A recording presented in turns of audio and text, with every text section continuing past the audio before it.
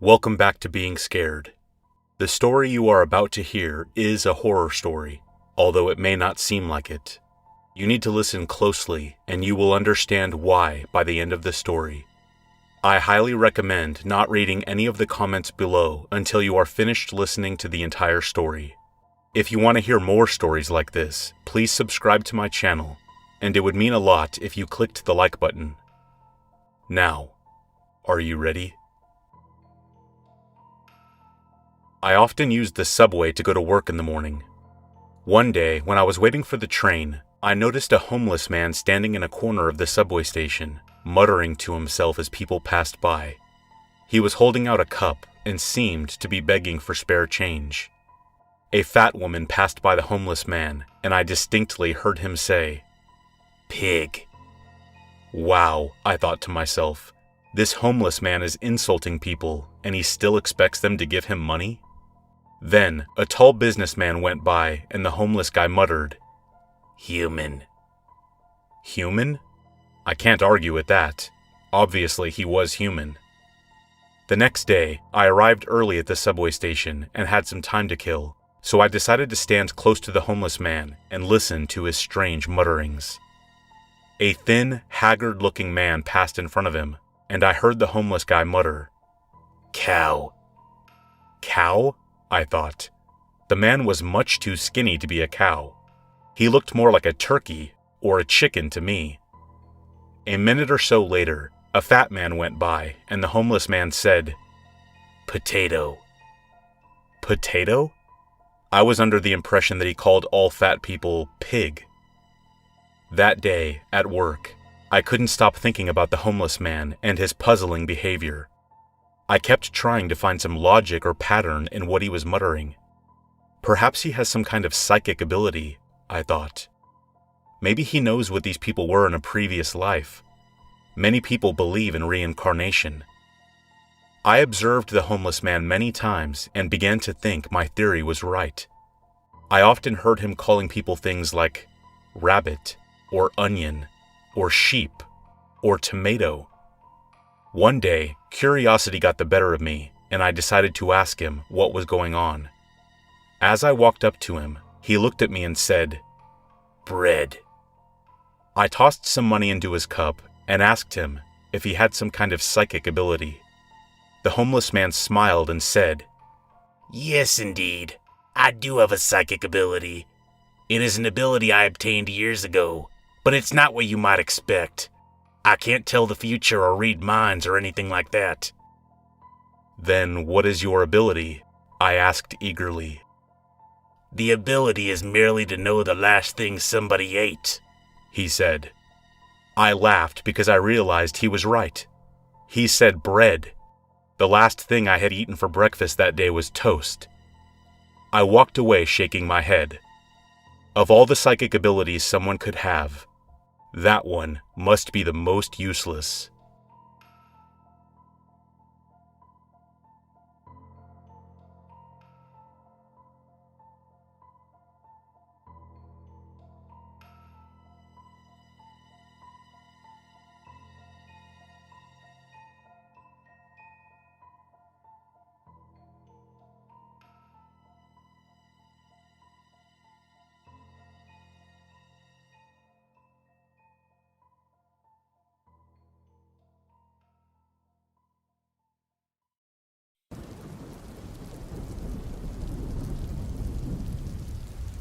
I've had some creepy encounters before, but this was the only one where I'm positive I was in danger. So, I was around 17 years old at this time. I really wanted to learn how to play guitar, and this guy I had a crush on offered to teach me how to do so. We decided to meet up at a park one summer afternoon. I got there a little bit early and decided to just wait at a bench inside of one of those little hut things you'd see in every generic suburban park. Despite it being really nice outside that day, the park was pretty much empty. I think it was just me and one other person off in the distance walking around the lake, but there was nobody else anywhere near me. I'm sitting there on my phone waiting for that guy to come along, when all of a sudden this lady pops up out of nowhere right next to me. She was a fairly small lady that seemed to be in her 40s or 50s.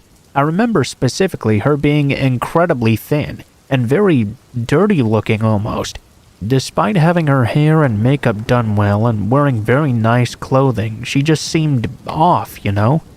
So she walks up to me and tells me she likes my shoes. I give her a big smile and tell her where I got them. Fairly standard interaction. That was my first mistake though. She sits down and begins to start a conversation with me. How old I am, where I lived, where I went to school, all of that stuff. I immediately thought this was weird, but my hometown is very safe. The police there are basically just pest control for animals that get into stores and such. This lady was also incredibly small, so I knew I could take her down if I needed to. She was speaking with a very heavy accent and didn't seem to know much English. I figured that maybe she was just new here and wanted to make a friend, so I didn't want to seem rude. I keep talking to her, giving her vague answers whenever I could, when all of a sudden she says, "Oh, you're so beautiful. I love your skin and hair." Without even giving me time to react, she pulled out her phone and snapped a photo of me. Okay, now that was really freaky, and I know this was dumb of me. I told myself that maybe this was just a cultural difference. Perhaps snapping a phone randomly wasn't actually that weird. I kind of didn't react. I just hoped that guy would be showing up sometime soon. At this point, the lady had been talking to me for 15 or 20 minutes. I was getting pretty weirded out now and trying to make my responses to her short as possible in the hope she'd get bored and leave. She didn't though. Finally, the guy showed up. He's a big military guy that doesn't look like someone you'd want to mess with, so I immediately felt safe and made it very clear I knew him. Because this lady was sitting so damn close to me, my friend thought that we knew each other. He went up to her and introduced himself. Well, she did not like that at all. Her face fell immediately as soon as she saw him. She tried to hide it, but she hardly spoke to him or acknowledged him at all. Instead, she turned to me and asked if this was my boyfriend. Well, we both did that thing where we very hurriedly said no and made it clear we were just friends. Well, apparently, she completely ignored us saying that because almost immediately she jumped up and started running off. "Oh, you guys are such a cute couple." She pulled out her phone and took yet another photo of me, this time in a way that she got my full body in the shot. After she took it, she pretty much immediately left. I noticed that she went around this big corner toward the bathrooms and seemed to just disappear altogether. I was watching very closely and I never saw her come around the other side. The guy I was with asked me if I knew who that lady was. I said I'd never seen her before. She just started talking to me randomly. We both kinda shrugged it off as a weird interaction and went about our guitar lesson. Having my crush at the time teach me how to play was clearly my main focus in this moment. I pretty much forgot all about that weird encounter, and I didn't really think about it that much ever again. That is, until about a year later. So, a little bit of context here. Pretty soon after my encounter at that park, I moved away to Spain for a year of college. So now the rest of this story takes place there.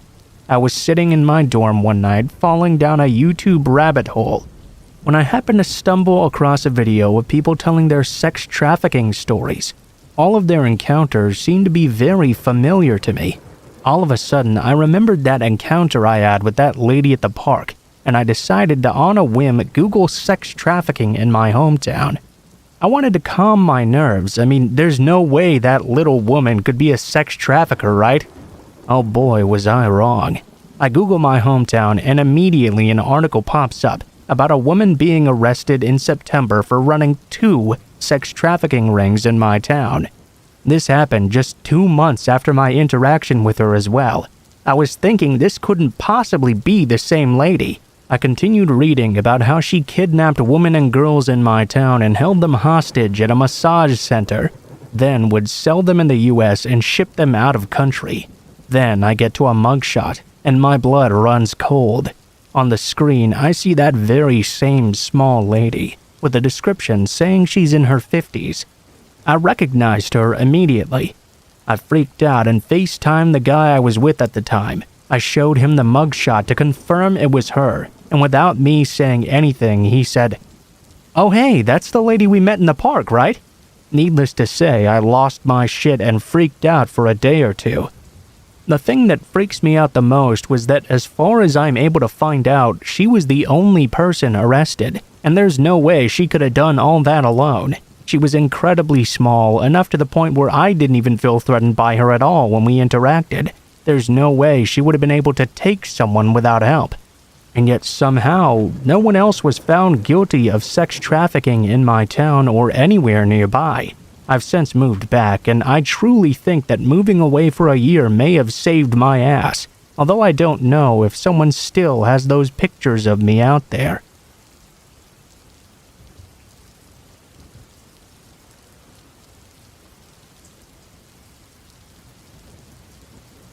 So, I'm not 100% sure if I'm in the right place, but I've held this story in for the last 6 years because it sounds completely crazy, and I got told not to talk about it. Well, now, I'd like to share. You see, I went camping 6 years ago with a now ex-boyfriend of mine. The campsite we picked was very beautiful. We were even able to drive in through some rough trails. The spot we picked was next to some hiking trails that weren't very far from some natural hot springs and this huge, beautiful waterfall. We were practically right in the middle of nowhere, and absolutely no one else was around. We set up camp next to the car, went hiking, soaked in the hot springs, came back and had a nice dinner as well. All in all, it was a very nice day. That is, until we woke up the next day. I need to give some context as to how we slept that night so you can understand my confusion. Before we went to sleep, I put our food cooler and a stereo we had brought in the car and locked it up tight. I put the keys in the front pocket of my backpack and put my backpack next to my sleeping bag on the far side of the tent away from the door. My boyfriend at the time slept nearest to the door of the tent with a gun right next to him. We woke up the next morning and I felt fine. I had slept pretty hard in all honesty, and from inside the tent everything seemed perfectly normal. When we got outside though, our camp was in absolute chaos. The fire pit we had made was completely ruined. The cooler had been thrown and food scattered all over the place. The stereo was smashed to pieces laying next to a tree. All of the car doors were open, including the trunk.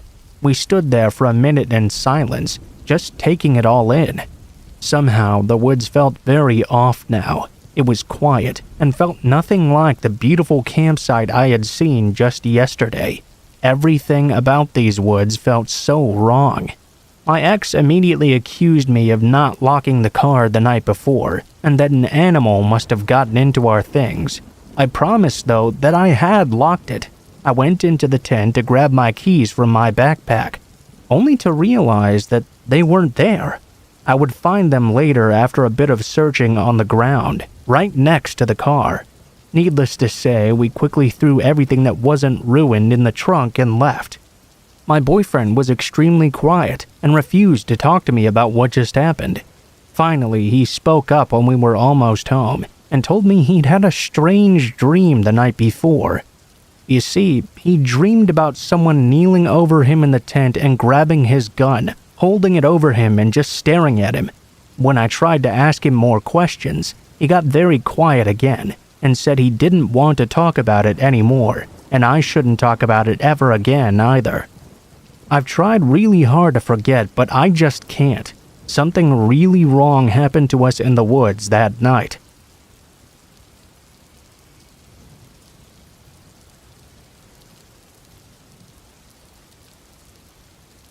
So I, 24 and male, have lived on my own for about 2 years now.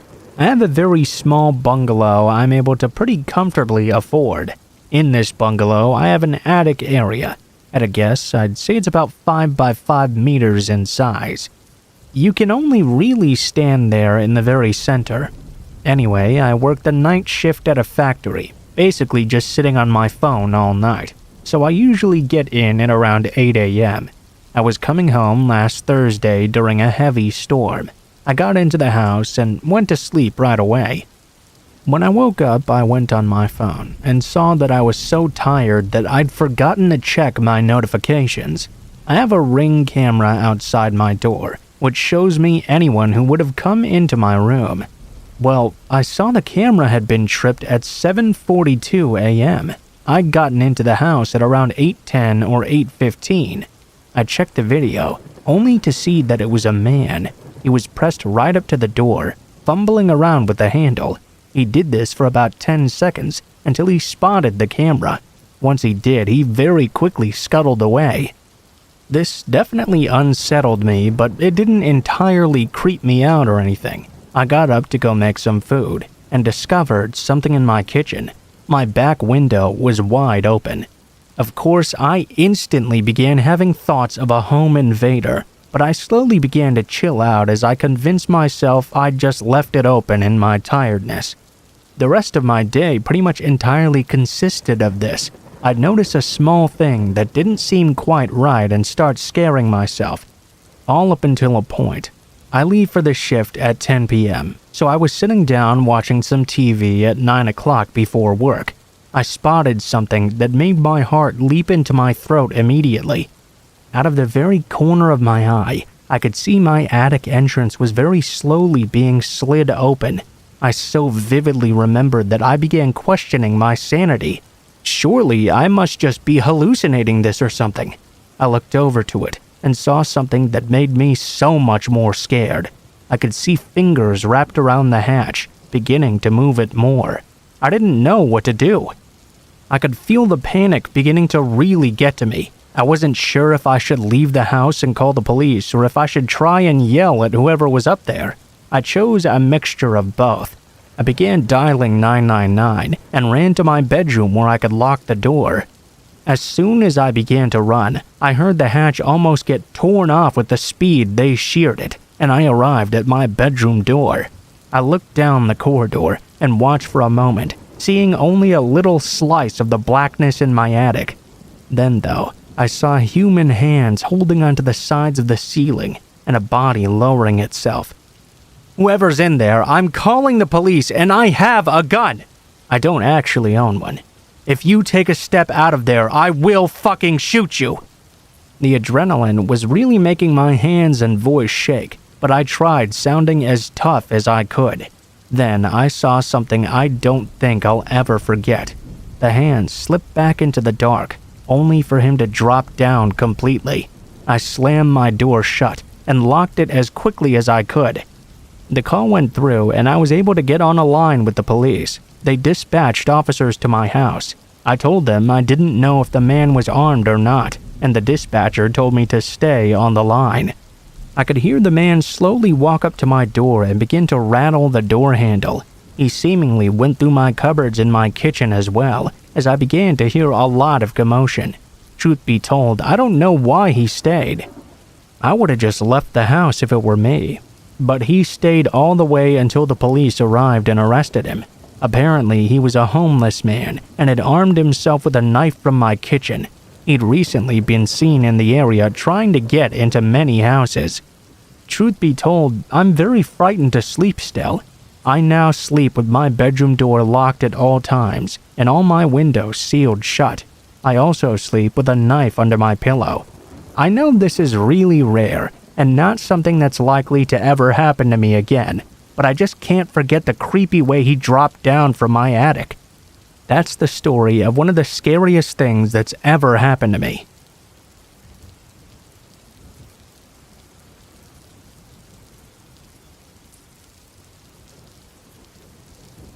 This happened quite a while ago when I was home alone with just my dog.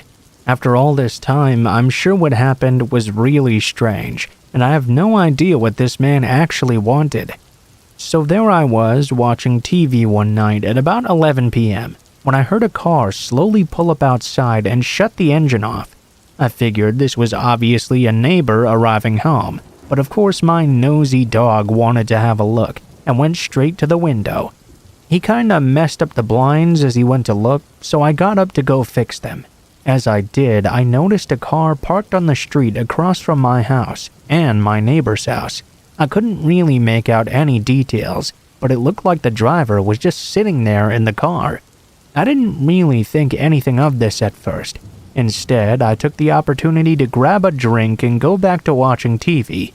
Quite a while had passed since I fixed the blinds. I'm not sure exactly how long, maybe 20 to 30 minutes or so. Out of nowhere, I thought I could hear a very faint tapping at my door. Not a knock exactly, but something much lighter and very quiet. My dog sat bolt upright looking at the door. I paused the TV, and then the same tapping started on my window. I opened the blinds a little bit, only to see a man standing right there. I couldn't make out his face properly. He immediately walked back to the door and began to tap again. Now, this might not sound very frightening. I'm not sure why, but suddenly I had this really awful feeling. I became instantly terrified, and I couldn't figure out why. The tapping at the door never stopped, but something in my head was saying that if I opened the door to him, something really bad would happen to me.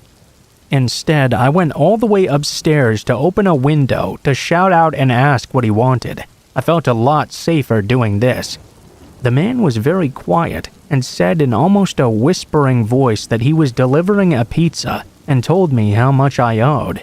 I felt so stupid for being frightened at first and told him I didn't order any pizza. I assumed that he was probably speaking quietly and knocking so lightly so that he wouldn't disturb my neighbors. My dog had followed me upstairs and was letting out this odd growl and bark, which was unusual for him. I was trying to shush him when the man downstairs told me he indeed had the correct address and I better get downstairs now and open the door to pay what I owed and collect my food before it got cold. Obviously, I was really confused because I most definitely hadn't ordered anything. I was just about to tell him that again when I noticed that he did not have a pizza. In fact, he was not carrying anything at all. I told him again he had the wrong address, and he got very angry. Now he demanded that I open the door. He was going between angry and trying to desperately persuade me to go back downstairs. I asked him if he was delivering pizza, then where was it? He yelled out he had a hold of it. It was really dark, but not so dark that I couldn't see. He definitely did not have anything in his hands. My dog was making quite a fuss now. The stranger had turned into a broken record almost. Come downstairs, open the door, do it now. Well, luckily, all the noise alerted my neighbor, who did in fact open his front door. The man didn't say a word, but as soon as the door opened, he sprinted across the street to the car I had pulled up quite a while ago. He went back empty-handed. I have no idea what this man wanted, but he certainly was not a delivery driver. It really freaked me out as well that my dog is quite obviously very large. The man had seen him through the window and was not deterred at all. It seems even stranger and perhaps less random that he actually drove right to my house, as though he'd always planned on showing up that night.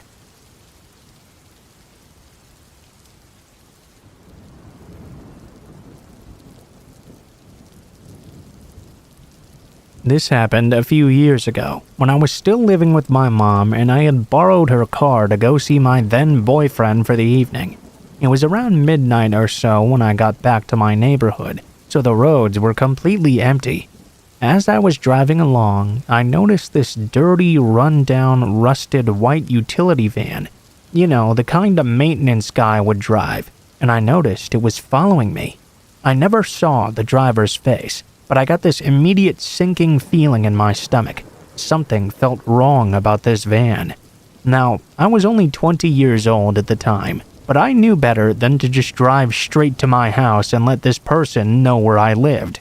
No matter how desperately I wanted to just go home and ignore this, I wasn't actually 100% sure they were following me yet, though. I didn't want to jump to conclusions just because it was late and I was alone being paranoid about this creepy-looking van. So, I drove to a shopping complex a few minutes out of the way that was well lit and had a public library to see if I would be followed. Initially, I thought I'd lost that van, but I decided to wait in the lot for a few minutes. I just had this bad feeling I couldn't shake. Sure enough, I noticed it after a minute. The van was already there. It was driving in random circles around the parking lot, clearly looking for me.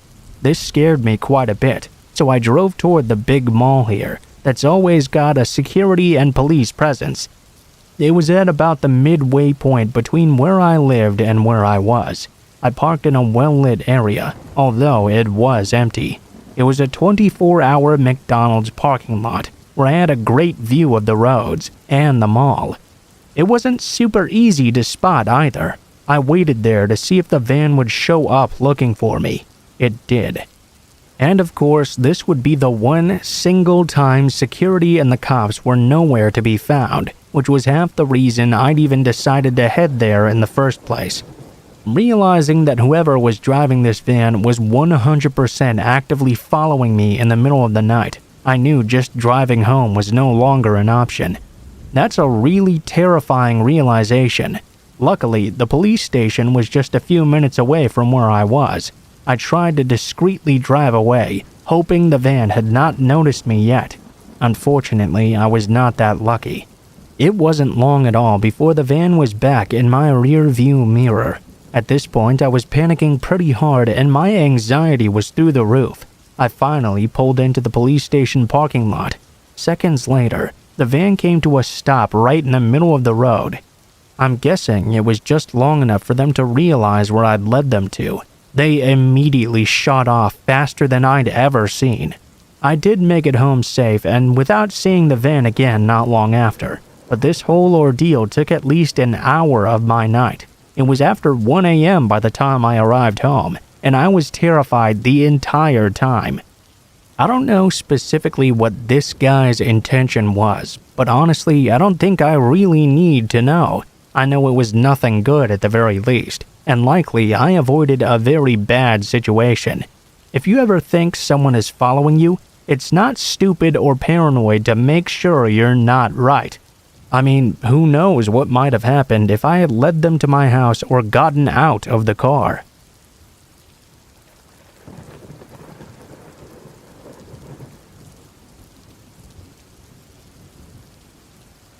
My parents live next door to a small red house. Our backyard faces the side of their house, which has a deck and 2 large windows. Around front, there were always at least 3 cars parked outside. Oddly enough, though, in the entire 10 years I lived there, I never once saw anyone enter or leave. Once when I was 12, I saw shadows thrown against the far wall that was visible through one of the windows. When my sister moved out, I took up her bedroom, a large open converted space in the basement, which had a door and an outdoor stairwell, which led to the backyard. The door had a small window on it, which my sister had covered with a Pulp Fiction poster. I redecorated a bit and replaced that poster with some of those half-sheer curtain things. The way the room was set up, if I was lying in bed or sitting on the couch, I would be facing that door. Well, when I first moved down there, I noticed that sometimes at night I would hear the sounds of like leaves crunching in the stairwell or something.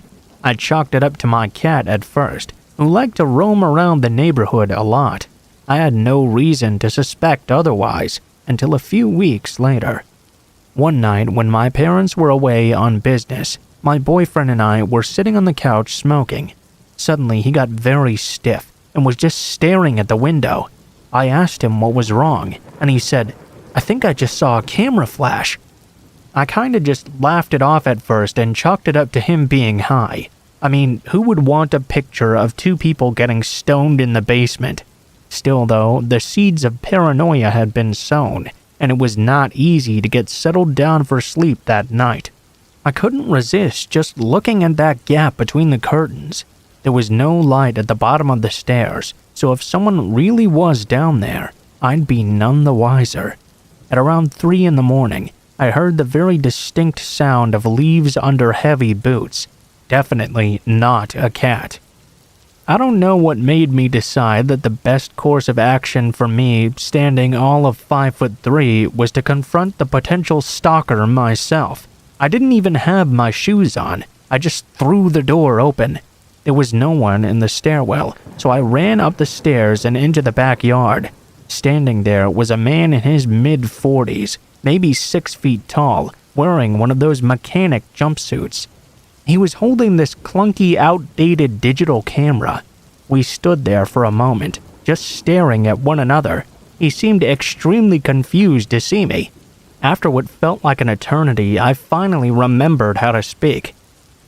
"What the fuck are you doing?" My voice seemed to startle him. He immediately turned and sprinted through my backyard, toward the red house and into the dark. After that, I didn't see any more strange flashes of light, or hear any crunchy leaf noises either.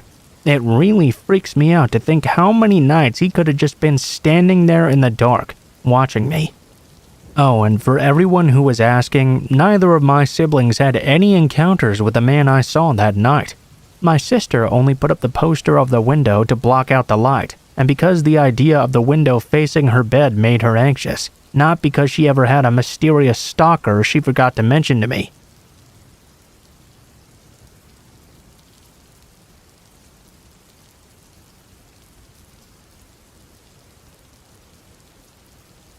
Okay, so this just happened 2 nights ago, and I've barely slept since, thinking this guy is surely coming back for me.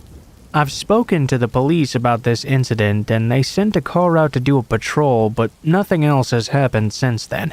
I don't know if I'm overreacting, but it has me really freaked out. So, at about 11 p.m., I was out taking my dog for a pre-bed poop. I live in a semi-urban neighborhood, where very few people are out on the street at night. As I was walking, suddenly a man came out of an alleyway towards me as I walked past. Excuse me, miss." My dog and I both got a big fright. She started going off at him immediately like I'd never seen her do before. She's a pretty little rescue border collie retriever who can be reactive to people, so sometimes barks and panics. But this was something else entirely. She was going ballistic, lunging, growling, snapping at him like she was ready to bite his face off.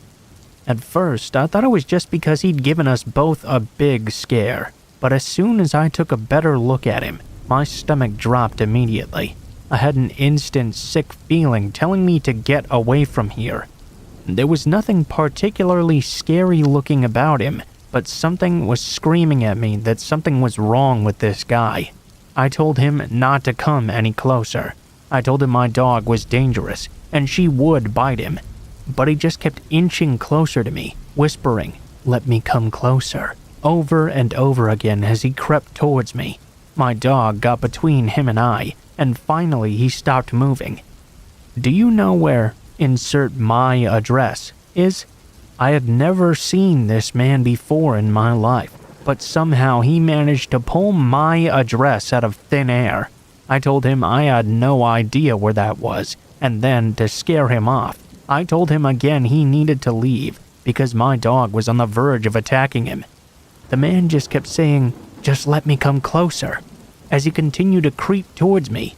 Finally, I turned around and sprinted away to my house with my dog into an area with more streetlights. I called my housemate and told her to make sure everything was locked. Then I waited under the streetlight until she came out and met me.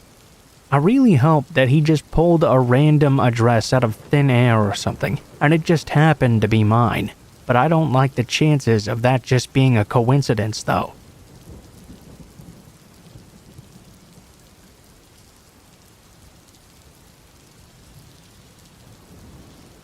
In September of 2002, my wife was in her 7th month of pregnancy with our first child.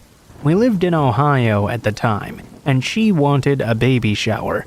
Since most of her family and close friends lived in Baltimore, Maryland, we planned that we would travel to Baltimore and have the baby shower there on Saturday, October 19th, 2002.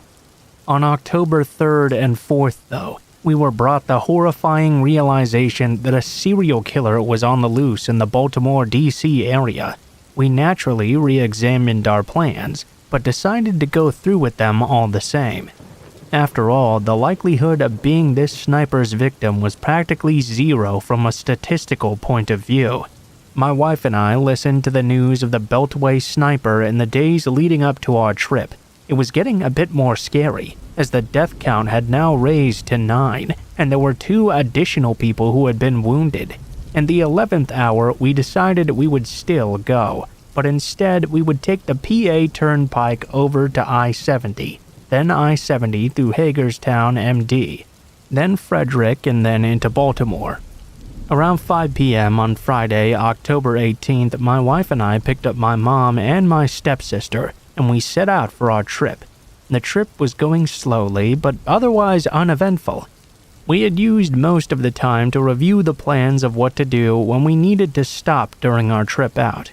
The plan was that we would all go together, not dilly-dally, get out of the car and into the building quickly, and vice versa. No one was to stay in the car alone.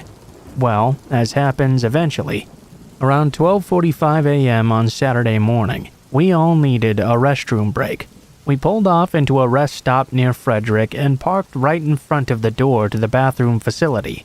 The rest area was largely empty, but there was a dark blue late model 4-door sedan parked head-in facing the door to the restroom. I parked right next to this car, and we all quickly reviewed the rules. If I finished first, I would wait for them and we would all return to the car together. We got out and raced to the restrooms.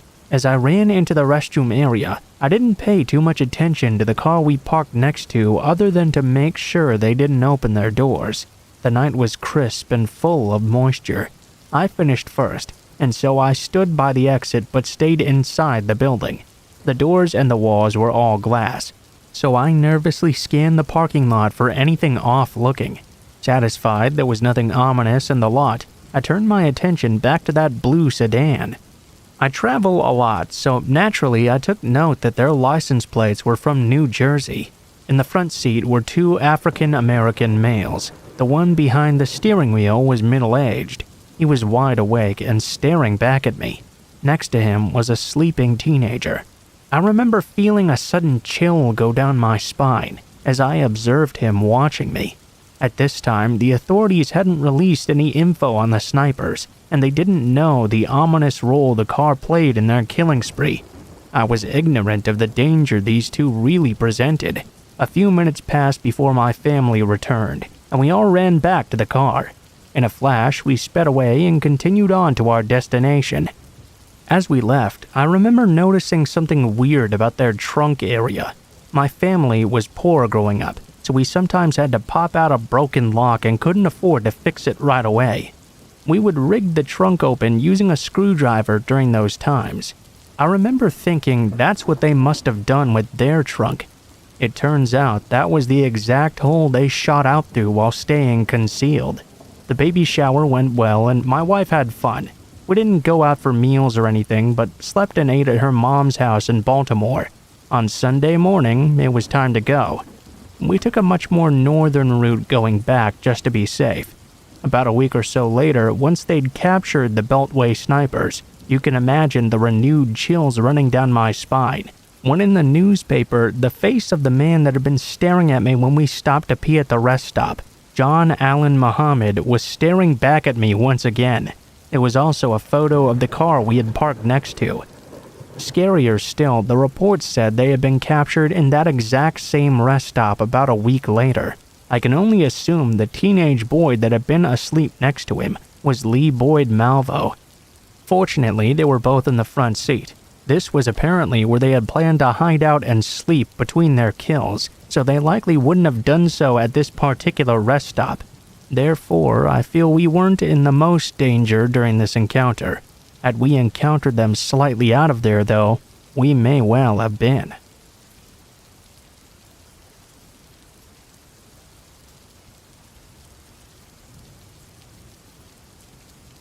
So this happened a couple of years ago. We used to live in a house in the mountains. The only neighbor we had wasn't that close by to our home, so there was literally no one else around. This happened on a Sunday. I had my daughter, who was 13 at the time, coming for the weekend. She was sleeping upstairs and my bedroom was downstairs. I wasn't quite feeling tired yet, so I was in the living room watching TV when I decided to go outside to contemplate the stars. The thing is, I had let my door semi-open because there was only one handle, and the other side of the door could only be opened with a key, so no handle on the outside. I contemplated the stars for about 5 minutes. Then, I felt like I could smell a weird smell or something. I went back inside, and at this point it was 3 a.m., so I decided to go back to sleep. I remember being abruptly woken at 6 a.m. I could see the sunrise, so I decided to open my window a bit since it was extremely hot inside. I stood up at the edge of the window, when suddenly I felt a hand pushing me on my back. I was pushed out of my window by someone behind me. The thing is, there was only me and my daughter in the house. I got pushed out of my own house by a stranger, and my daughter was still inside. They immediately closed the window, and now I couldn't open the front door either because I didn't have the keys on me. I knew that my neighbor was a locksmith, so I rushed as quickly as I could to his house, woke him up at 6 a.m., and explained the emergency to him. He took his stuff and came with me immediately. Now I'll tell you the part my daughter experienced. She told me she could hear what sounded like an old man coughing, and she didn't recognize the voice.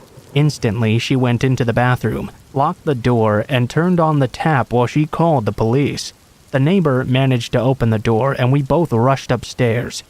Whilst rushing up there, I could notice a knife was missing from my knife set in the kitchen. As we arrived to the top, we saw the door to my daughter's room was wide open. We turned on the lights and saw an old man in a hood wielding one of my knives, waiting in front of the bathroom door. My neighbor and I beat the ever-loving shit out of him and waited until the police came. The man was arrested, and the week after, we moved away to another county.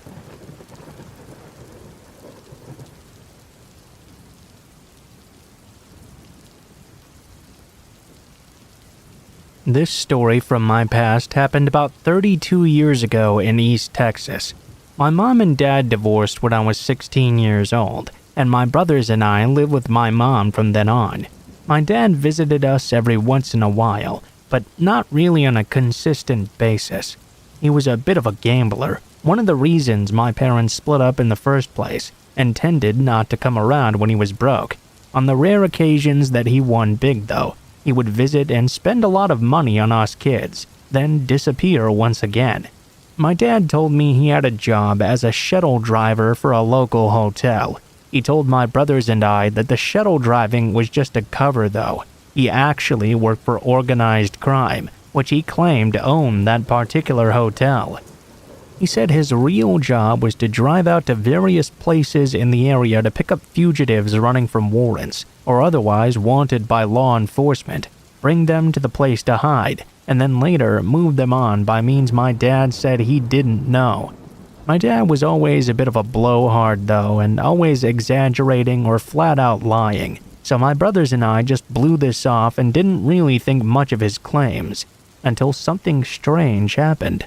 My dad suddenly disappeared. It was 1988, and I was 22 years old and a college student still living at home. I worked as a full-time disc jockey on the overnight shift, 10 p.m. to 7 a.m., at my local radio station. My middle brother was 19 years old and lived in an apartment with a friend. He worked at a nearby Dairy Queen. My youngest brother was 9 and lived at home with mom. One day, my brother called my mom and I and asked us if we knew where my dad was. He said some men had come to the Dairy Queen while he was at work and asked him if he'd seen him. My brother had truthfully told them he hadn't seen or heard from my dad in months, and he would often do things like that, just cut off contact for months at a time. The men didn't say who they were, but seemed satisfied with this and left. My brother wondered if these men or anyone had called to talk to us and ask us where my dad was, and why they might have done so, but we also had not heard from him in a while. The following day, the men returned to his work, and this time they flashed badges, claiming to be FBI agents. They were very aggressive, and demanded my brother tell them where my dad was or else. My brother kept insisting, of course, truthfully, that he didn't know where my dad was. Last he heard, he worked at a local hotel as a shuttle driver. The experience really upset him, and he called my mom and I again. Upset, my mom called the hotel where my dad worked, only to find out that he had disappeared weeks ago. and nobody had any idea where he'd gone off to. The following day, my brother was at work again when his roommate called and said that someone had apparently been in their apartment. The roommate claimed that when he got home from work, he'd found the sliding glass door wide open and the place completely ransacked. Nothing was missing either. Obviously, my brother was very upset. He went to his apartment and found that in fact his address book was missing from the breakfast nook, and a teddy bear he'd recently bought for his son and a photo of his son were missing from his bedroom. Now all of us were beside ourselves with anger, fear, and paranoia. We went down to the local FBI office to complain that they had done this to us and to tell them once and for all that my brother did not know where my dad was. Well, as you might have guessed, the FBI had no knowledge of the event and claimed they were not looking for my dad either. None of their agents had contacted my brother. Furthermore, when my mother told them my dad had claimed he worked for organized crime, the FBI would neither confirm nor deny that the hotel had ties and that there was an investigation going on. My mom called the hotel again and told the manager that men had been looking for my dad, terrorizing my brother, and flat out asked if there was any truth to my dad's claim to be working for organized crime. The man laughed and told her there was no such thing as the mafia. While we were trying to make sense of all these extremely weird details, we kept wondering why my brother was being harassed, but not my mother or me. Then, though, that's when I was reminded of a strange event that had happened to me about 2 or 3 weeks prior. Because I work overnight, I was often wide awake in the middle of the day on my days off, with nothing to do. One night, I went to the local cable TV company where my friend worked as a computer system operator to hang out with him for a few hours and BS a little. At about 3:30 a.m., he had a big computer job to do, so it was time for me to go home. I left. As soon as I pulled out of his company's driveway, a car immediately pulled in behind me, tailgating me. I mean, he was on me so quickly, it was like he knew I was going to be there. They seemed to just appear out of nowhere, too. This person had their high beams on and was blinding me. I couldn't make out anything about the car behind me. I couldn't see inside to see how many people were in either, what they looked like, or anything. I changed lanes immediately to let this tailgater pass, but he changed lanes to be right behind me once again. I moved, he moved. He was tailgating me and blinding me, and now seemed to be following me. I stopped at the intersection and got in the left turning lane with my signal on. He did the exact same. Since there was no other traffic anywhere at all around, when the light changed, I zoomed across the intersection and streaked across all the lanes of traffic into the far right lane. I did this trying to lose him, but he followed me exactly. Now it was absolutely clear he was for sure following me. I cut into a nearby neighborhood and tried to lose him, but he still followed me through it. I finally managed to zoom back out to the intersection, cross over, and go to the 7-Eleven at the corner. I jumped out and ran inside, and screamed to the clerk that someone was chasing me. As I did, I saw the car following me cut through the parking lot of the 7-Eleven, and for the first time I got a good look. It was a late-model tan-colored 4-door, and there were 2 white men in it. The clerk blew me off immediately, telling me I was just exaggerating, and it was probably just some kids messing with me. He told me to leave. I left, and I was still really spooked. I didn't want to go straight home. I was afraid they would still follow me, and I didn't want them to know where I lived. Instead, I went to my workplace. I knew the disc jockey on air that night would be my friend Paula, so I decided to go visit her on air for a little bit and hang out and calm down. I told her what happened, and we stayed there for about 2 hours. She also reassured me it was just some punks being jerks, and that really calmed me down. When I got home, though, now over 2 hours since this car had followed me, I saw that damn car was at my house now. As I was coming down the street to my apartments and about to turn right, I saw that damn car pull out of my apartment space.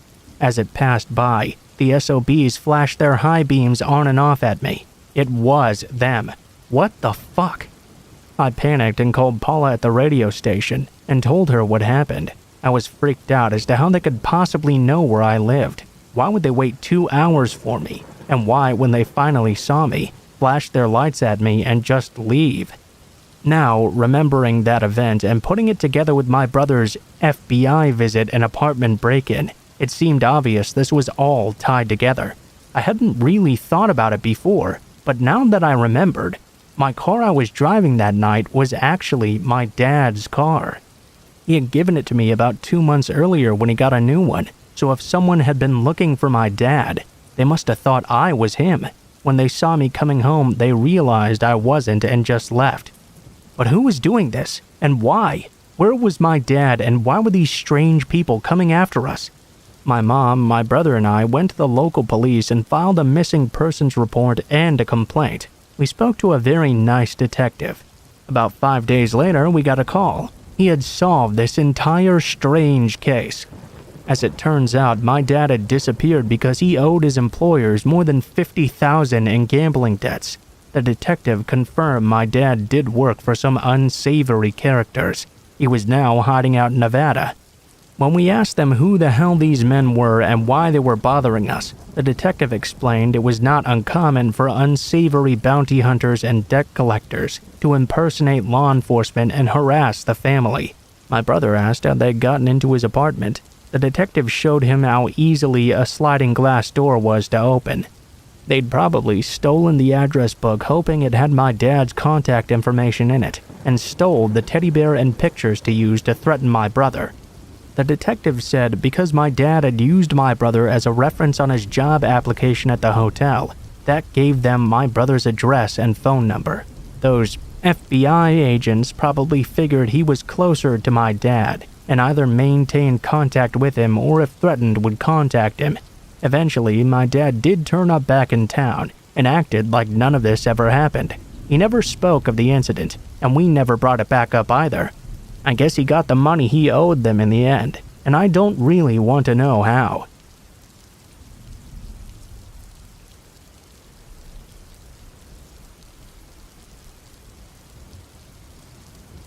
This was 1992. My mother was going through a bad patch in her marriage, and chemotherapy for breast cancer as well. We lived in a very quiet town where residential areas only had small markets. For everything else, including pharmacy and public calls, we had to go to the main market, which was about 3.5 miles away from our house. 1.5 from our apartment block to the main road, then 2 miles to the market either by walk or public transport. My mother was going through an especially tough time given my father's complete disconnect from us. She used to call her brother for advice and catharsis, and he lived in another city.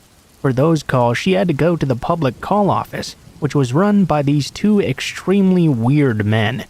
The same market had the pharmacy where my mother would buy her medicines as well. I was 11 years old, and my older sister was 17. One evening, my mother, along with my sister, went to the PCO to talk to my uncle. I don't remember why, but I think my father had asked her to leave the house, and she wanted to discuss what her options were. She was in extreme distress, and didn't realize how late it was until she'd finished the call. The market was now closed, and so was the public transport as well. My mom and sis paid the bill, and started their walk home on the path next to the main road. What they didn't know, though, is that the two PCO owners had closed down the PCO and started following them. One on foot right behind them trying to offer a ride eventually, and the other on a bicycle nearby them on the deserted main road. My mother strictly refused their offer and held my sister tightly. They started walking as fast as they could when a white van appeared on the service road and started driving slowly next to them. The guys had already arranged a ride with some really bad intentions. It was obvious they were not going to just go away. In fact, they had been waiting the entire time for them to get onto the main road to strike.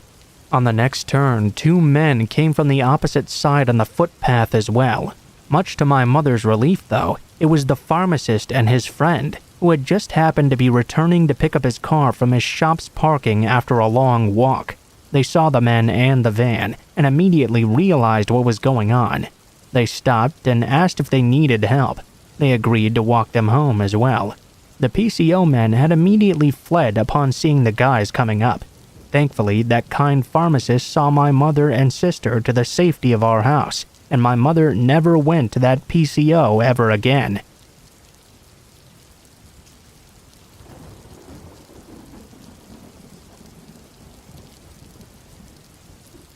So my mom is the youngest of 7 girls.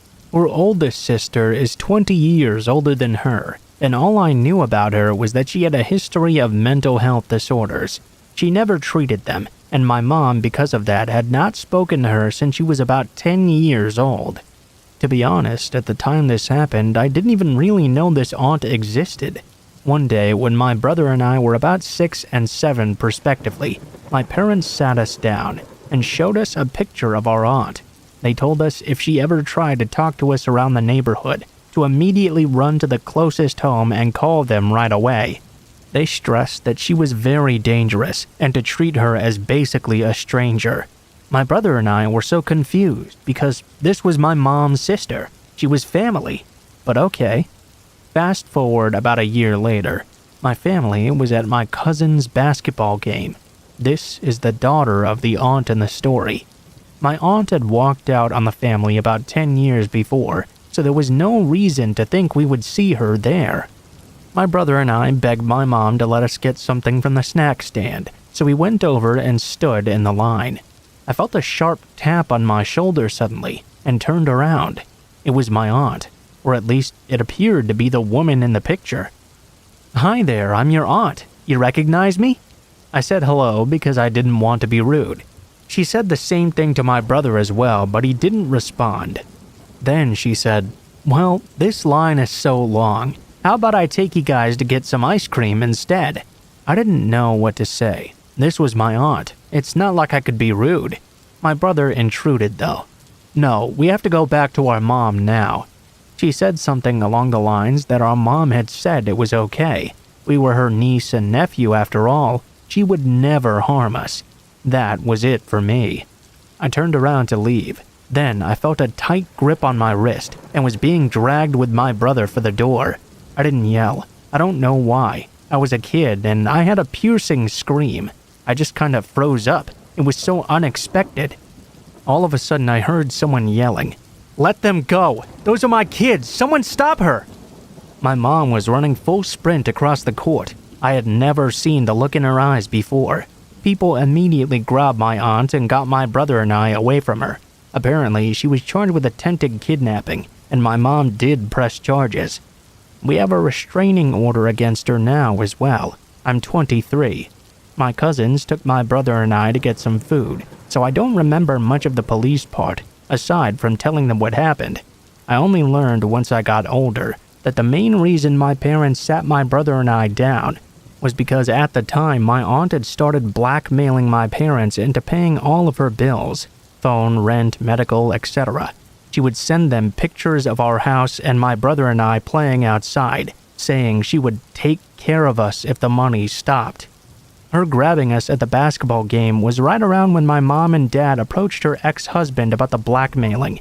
He was a lawyer, so they were coming up with some kind of plan together. I work as a secretary at my mom's office now. A year ago, I picked up a typical call, but it was not typical at all. "Hi, this is my name. What can I help you with today?" "Why, hello there. It's your aunt again. Is your mom available?" "No, I'm sorry. I can take a message, though." "Just tell her I'm free now, and I know where she is. I know where all of you are." Then she hung up. I told my mom, and she told me it was okay, that I shouldn't worry too much. I still worry a lot, though, that she'll find me or show up at any moment to hurt me.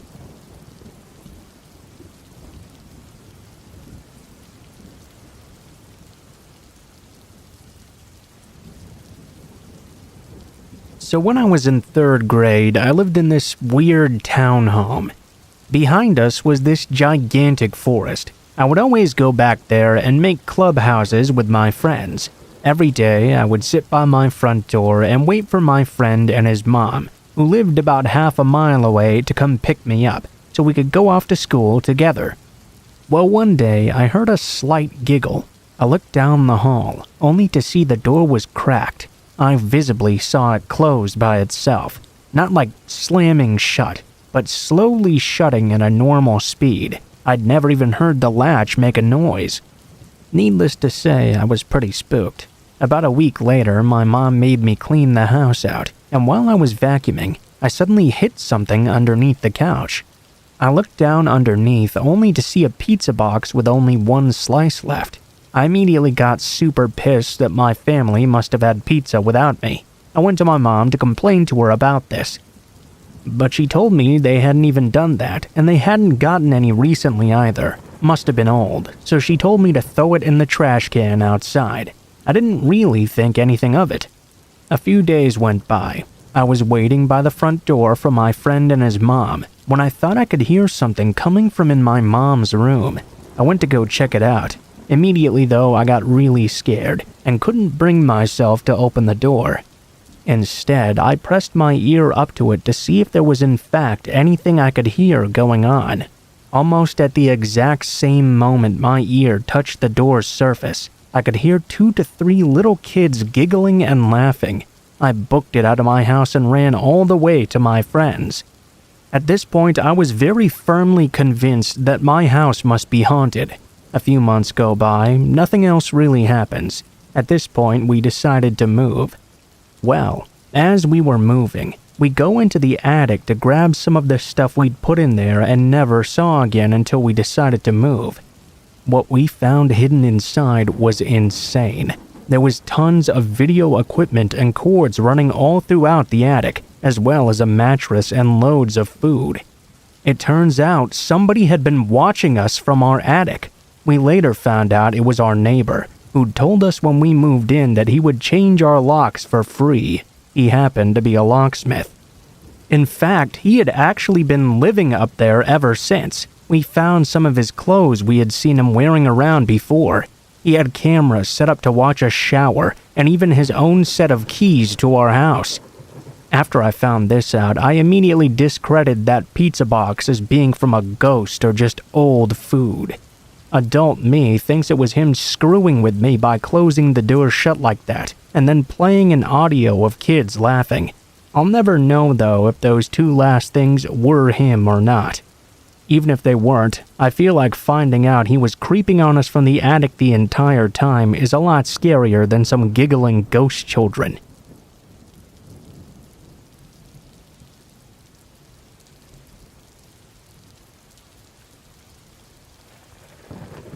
Alright, so this happened when I was around 15 years old.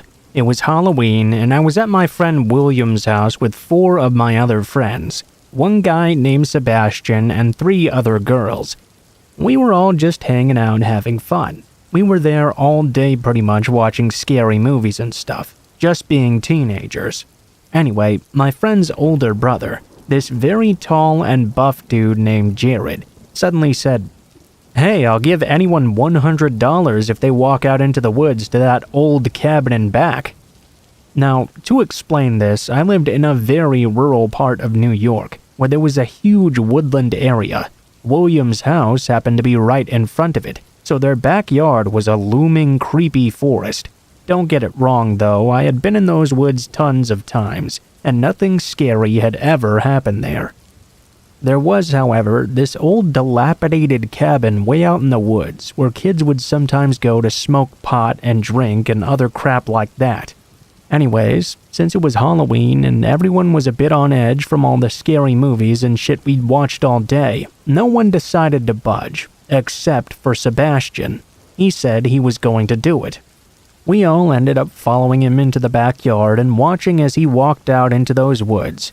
For about 10 minutes we waited. Then we waited even longer, but we still didn't see him come back. Sebastian's girlfriend started to get worried. The cabin was a bit into the woods, but it wasn't that far away.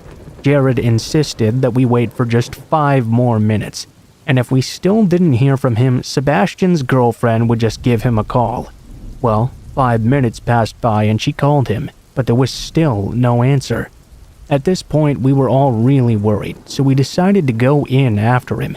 When we reached the cabin, we all called out his name, but we didn't hear anything back. His girlfriend called once again. This time, we could hear his phone ringing, only to follow the sound and find it on the ground nearby. Now, we were all obviously starting to panic. We wondered if we should call the police or not, when all of a sudden I saw the scariest thing I'd ever seen in my life. Right behind all of the others, I could see a silhouette of a man behind a tree standing right behind us. I screamed out, "What the fuck?" My friends all looked around, only to see the silhouette of the man there as well. He began to run towards us with his hand over his head, and we all took off screaming like hell. I don't really remember much. All I know is that I really hauled ass. I didn't dare to look back until I was out of the woods. We sprinted into the house. They had a gate in the backyard toward the entrance of the woods to keep animals out, so as soon as everyone was out of those woods, Jared closed it and locked it up quick as fuck.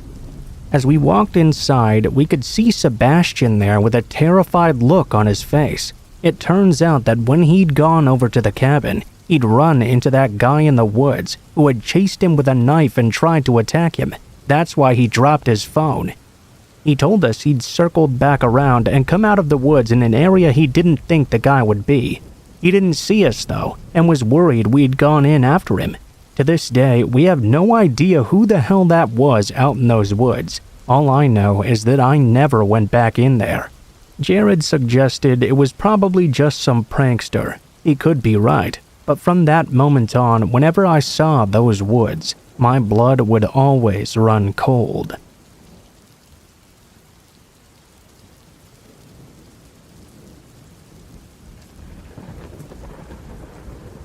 Senior year of high school, and I'm a 6'2" athlete, so very little usually scares me. This experience had me terrified though. So one of my classes took a trip to Boston, and we went to Quincy Market for lunch and shopping for a few hours. I left my friends to go to the bathroom and use a urinal.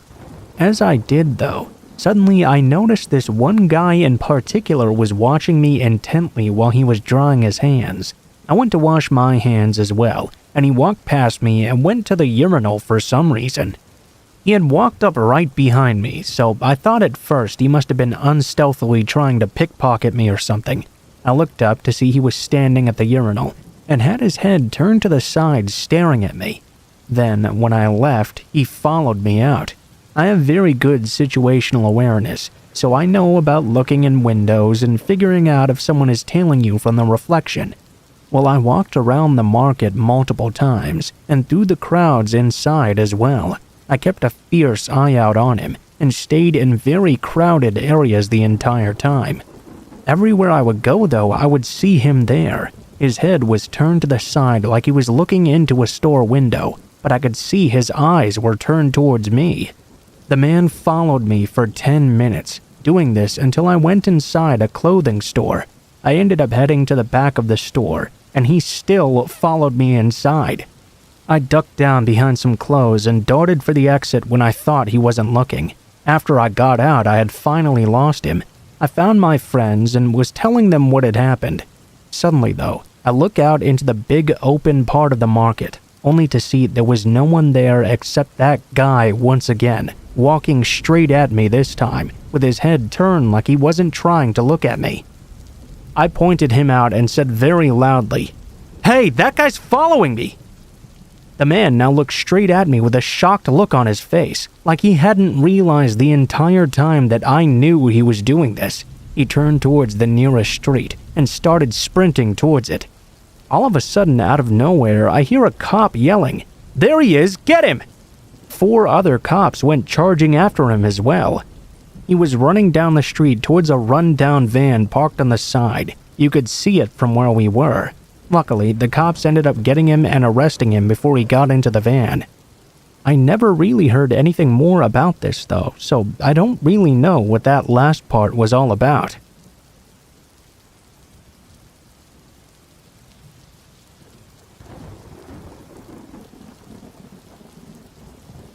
My scariest story takes place over multiple years of my life.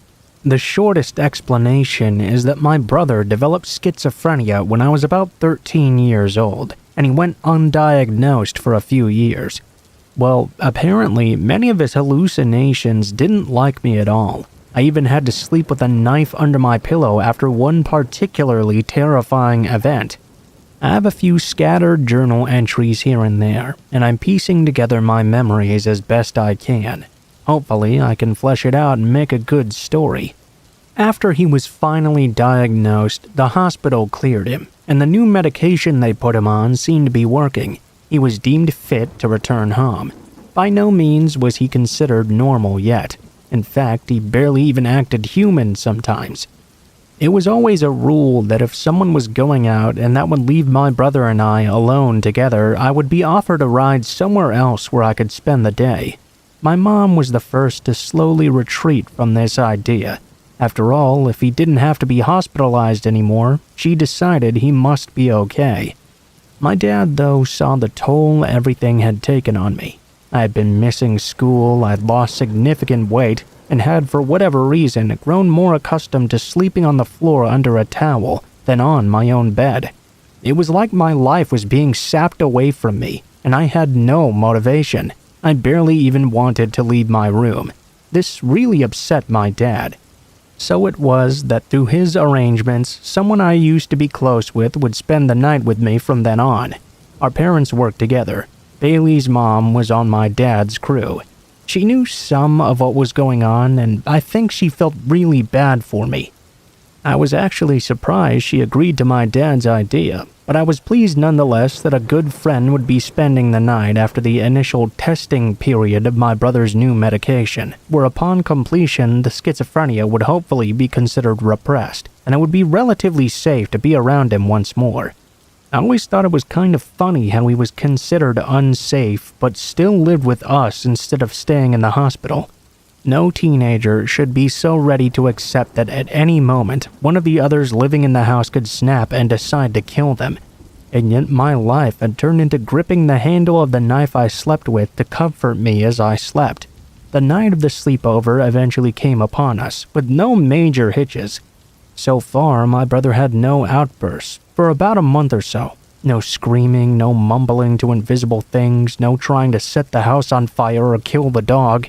I hadn't been grabbed or threatened either. Things seemed like they were finally getting better. My dad did everything he could to make the night very fun as well. We set up a tent in the living room, door facing the TV, so we could lay on the air mattress and play games and watch movies together. Bailey came over around 4 o'clock or so, and Dad took us to the grocery store for snacks and pizza ingredients. My brother stayed in his room. I was finally thinking that maybe I could have friends again. Maybe the knife hidden in my bedroom would remain there from then on. Bailey and I stayed up late with movies playing quietly, as we spoke of how things had been since the last time we spent time together. Around 1 in the morning, we shut everything down, called it a night, and went to sleep. It was the first time in a long time that I didn't have to worry about being watched in my sleep or startling awake in fright. I think Bailey being there helped me feel much more safe. Thinking back on it now, though, I feel terrible for the danger I'd put her in. If I could apologize to her mom without making things awkward, I would. But I think instead we'd all rather just forget what happened this night. I can't really tell you what time my brother came down the stairs, nor do I know if I woke or Bailey woke first. It was the light that woke me up, though. I think the steady thumping on the walls is what woke her. We stared at each other in silence, a bit dazed. From time to time, there would be this tapping on the tent, and the sound of something dragging along it. Then back to thumping. It wasn't until my brother grabbed the tent and shook it while screaming slurs at us that I finally realized what was happening and moved. Not that I did much in the end. I merely put myself between Bailey and the shadow on the tent that was my brother. The shaking and shouting seemed to last for an eternity. Bailey was crying. My legs were shaking, but I was otherwise too exhausted to do anything. The shouting turned to whispers, during which I tried to comfort Bailey the best I could. The tent was suddenly released, and the thumping around the room returned. Over time, Bailey went from scared to shocked and slightly annoyed. Before I could even gauge her emotions, she sat up and looked out towards the sound. "Hey, could you stop? I'm trying to sleep." I'll never forget that, because I figured that would be it. Those were going to be the last words her and I would ever hear. My parents would find a grisly sight of us upon the morning. The headlines would surely scream about this for days, eating up the tragedy and milking it, pulling people's heartstrings until we became old news. I thought to myself that maybe Bailey would have a chance to get away if I wrestled with my brother, but by my estimations, I would at the very least die. I held my breath in anticipation, and I think Bailey did too. As if by some miracle, though, the thumping stopped after one last moment, and my brother went back to his room and slammed his door. Bailey sighed while I stared dumbfounded and went to go grab a knife from the kitchen. As soon as I left the tent and turned on the light, the sight made me crumple. Protruding from the wall was the very knife I had slept with before. I looked back into the tent, wondering if I should tell Bailey, but I decided against it. I looked back over, only to notice that thumping from before wasn't caused by my brother punching the walls or something.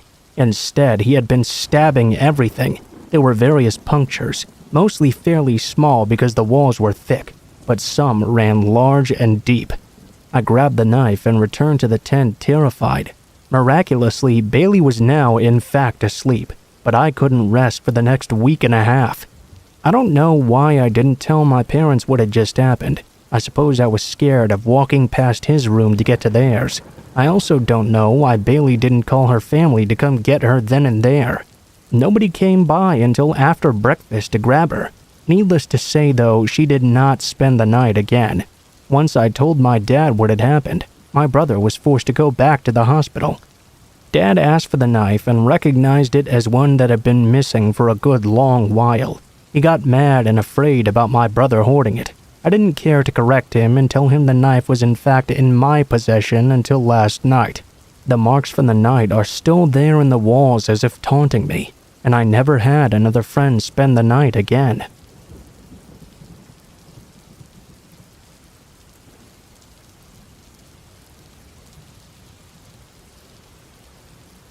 This happened last year around this time. School had just started, and my only child was in kindergarten. She had only been in school for a few days, and we lived in a rural area, so we only had one car. This meant in the mornings we, my daughter, her dad, and I would get up and take her dad to work. Then my daughter and I would come home and get her ready for school. Because we live on a rural dead-end dirt road, we have to drive about half a mile down to the main road where her bus picks her up. Everything was fine that morning. I got her on the bus and headed back home. I had the day off work. I only work part-time, so days off in the middle of the week was pretty normal for me. Anyway, I was doing some house cleaning and putting away some laundry. I went into my daughter's room and started to hang up some of the clothes in her closet. I had the TV on in the living room, watching it from her room, when I suddenly heard what sounded like a muffled, soft cough. I froze immediately.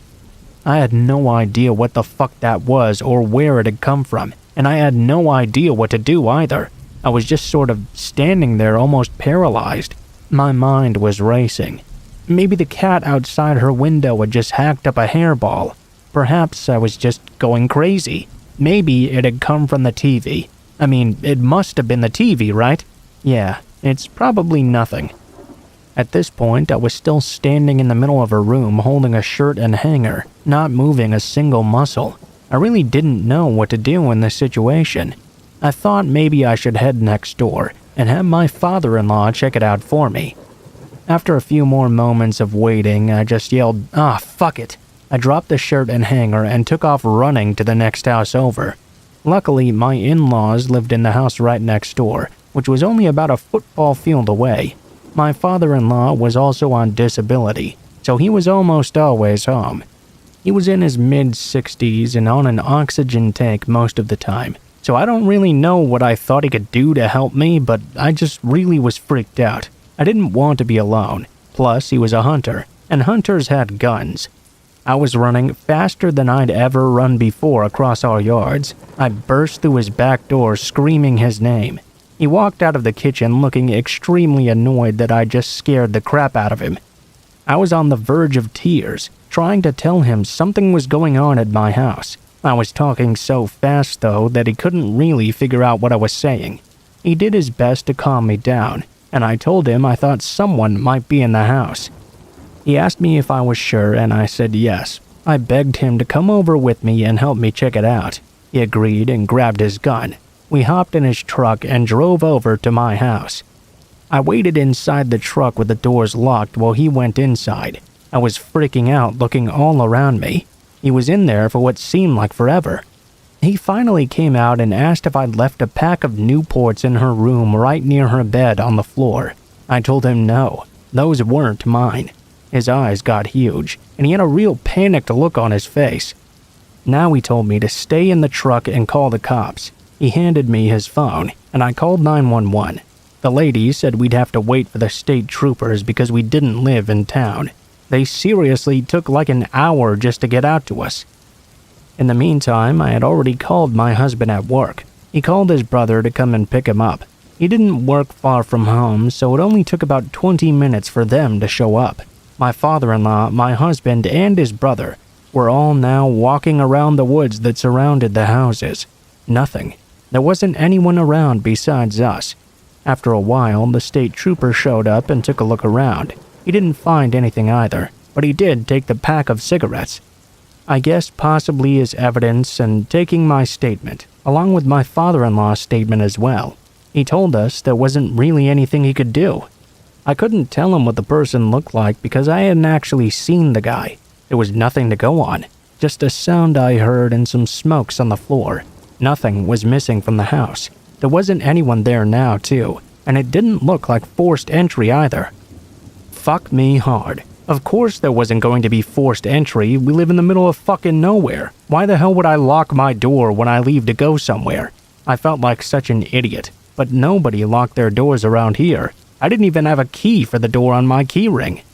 After the trooper left, my father-in-law gave my husband the gun to hold just in case the guy came back. My husband and brother-in-law changed all the locks on all the doors that day, and now we keep a key on our key rings and keep the doors locked at all times. We didn't take our daughter out of school that day. She was only 5 and we thought it would just stress her out. We did let the school know, though, to be on the lookout for weird activity and had a talk with our daughter about stranger danger and what to do if she saw someone in the house she didn't know. I did have her sleep in our bed for a few weeks, but she seemed like she wanted to go back to her room because she was not a baby anymore. And that's it. Life moved on and nothing weird happened since. We didn't hear back from the trooper and we never had another incident again like that either. I have no idea what this person was doing.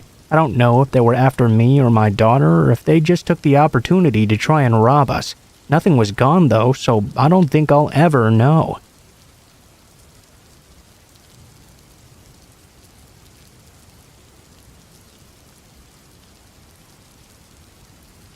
Let's try to be concise. This happened when I was just turning 18. I had met a guy online that had agreed to meet me in public.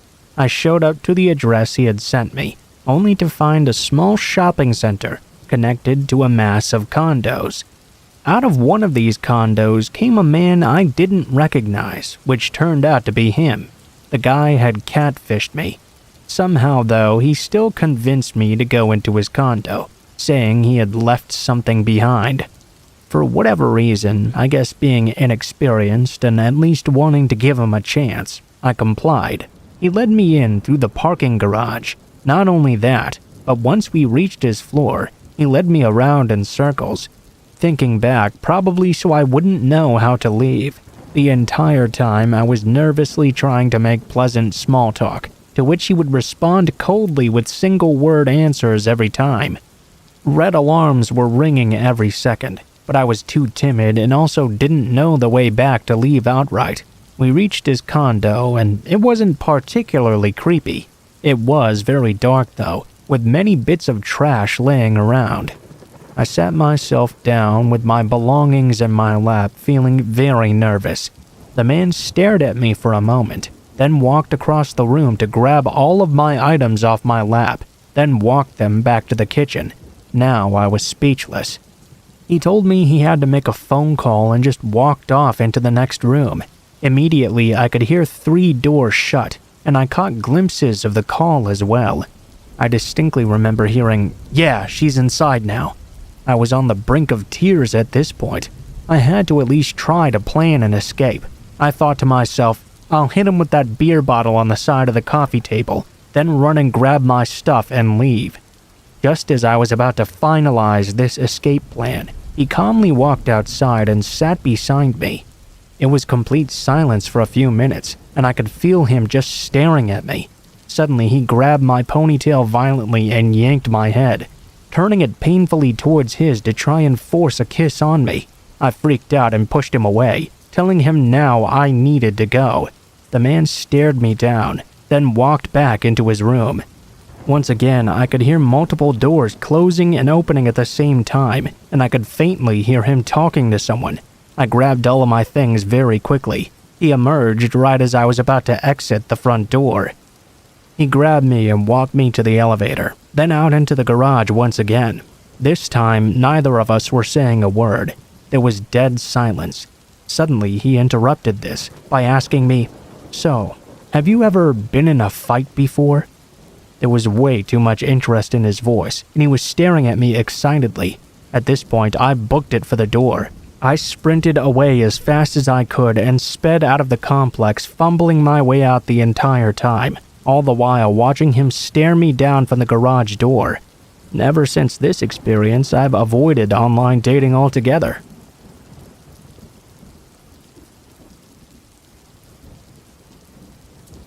So I figured I would share and see what you all thought of my hospital roommate. For a little bit of background, when I was 15 or so, I was put in short-term psychiatric inpatient at the hospital in my town. It was because I had tried to kill myself, followed by a small breakdown in partial inpatient, which is basically inpatient where you go home to sleep. After my breakdown and partial, they put me to full inpatient. It was during this time that my diagnosis was switched from depression to bipolar, and I haven't been back since. I definitely was very unstable at the time though, so this all really freaked me out that much more. The way the bedrooms were laid out, there would be 2 bedrooms with separate entrances connected to a small foyer, with an open doorway to the main hall. No one was allowed into your private bedroom space except yourself, and only the 2 people in the bedrooms connected to it were allowed in the foyer. For my 3 days there, I had this really nice roommate named Amber. Amber and I would just sit in the foyer and talk to each other, mostly about the things we were dealing with at the time. Well, on my 3rd day, Amber was sent home. I was really bummed because as a result I had no one who I could share things or my space with. I spent my entire 3rd night alone. On the evening of my 4th day there, a new girl came to inpatient, a girl named Jade. Being a girl, she was placed in my room block, rather than the other empty space where her roommate would have been a guy. The ward was co-ed, but the room blocks were gender-specific. She was 14, so a year younger than I was, and appeared to be Filipino in ethnicity. She had this long, extremely dark hair that went halfway down her back and seemed very quiet. I was very polite to her, mainly because I was happy to not be there alone anymore. She didn't really talk a whole lot for the first hour or so that she was there, but when we went to our block pre-bedtime, about a half hour to just sit and talk in our foyers before bed, she explained to me why she was there. You see, the thing about her was that she seemed really normal until she actually started talking. The very second she did, I immediately got this creeping feeling along my skin. It's not what she was saying that was weird. It was the way that she was saying it. There was this weird edge to her voice that wasn't quite right, and made her seem almost unresponsive to the things she was saying. Her mannerisms were also slightly forced, like she was a puppet or something.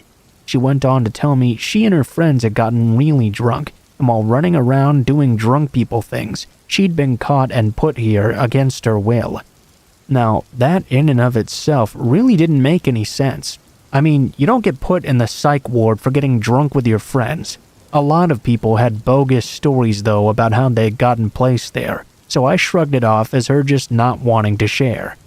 She was very quiet most of the following day.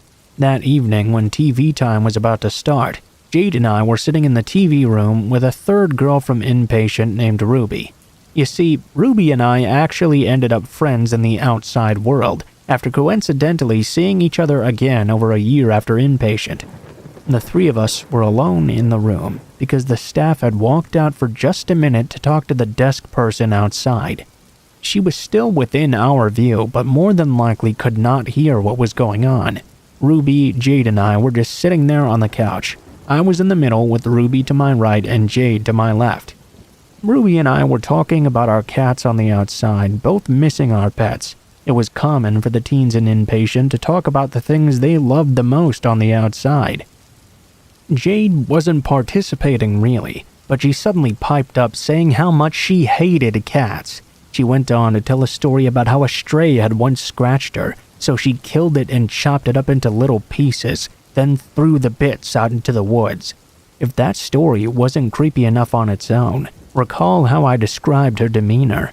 She said all this as if she was ordering a cup of coffee or casually talking about the weather.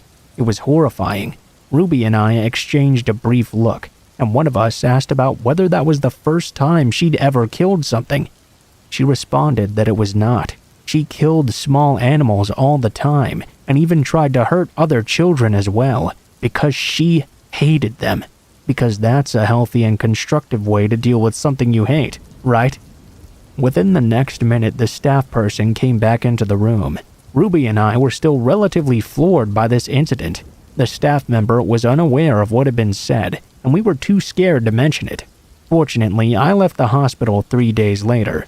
I haven't seen Jade ever since, but sometimes I can't help but wonder if she's out there killing people or something. I like to pretend she was just screwing with us in some sort of sick, demented way. At least then, she would just be a fucked up girl with a fucked up sense of humor, rather than a psycho killer.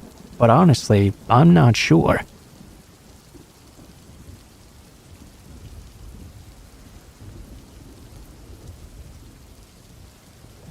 So to give you a bit of backstory, a few years ago I started to suffer with a lot of stomach problems.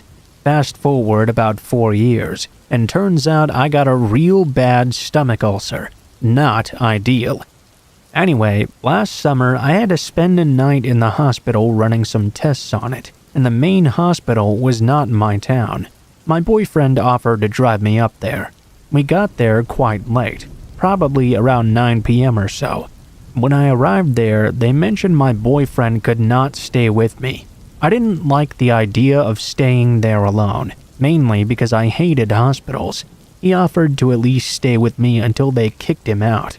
We fell asleep and got woken up at around 6 a.m. by one of the nurses, explaining that they'd forgotten to ask my partner to leave, and even though she didn't particularly mind, the head nurse would be on her way shortly to do her morning rounds.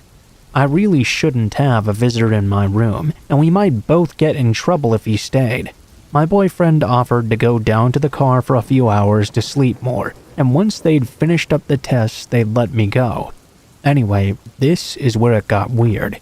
About 5 minutes into my boyfriend leaving, this random guy walked into my room and sat down, telling me the nurses had asked him to come in here. I know this sounds stupid, but I guess I was in shock for a few minutes because at first I sort of believed him. I started probing him, and they told me he was asked to sit in here and watch me. By now, my fight or flight was starting to kick in. Sort of, at least. I ran into the bathroom with my phone. Don't ask why I didn't run into the corridor. Again, I clearly don't cope well with stressful situations. I get in the bathroom and call my boyfriend, who was crazy protective of me, and told him what was happening. He immediately made his way back from the car. At this same moment from the bathroom, I could hear the guy now screaming, "What's this girl's name? What age is she?" I didn't know who he was shouting to, because there was no one there to answer him. Thankfully, I could hear my boyfriend coming back into the room and asking this man who he was. This must have really startled him, because he took off running down the hall. When I came out of the bathroom, I noticed my boyfriend had a terrified look on his face. I guess I should have mentioned that I wear contacts but had taken them out before falling asleep, so I wasn't seeing my best at the moment. Between not having full sight and my panic, I'd missed that the man's hands, feet, and clothes were covered in blood. He left this gigantic trail across the floor, across the wall, onto the chair he was sat on even. At this point, I went down to the nurse's station, still a little bit in shock and explaining what had happened. Right away, someone came up to clean the mess, but again they asked my boyfriend to leave, something we were clearly not happy about in this moment. The nurses were clearly trying to keep me calm as they tried to make light of it, but I knew something was not right.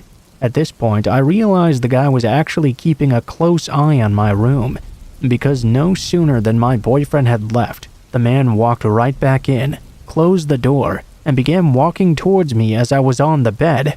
Thankfully, the nurse was present this time and demanded this man leave.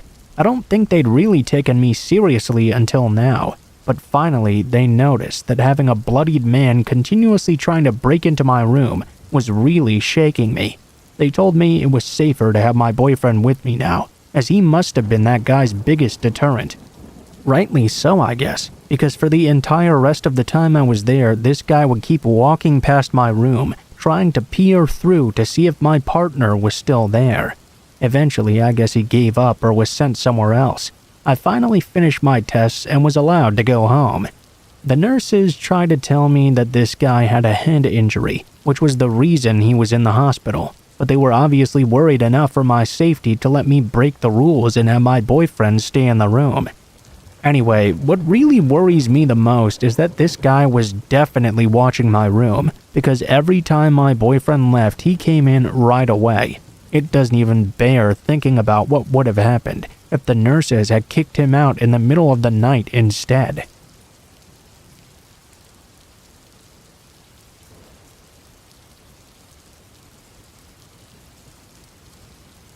I was in the hospital for about 10 days suffering from a kidney infection.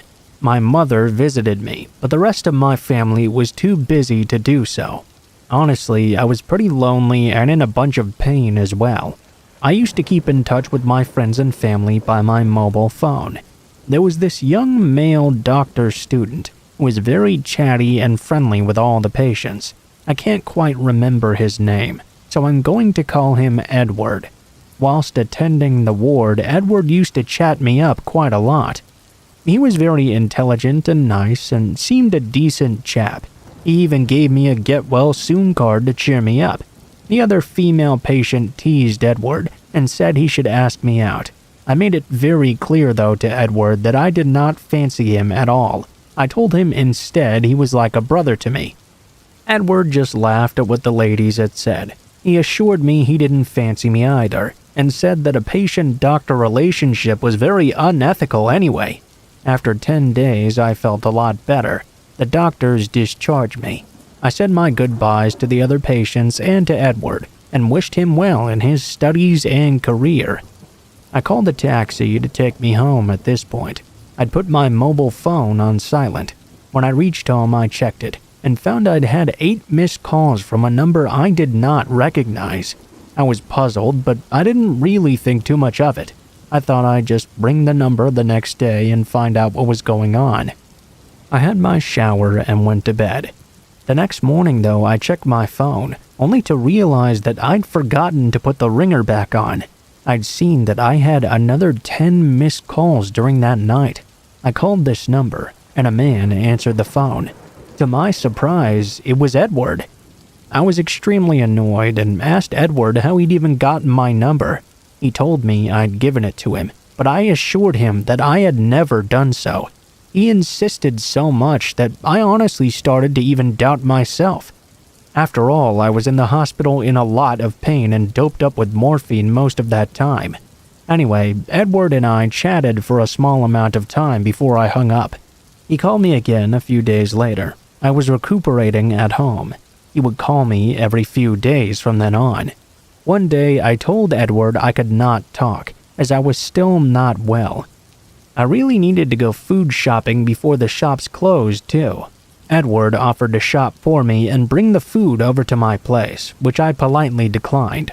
After that incident, Edward started calling me every day. I often didn't even take his calls at this point. He texted me, saying he needed to talk as his mother was ill. I answered his call because of that. Then he told me he had only said that because he wanted me to answer the phone. He said he knew I had another appointment in a few days' time, and he would meet me there. He told me he had a new mobile phone for me and would put me on his family plan as well. I asked him how he even knew I had an appointment, and he told me he'd accessed my medical records. I did not attend that particular appointment because I really did not want to see Edward now.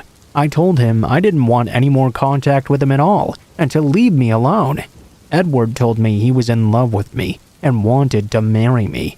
He kept on calling and calling, and I did not take any of his calls. In one day, I'd have maybe 40 missed calls and 60 text messages from him. He would even call me in the middle of the night at like 3 a.m. Needless to say, I was very creeped out and beginning to get somewhat scared. One day, I had a call from a new unknown number. It was Edward. He was now changing his number, so I'd pick it up thinking it was someone else. Really scared now. I told the police, but they said there was nothing they could do, as he was not really threatening me. And Edward kept on changing his number, using pay-as-you-go phone chips. It was hard to prove it was actually him calling. At this point, I felt Edward was one of those people that could possibly get nasty and dangerous. I was particularly scared, as my mom pointed out to me that he could easily find out where I live by just checking my medical records. At this point, I asked a good male friend of mine to answer Edward's phone call to me and pretend he was my new boyfriend. Well, that didn't work. Edward refused to believe I had a boyfriend. I was at my wit's end at this point. I wasn't eating or sleeping. I was terrified. I had friends stay over with me all the time, and I made sure I was never alone. One morning, I just sort of woke up, and instead of fear, I was extremely angry. How dare that stupid little coward bully me and take over and ruin my life? I telephoned Edward instead. I was very firm. I told him if he ever contacted me again, I would report him to the dean of his university. I would send the dean everything he'd ever written me, and his career as a doctor would be over. From that day forth, he never did contact me again. I really wish I'd thought of that sooner. I was just so relieved, though, that I could finally lead a normal life again.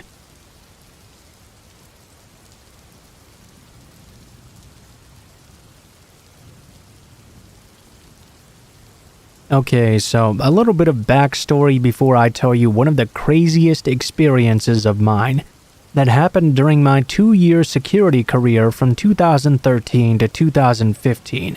I'm a 6'7" male in Australia. I'd like to think I'm fairly tough and an intimidating guy, but some of that shit that used to go on at the mall, I used to work the night shift, and it still gives me goosebumps to this day. The mall I worked at was very, very large. Probably the biggest in my state even, I'd say. All the way up to about 8:30, it would be extremely busy. Only around 9:30 would we manage to usher out all of the stragglers, and only at about 11 would all of the business owners had left. My job was basically to patrol the mall and make sure no one was sticking around after the doors were closed during the night. We didn't get guns or batons, only a small can of mace that was very rarely used.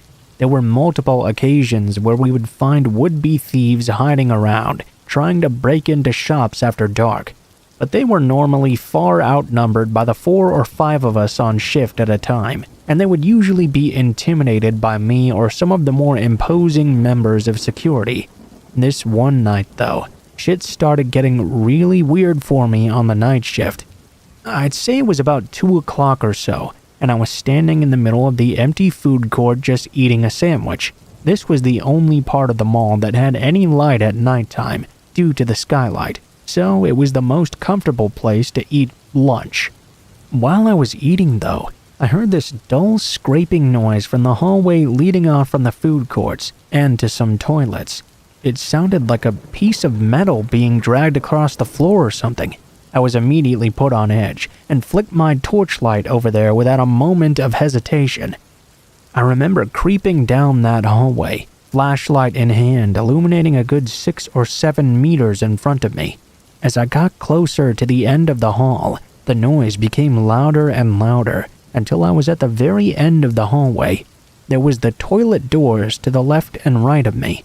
I could tell the sound was coming from the female toilets. I gripped the handle and opened the door a tiny crack. The noise was now very clear and had me not scared but instead confused. I called out, "Hey, who's in there?" The noise immediately stopped. I paused for a moment, listening hard through the tiny crack of the door, and I swear to God I could hear breathing, a low male breathing. I shut the door, still gripping the handle tight, and flicked on my radio. "This is 1-3. I need help in the food court bathrooms. I think someone's hiding in there." No response. Now this was really strange. It put me even farther on edge. Policy was to always answer the radio. Now I was truly becoming quite alarmed. "This is 1-3. Does anyone copy?" Still no response. I remember whispering to myself, "What the fuck is going on here?" I again opened the door just a tiny crack. "Listen, mate," I said, sounding as intimidating as possible. "If you don't fucking come out here with your hands up right now, you're gonna end up eating your own teeth tonight. Do you want that?" I sat there at the door, quite honestly terrified at this point, but there was no response. In fact, now there was no noise at all. I yelled out into the bathroom, "Okay, I'm coming in now. If you do anything stupid, it's not my fault if you'll never walk again." I tried my hardest to sound scary, but my voice was quivering at this point. The whole situation made no sense at all. Why would this guy be in the female bathrooms? What was that metal noise? What the fuck was even happening? I very slowly opened the door and scanned my flashlight slowly across the room. All of the cubicles were open, which was weird, but other than that, the room seemed to be totally empty. I was really shitting myself now. I was definitely losing it. I walked into the center of the bathroom, closing the door behind me. I was scared to the core. I let out a faint, "This is some real horror movie shit right here. Hey, come out!" I heard the long, whining squeak of the door behind me. I span around, basically almost crying at this point, only to shine my torch on a fucking massive man. Somehow, this guy was even taller than me. He was Caucasian, and at least in his 40s. He had matte gray hair all over his forehead. He was mid-opening the door, but he stopped dead still in the middle of this action. The man just kinda looked at me, smiling this guilty smile like a kid would make when he got caught stealing biscuits or some shit. I'm not gonna lie, I was so scared I froze. He lifted his finger up to his mouth and whispered, "Shh." He swung the door open all the way and sprinted out with what looked like some kind of small metal box in his hand. Turns out he had been just behind the toilet door when I was opening it, and I'd totally missed him. I was so close to him, and I didn't even notice. He could have easily killed me if he had a knife or something. That thought still haunts me to this day. Later that night, my radio just miraculously started working again. I got right on to telling my coworkers about my story. They collectively went pale when I told them what happened. They all had similar stories, but none were as close of a shave as mine. I worked the night shift for another week after that before I quit. I was not sticking around in a job like that. I needed help, and for some reason my radio just decided to fuck itself? Why? I was not going to deal with a situation like that ever again.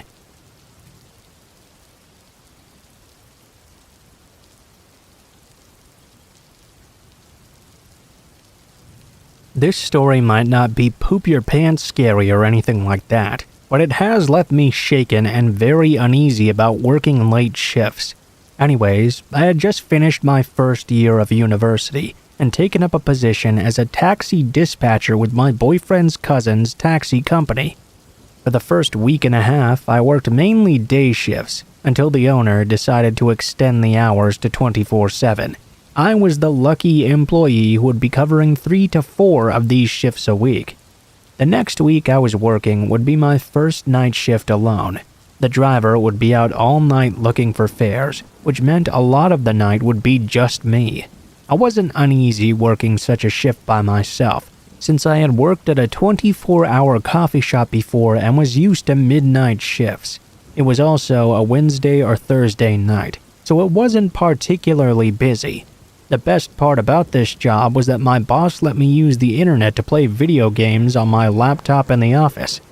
From the computer desk in there, I could see the front door, a portion of the front desk, and most of the front windows, so I could easily keep a close eye on what was going on outside. Plus, the bell above the front door would always alert me to a new customer anyway. This meant I wouldn't be caught off guard if I got a little bit too into my game. This particular night, I was working with a taxi driver named Dave. Dave was about 6'3" and 300 pounds, plus he suffered from several health problems, one of which made all his movements slow and painful. He definitely was not Mr. Fitness or the type of person who would be able to defend themselves or others very easily. Sometime during the early hours of the morning, around 1:30 to 2 a.m., Dave got a call to go pick up someone in a town 15 minutes away. He gathered up his things and drove off into the night, while I headed into the office and continued playing my video game. About 15 minutes later, though, I caught something over the top of my laptop. My mind froze immediately. I could hear some panting, and in the reflection of the window, I could see someone sitting down in one of the waiting chairs. I walked to the doorway that connected the front room with the office. I glanced over into the sitting area and nearly shit bricks. Some guy with a massive rat tail had managed to ninja his way into the office and was now sitting in one of the chairs with his face buried in his hands.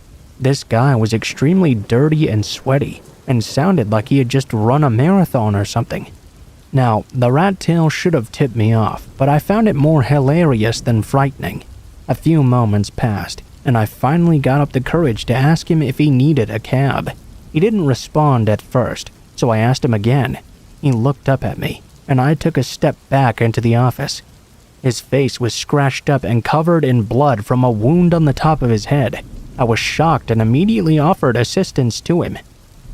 "I'm fine, I don't need help, I just want to go home." I asked him if he needed a cab, and if so, where he would be going. He told me he lived about 20 minutes away and wanted Dave to take him home. After that, shit started to get weird. I called over to Dave using the radio to tell him there was a new fare in the office and he wanted a ride. He told me he'd be another 10 minutes or so. My hand was on the phone the entire time, just in case this guy made any sudden movements. Instead of going back into the office, I decided it was best to stay out front where there were two great big bay windows that would make it easy to see what was happening inside.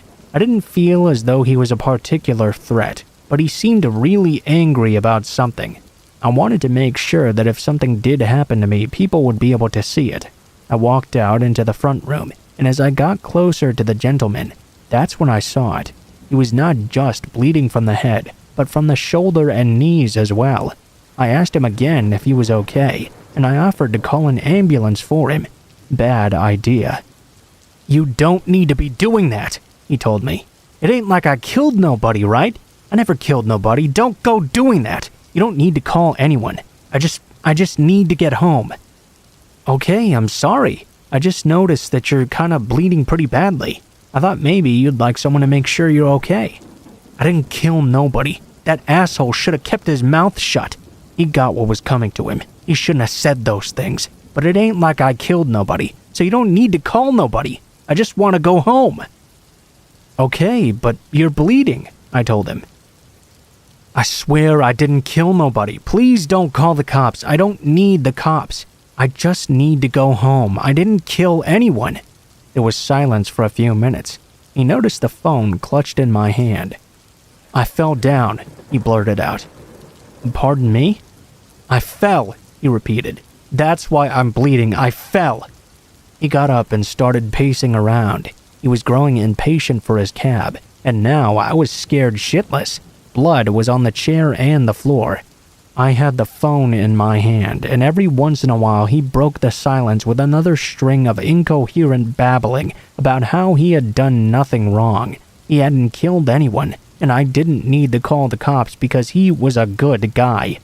Eventually, Dave radioed over that he was about 2 minutes away. I breathed a heavy sigh of relief. He pulled up out front and the man hopped into the car and they drove off. Now I was worried for Dave though. I called the cops. I reported what happened, and they followed the taxi cab to this guy's house, where they arrested him. Turns out this guy had run away from a nearby bar after he'd physically assaulted a fellow patron, injured him with a sharp object, I assume a pocket knife or needle. He'd taken off running, fallen, and managed to find his way to the taxi office. During his time in the cab office, the police had been searching for him, so technically, no, he did not kill anyone, but he did assault and attempt to kill someone. I also found out that one of the other drivers, Steven, knew the guy from high school years ago. This guy's name was Duke, I guess, which explains the rat tail, and he had a long history of violence. He also had a history of coming home drunk and cracking his wife's skull open from time to time. Whether he had planned to do that to me that night, I can't say, but I'm just glad that guy ended up in the drunk tank for the night.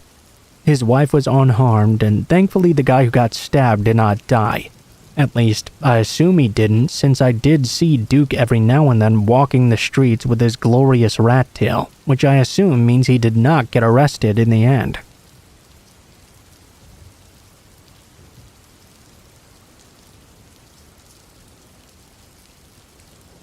So this is a true story that happened to me years ago.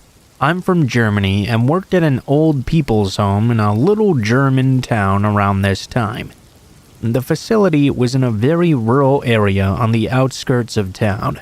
One night, I had a night shift with a new coworker I'd never worked with before. He was in his mid-50s wearing these little round glasses, and for some reason, he seemed a little bit strange to me at first sight. There were always only 2 workers alone in the facility at night, and our job was to watch after over 100 rooms on 3 separate floors and make control rounds through the whole facility. We weren't allowed to use the elevators for security reasons at night and had to use the stairway instead. I remember this particular night had some very strange weather. It was unusually stormy and wild outside when my shift started at about 10 p.m. Around this time, most of the other personnel were gone. Only one older nurse was on the station room on the 2nd floor, where we had our headquarters at night. She wasn't used to the newer PC programs we were using at the time, and it took her a bit longer to finish writing down her stuff for the day. My coworker and I started our first round through the entire area. Using the stairways, which had heavy doors we had to close very slowly and carefully every time to avoid excess noise. Everything was mostly quiet. Most of the old people were asleep already. After we checked all the rooms, we sat down in the 2nd floor station room and finished up some leftover paperwork. The old nurse that was left behind had since finished up all her stuff. All the doors to the outside were shut tight and the house was completely quiet. We were just sitting there together at the table. After about 15 minutes of sitting there in silence, suddenly we heard a heavy door in the stairway smash hard. We looked at each other without saying anything and immediately sprinted toward that noise.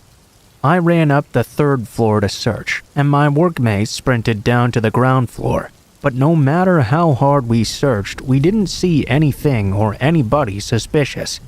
We even checked the stairway windows, and all were closed properly. Someone must have been in the stairway though, we concluded. We found nothing as we continued our tour, rechecking from the 3rd floor all the way down to the ground floor. From there on, I couldn't stop thinking about who the hell would sneak around these floors in the middle of the night. There should only be old people left behind. It was around 2 a.m. when we had to change the double sheets from an old invalid man who'd pissed in his bed. I stood in the corner of the room beside the bed, backed up against the wall. My coworker was on the other side. I remember I was watching the door, kind of just expecting someone to peer into the room at any moment. While I was concentrating on that door though, and lost in my thoughts, suddenly my coworker freaked out of nowhere. He began screaming at the old man, ripping around the sheets and tossing him as well. His face had an extremely angry look. I was shocked and didn't really know what to say or do. I just watched this creepy guy in front of me freak out while some other person was sneaking around the premises unseen. I stood there pressed against that wall in the corner of the room, feeling totally lost. I must have been surrounded by psychopaths or something. We finally went back down to the ground floor. Everything was quiet now. The only sounds were wind blowing fiercely. Suddenly, though, we heard a dropping sound, like someone had just dropped a knife or perhaps something metallic. This time, we knew for sure it had come from the kitchen area. We run to the closed glass door where the sound came from. It was a long, dark hallway with an outdoor leading to the trash cans and parking lot at the end. We opened that door and searched every single room. I felt extremely uncomfortable and expected an attack at any moment, but once again we were unable to find anything. Some hours later, still a bit creeped out, we started our very last tour of this night. We decided to split up this time, and I checked the rooms like usual. When I walked past one particular room, I noticed an old lady was still awake and sat bolt upright on her bed. She asked me if I had been in her room 5 minutes ago. I said no, and we'd both just started our last tours. She told me that 5 minutes ago, someone had entered her room and stood there silently staring at her. She asked who they were, but they didn't answer her back. Then, after a while, the door was quietly closed once again. I got some big chills while listening to the old lady describing her tale. I told her to push the alarm button next time something like that happened. I think it's unnecessary to say how I felt for the next hours of the night every time I entered a room or walked around a corner. I knew some stranger was wandering around here, and I expected him to be standing there at any time. I was more than glad when the damn shift was finally over. Some days later, I met the old nurse who'd left the facility that night earlier and told her what had happened. She told me the back door to the kitchen area had been wide open when she went to her car that night. She had reached the open, dark back door to the parking lot and called out to ask if somebody was there. Suddenly, she got a very, very bad feeling and turned around to run to her car and drove off fast. She was really scared and tried to reach out and warn us, but found that she didn't have the number to connect with us. Well, I told her that back door had definitely been closed when we checked the area before. We never found out who was sneaking around there that night, and many a night shift worker and old person reported similar experiences throughout the following month. The coworker I had worked with that night was fired after more and more complaints about him emerged over time. I'm just glad I don't work there anymore, and I never have to deal with any of that crazy night shift stuff ever again.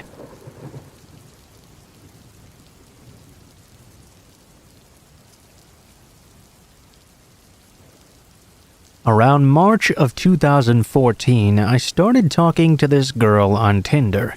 She seemed really cool and fun, and after about a week or so of talking, she suggested we meet up in person. She invited me to this coffee shop nearby, and I accepted. The day of, however, she started messaging me a bunch, saying she had to tell me something. The pictures of her on Tinder were not actually of her, you see, and yes, she was a guy. He claimed he really liked talking to me though, and begged me to still meet up with him.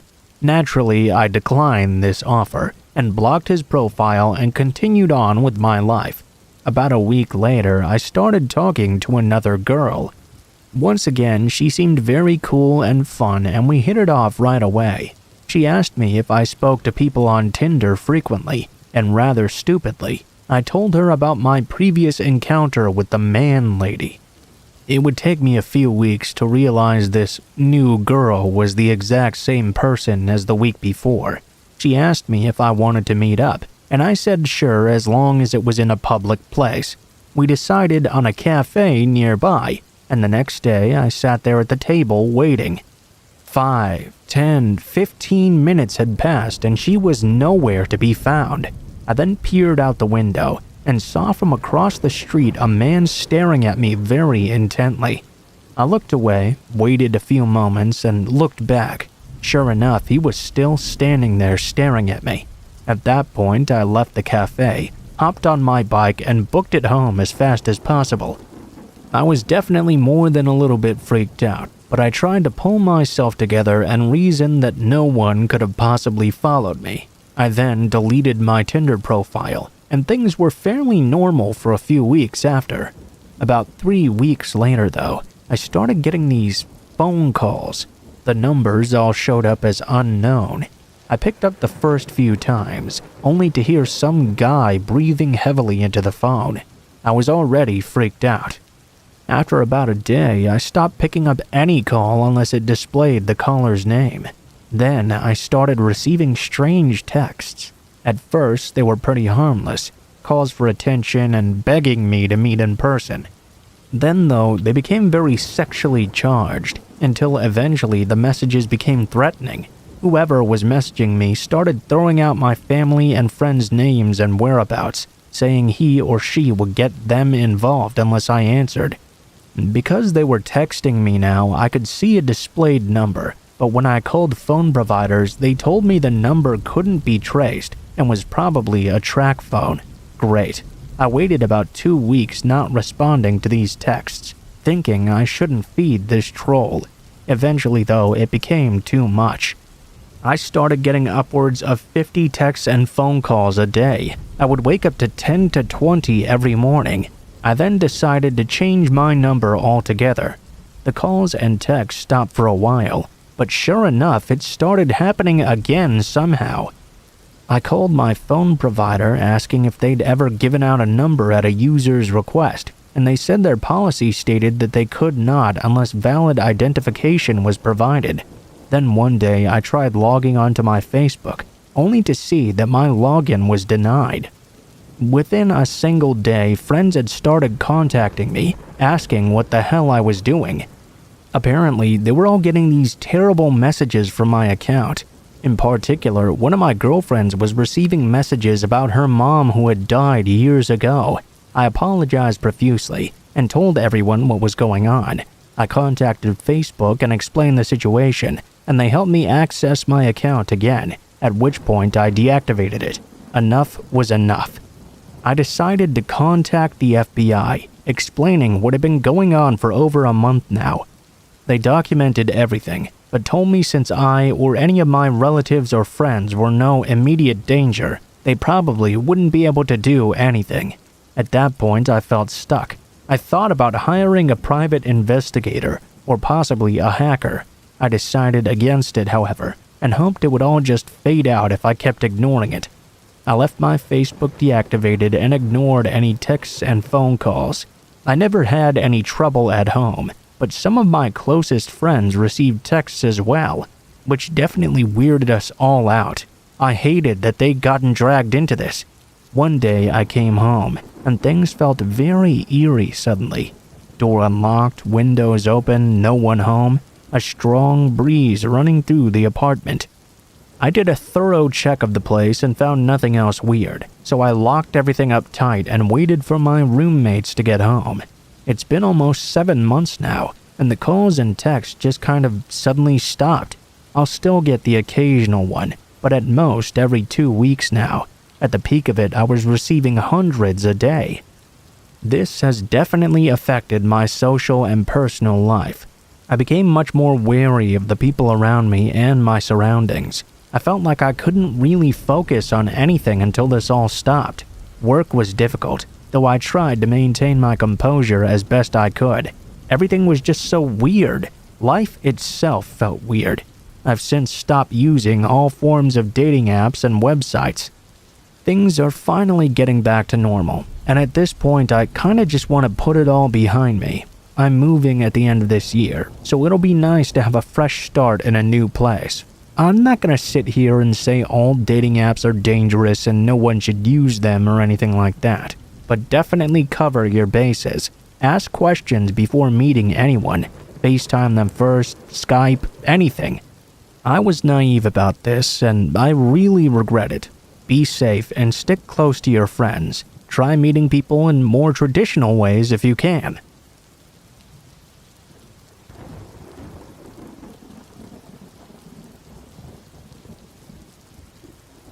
Let me preface this by saying that this story happened when I was a lot younger and less worldly wise about the creeps of the world. Had I known back then what I know now, this story would have ended before it even began. Unfortunately, this story begins when I, a 16-year-old girl, got bored one day and decided to download a version of the Tinder app. After a couple of swipes, a guy's face popped up. What intrigued me was that he didn't have his name in his profile. Now, he didn't seem like a rapper or anything like that, so I swiped out of curiosity. We matched right away and began talking. Just a pretty run-of-the-mill conversation to start. What do you do for fun? Been to any parties recently? That sort of thing. After a bit of digging, it emerged that he went to the school at the bottom of my road, so we arranged to meet up that weekend. At this point, I didn't even have his real name. I felt too awkward to ask it though. After all, we'd been talking for all this time. Saturday came and Mark turned up about 20 minutes late. He was carrying a rose, presumably to make up for the fact that he was only around 5'2", which he'd very cleverly omitted in the photos he'd posted. I'm not usually into short guys, but I figured why not give it a chance, you know? We went and sat in a park at the town center to talk. We talked for about 2 hours about everything and nothing at all, until Mark asked if he could be so bold as to kiss me. I was flattered, but I declined. He persisted, saying this was very important, until finally I lost my temper and asked him why. He explained to me that he suffered from these sex-based migraines, and if he was deprived of sexual contact for too long, he would get this excruciating headache that would render him immobile for 48 hours. Although I was naive, I was not stupid enough to believe that nonsense. I wanted to get home quickly though, after this meeting had suddenly turned sour. I leaned over and gave him a quick peck on the cheek, then hurried away to the piercing parlor across the road, where the owners knew me and talked with me for about an hour, at least until I felt secure enough to get the bus home. I thought that would be the end of the encounter, and traveled home quite calmly. You know, just another mediocre date. Me and my mother never had a strong relationship, and I didn't want to talk to her about something like this. Because of this, when she asked how my day was, I sort of brushed it off and said I'd met up with a friend for lunch. After dinner, I went upstairs to my room and pulled out my phone. My stomach dropped immediately. There was a Snapchat notification from that guy. I don't know how he got it. Maybe my username was the same on the profiles or something like that. I don't really know. I gingerly opened it. It was a 10-second video of him lying in his bed at home, looking dazed and confused. The caption? "Look what you did to me." I realized he was actually faking a migraine and filming it to send to me. I blocked this account, needless to say, and sat there watching TV for a while. No harm done, just one more thing to deal with, I thought. From knowing where I went to school and the fact that I have a somewhat unusually spelled first name, a friend request came in from Mark a couple of days later. I declined it, and he sent one again. I was a little bit weirded out. He seemed to have some mutual friends with me, and from his profile I figured I could learn a bit more about him, i.e. how to avoid him. The messages started pouring in immediately, starting with, "I really enjoyed today. I hope we can see each other again soon," and ending with such gems as, "I need you. You're mine." I laughed and blocked him again. One day I was getting my bus to school when a familiar face smiled at me from the bus stop. It was Mark again, this time with his friends. I wasn't suspicious immediately. After all, my bus stop was just opposite to his school. I vaguely knew one of his friends as well. I smiled and made false pleasantries until my bus came.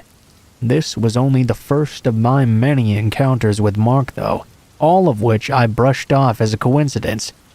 He lived and went to school in the same part of town as I did, so it wasn't uncommon for me to go a day without seeing someone I knew. This is why I didn't put it together at first. The very last encounter though I had was on my way to meet a friend. The week before, I had severely twisted my knee playing netball and was struggling to walk from my bus stop to where my friend had arranged to meet me. As I turned the corner, who should appear but Mark, smiling and greeting me with a wave. He asked me what had happened to my leg, and I told him honestly I'd received an injury. He asked me where I was going. I told him I was meeting my friend. He asked what time I was meeting her. I said in about an hour. He told me his house was right around the corner, and putting his hand firmly on my lower back, he offered that I could wait there with a cup of tea until my friend arrived. I tried to protest, saying I would be fine waiting in a cafe, but there wasn't much I could do as Mark guided me and pushed me towards his house. When we got in, I asked if I could use the bathroom, to which he said yes and showed me to. I texted my friend after locking myself inside. I told her that a guy I vaguely knew had pushed me into his house and she had to pick me up from there as soon as possible. Well, I didn't tell her the entire story. I didn't want to worry her or have her phone my mother, with whom I would have met a worse fate than Mark, I believe. Mark repeatedly knocked on the door asking if I was okay. I said yes, but that I'd be a couple of minutes, and he agreed to wait downstairs for me. When I let myself out of the bathroom, I walked downstairs only to find Mark lying motionless on the floor. I panicked, thinking something must have happened to him, and went to check his pulse. As I reached down, though, his hand shot out immediately to feel my breast through my shirt, and he weakly croaked out, "Need release." I batted his hand away and tried to stand up. "I need you. Feel me." His trousers, which I had not looked at until now, were unbuttoned, and he was stroking himself, eyes now wide open and locked onto me. Needless to say, I freaked out. I ran back up the stairs and struggled with the lock on the door, hearing his slow footsteps getting closer. Just as I was opening it, his voice called out from the other end of the corridor. "Could you at least help me clean my oven then?" I whisked the door open and slammed it behind me, almost in tears at both the pain in my knees and the sheer strangeness of this situation. After managing to get out and limping a couple of roads down from his house, I rang my friend and said there was nothing particular to worry about, but could she please hurry? Luckily, she was right around the corner at this point. We drove off with me telling her everything, in between shaky breaths. The weirdest thing about this story is that only a couple of days later I ran into Mark again, and he acted like nothing had ever happened that day, even offered me some gum, and caught a bus from my bus stop. It's almost like he didn't even remember what happened. I sure as hell wish I didn't.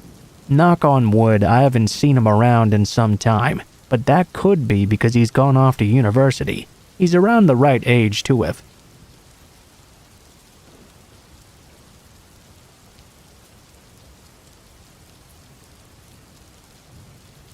When I was a teenager, I worked for a concert production company and a couple of related companies that did merch at local shows.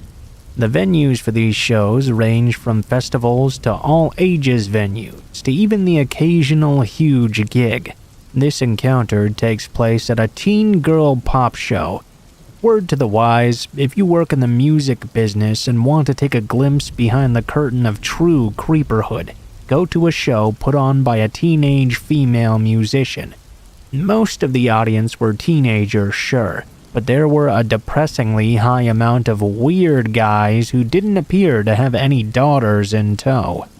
My job at this particular show was to walk through the crowd and sell stuff. Not really a bad job by any means. Lots of exercise, a very fun atmosphere, and you got to watch the show for free. Kind of, sort of. It wasn't that great when it was Christina Aguilera or Hilary Duff or something, but when it was a band you liked, that was pretty awesome. Anywho, about 2/3 of the way through the show, I sold all my glow sticks and had to duck backstage to get some more. Turns out the entire stash back there was all gone too. Because of this, one of the management guys gave me some keys and told me to head down to the lower level to grab some out of storage. This was the level that had the locker rooms and access tunnels for the basketball team that usually played there. The lower level that wasn't taken up by sports stuff was mostly assorted weird storage and access tunnels, not really an area of the arena that I was super familiar with. Well, once I took the elevator down, it suddenly hit me that despite the fact that there was a show going on right that second, the entire lower level on my side of the arena was completely deserted. In a 14,000 plus seat building, this was kind of weird. Unless it was way after hours, there was almost never any time you were completely alone.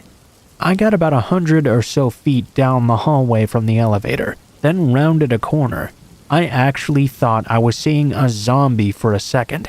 There was a relatively young adult man just standing there in the middle of the hallway, kind of twitching and gurgling like he was having trouble breathing. He kept on making these really weird noises from the back of his throat, and he was staring up at the lights on the ceiling. After reminding myself that zombies aren't actually real, I worried this person might be having a seizure, so I did something really stupid. "Hey, are you okay?"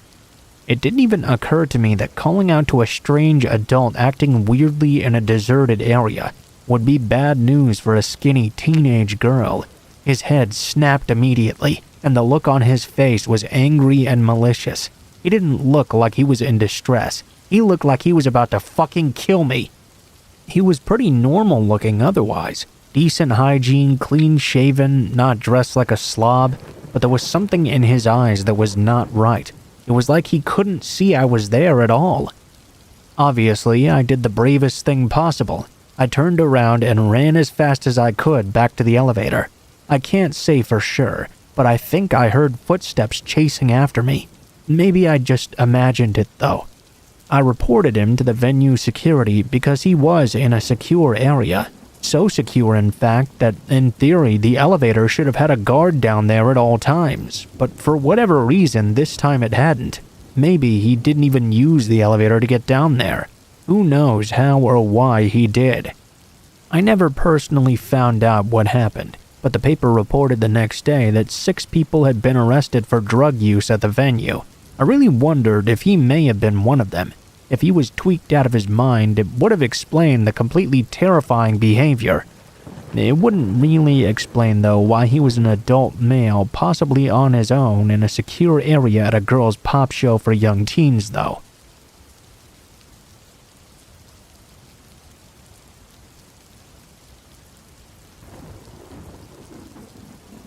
When I was roughly 6 or 7 months pregnant with my daughter, my cousin asked me to go to an Evanescence concert with her in a neighboring city. We were both pretty excited, and had really decent seats that were front of stage too, right behind the floor/standing area. Since I was pretty far along, my cousin offered to go and get us some drinks and a snack to tide us over until after the concert. She had only been gone for about 5 minutes, when this older man sat down right next to me. Immediately, the man began to strike up a conversation about the concert. You know, if I'd heard of the opening band before, casual concert chatter. He was slightly overweight, balding, and had this real oddness to him. Not wanting to be too rude, I gave short answers and fiddled around on my phone, hoping he'd get the idea I wasn't really interested in talking to a random person. A few minutes of awkward silence passed by when he suddenly began asking questions regarding my pregnancy. They weren't the typical questions either. How big would my breasts get? Does my baby fall asleep or get squirmy when I have an orgasm? And a few other things along those lines. Needless to say, I was extremely uncomfortable and decided to just ignore this guy. Another man a row behind us heard all of these and tapped me on the shoulder to ask if I was okay. He glared at the pervert until he finally left. I breathed a sigh of relief and thanked the kind stranger. He told me no problem and said to give him the word if the pervert came back. Thankfully, my cousin returned only a few minutes later and the concert began. It wasn't until halfway through the show, when Evanescence took a quick break, that the pervert suddenly showed up again right next to me. This time, he laughingly said the concession attendant had given him an extra fountain soda by mistake and offered it to me. I politely told him no, and told him I didn't like soda. My cousin had already gotten me a drink anyway. He glared at me and really insisted I take this beverage from him. Finally, to shut him up, I took it and put it on the floor between my cousin and I. He seemed very happy when I grabbed it, and for the rest of the concert I could see him eyeing me and muttering something to himself. When the concert finished and we got up to leave, the man grabbed my hand. I felt bile rise up in my throat and snatched my hand away from him. He looked shocked that I'd done this, then glanced down at the untouched soda. Immediately, he began to scream at me for not drinking his gift and how he'd bought it especially for me. How funny. I thought he'd said they'd given him an extra on accident. The man would not let me pass by. The place was crowded with people trying to get to their cars. I felt trapped, and this guy was becoming more irate by the second about me not drinking his damn drink, so I did the only thing I could think of. I pissed myself and started screaming my water had broken. That got people moving damn fast out of our way, and we were finally able to lose the guy in the crowd. We made it home with no other incidents, and the entire time my cousin was apologizing for being absolutely clueless. This was after I explained to her that I wasn't really in labor and I just pissed myself. I still have no idea what that guy was after, but I really feel like he must have slipped something into that drink.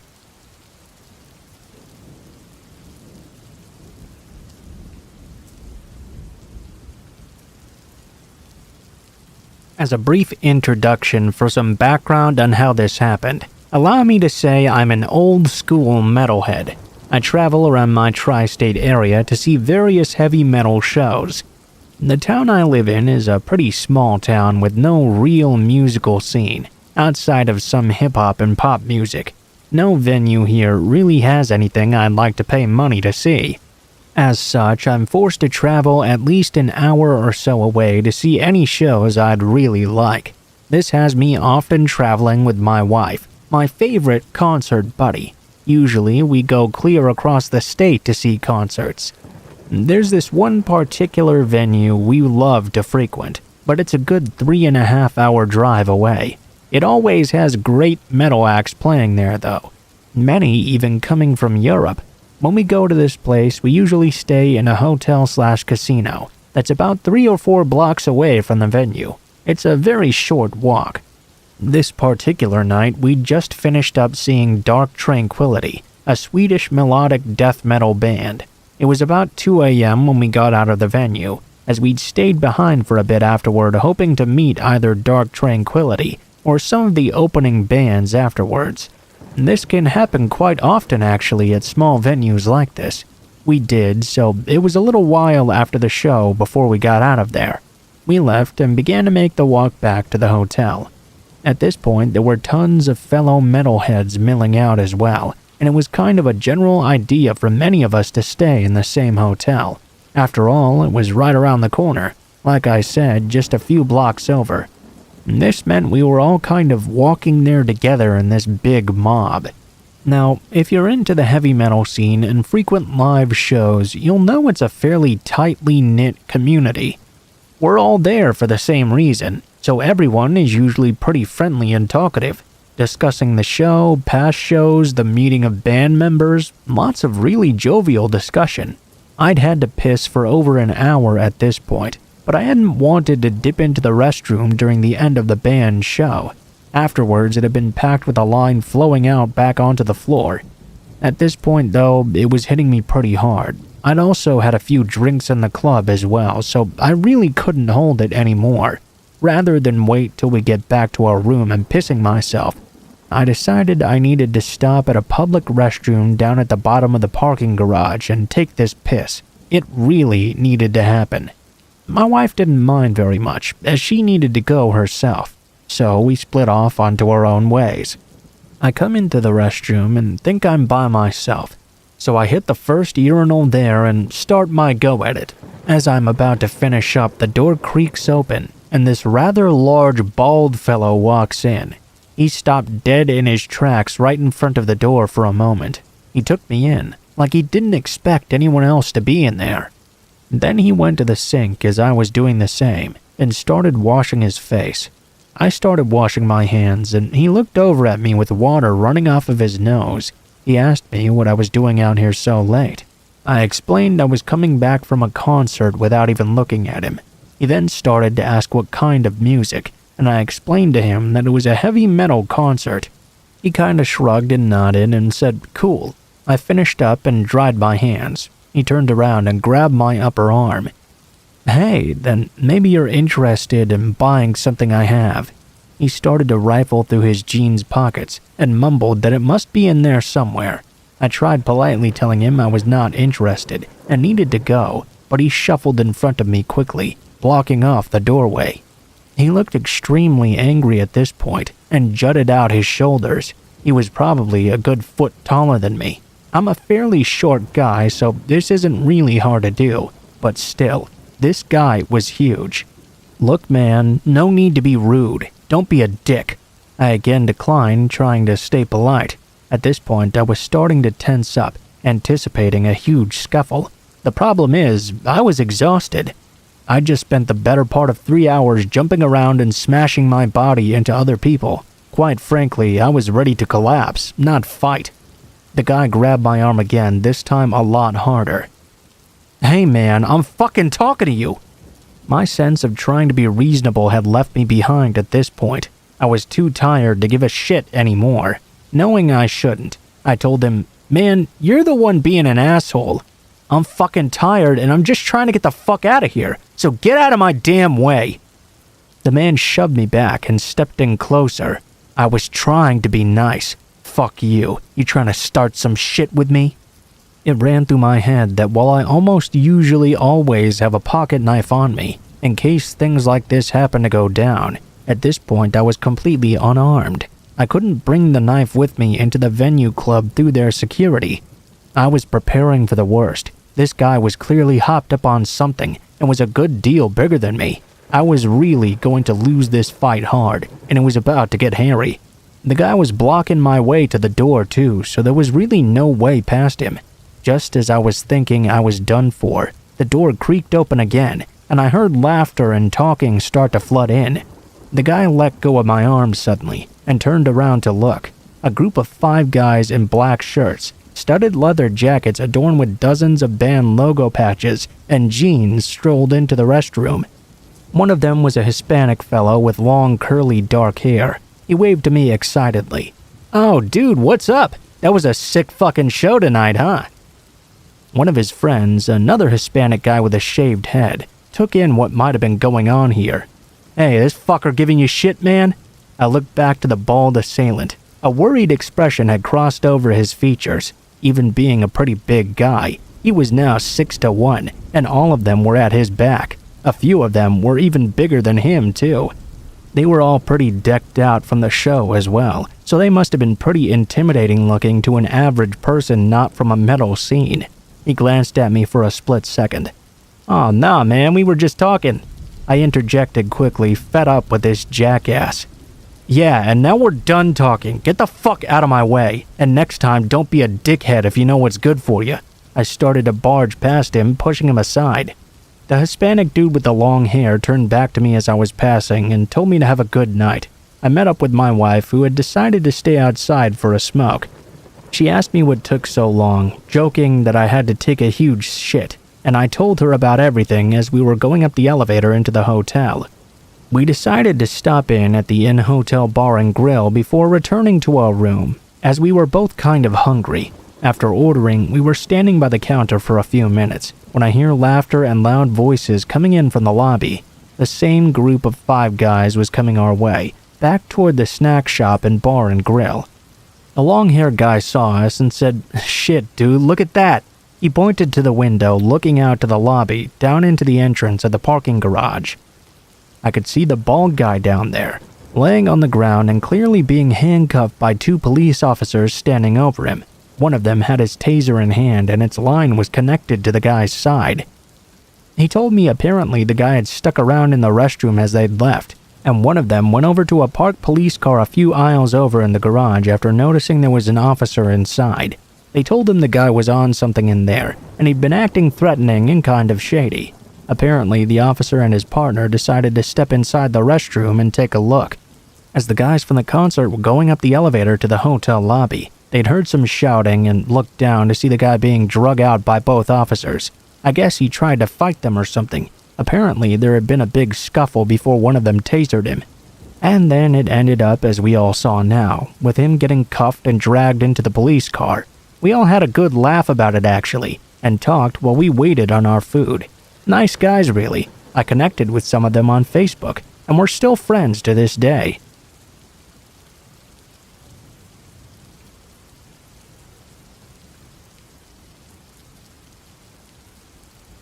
This happened around 10 to 12 years ago, and I'd almost completely forgotten about it until now.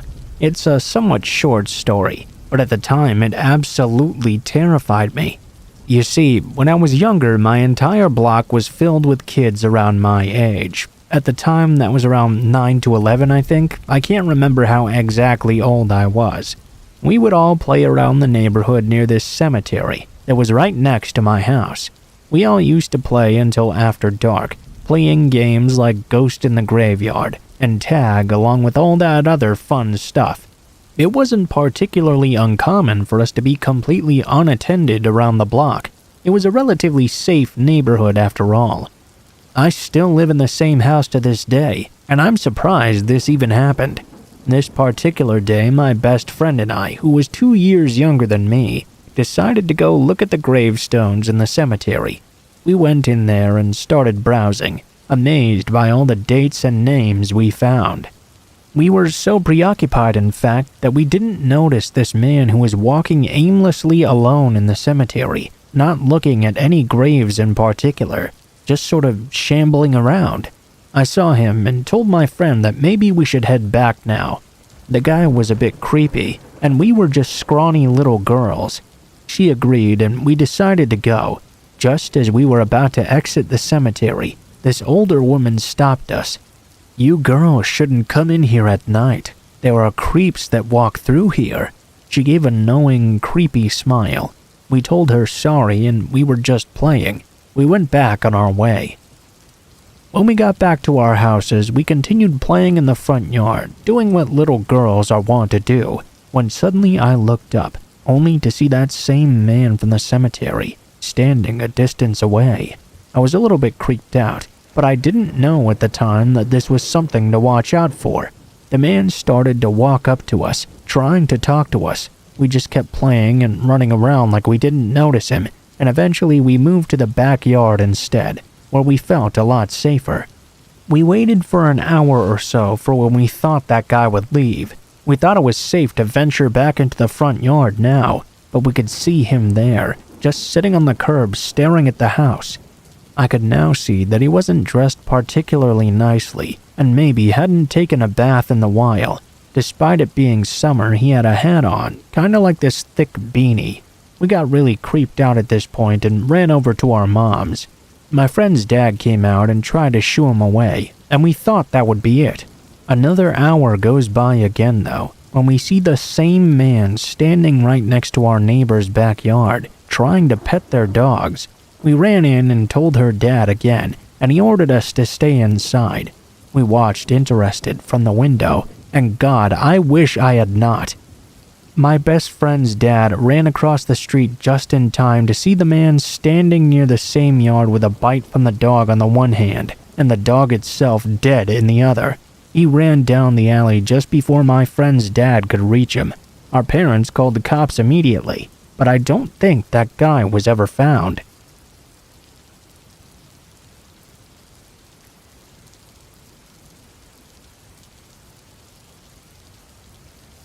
I think it's time for me to post a creepy story about an incident that happened about 2 years ago, and this seems like as good a place as any to share. First of all, let me talk to you about the cemetery and the area around it. Now, this cemetery was very visually stunning. It had a completely open area where you could see all the graves around and into the distance, as well as a spooky maze-like section with nature overwhelming the gravestones and overgrown plants everywhere. There was also this large church located at the far end. It was very eerie but also picturesque at the same time. Before this incident happened, I never really cared about this graveyard all that much though. I would walk past it when having to go meet my friends or when I took a shortcut through just to get home, and very recently to get to college as well. The cemetery was next to some spooky alleyways too, and a council estate, so you had to watch your back when you walked through this place. There was constant rumors of drug dealers, muggers, and all sorts of unsavory characters roaming the area at night. Nevertheless, the cemetery was not too interesting to me, until my friend told me a bizarre story involving his brothers and their friends. At nighttime, the brothers and their friends used to play this game inside the cemetery at night. I don't recall my friend telling me the explicit name or anything like that, but that's not really that important, I suppose. The gist is, they were being typical teenagers, causing mischief to make the day worth it, since the district had the excitement of watching grass grow. After about 20 minutes of doing this little game, they began to notice that something was off. They suddenly felt like they were being watched. The atmosphere had turned very dark and bleak as well. Tension was hanging among them, because now they knew they were not alone. And then soon enough, one of the guys saw something. A person, wearing a cloak, and holding something beside them. The person seemed to be crouching under gravestones and silently trying to move from one to the other, getting ever closer. When they noticed, they informed the others of the situation. They turned, all of them. Before the others could even say a word in response, the cloaked man began to run after them, holding a hammer in his hand. This guy was insanely fast, but due to the adrenaline rush and sport background of the opposing forces, these teens were much faster. I don't want to take over their story or make it much longer, so I'll finish by saying they jumped over a big fence and did escape the cloaked man. The second they jumped over, a large thud was heard, and the fence pushed forward a bit. The man had smacked the fence with his large hammer in rage. That was certainly enough force to crack open a skull. Afterwards, they got home, and two of them told their brother, my friend. At first, I didn't really believe this story, and neither did anyone else really. The person who told it to me, Sam though, didn't seem like a person who would lie a lot, and he seemed very serious as well. I thought it was just his brothers trying to trick him and scare him, but I thought to myself, hey man, fuck it, I'll go see if this cloaked man is really there, and you guys are all coming with me. A day after presenting my friends with this little adventurous idea, I began planning where we should meet and how we were going to go about this quest. Suddenly, my friend David texted me. He had already gone looking for this cloaked man the night before with his friends. His encounter was a little less frantic than the other confrontation, but this time a bit more outlandish as well. David had gone with two other people. When they went deep into the cemetery's open area, one of the guys shouted out, "Hey, no face!" Dave tried to tell him to shut up, but he wouldn't stop. The group carried on through the pathway, surrounded by all these graves, until they reached a large shed. David and the others hid behind a bush, and finally saw the man. It seemed the cloaked man was inside this shed examining various weapons, a large hammer, a rusty-looking wrench, and a decaying machete. Eventually, he stopped and walked out of the shed and off into the church. Unexpectedly, the church bells rang, quite loudly as well. The guys watching didn't exactly know what was going on here. The bell was ringing for a good minute. At that point, Dave told the others to get up and go back to another spot. They hid behind a bench this time, being further away from this strange church. The cloaked man came back out, looking concerned like he had noticed something out of place. He was wielding an axe this time as well. Panic rushed through everyone behind the bench, making everyone involved quickly agree to get the hell out.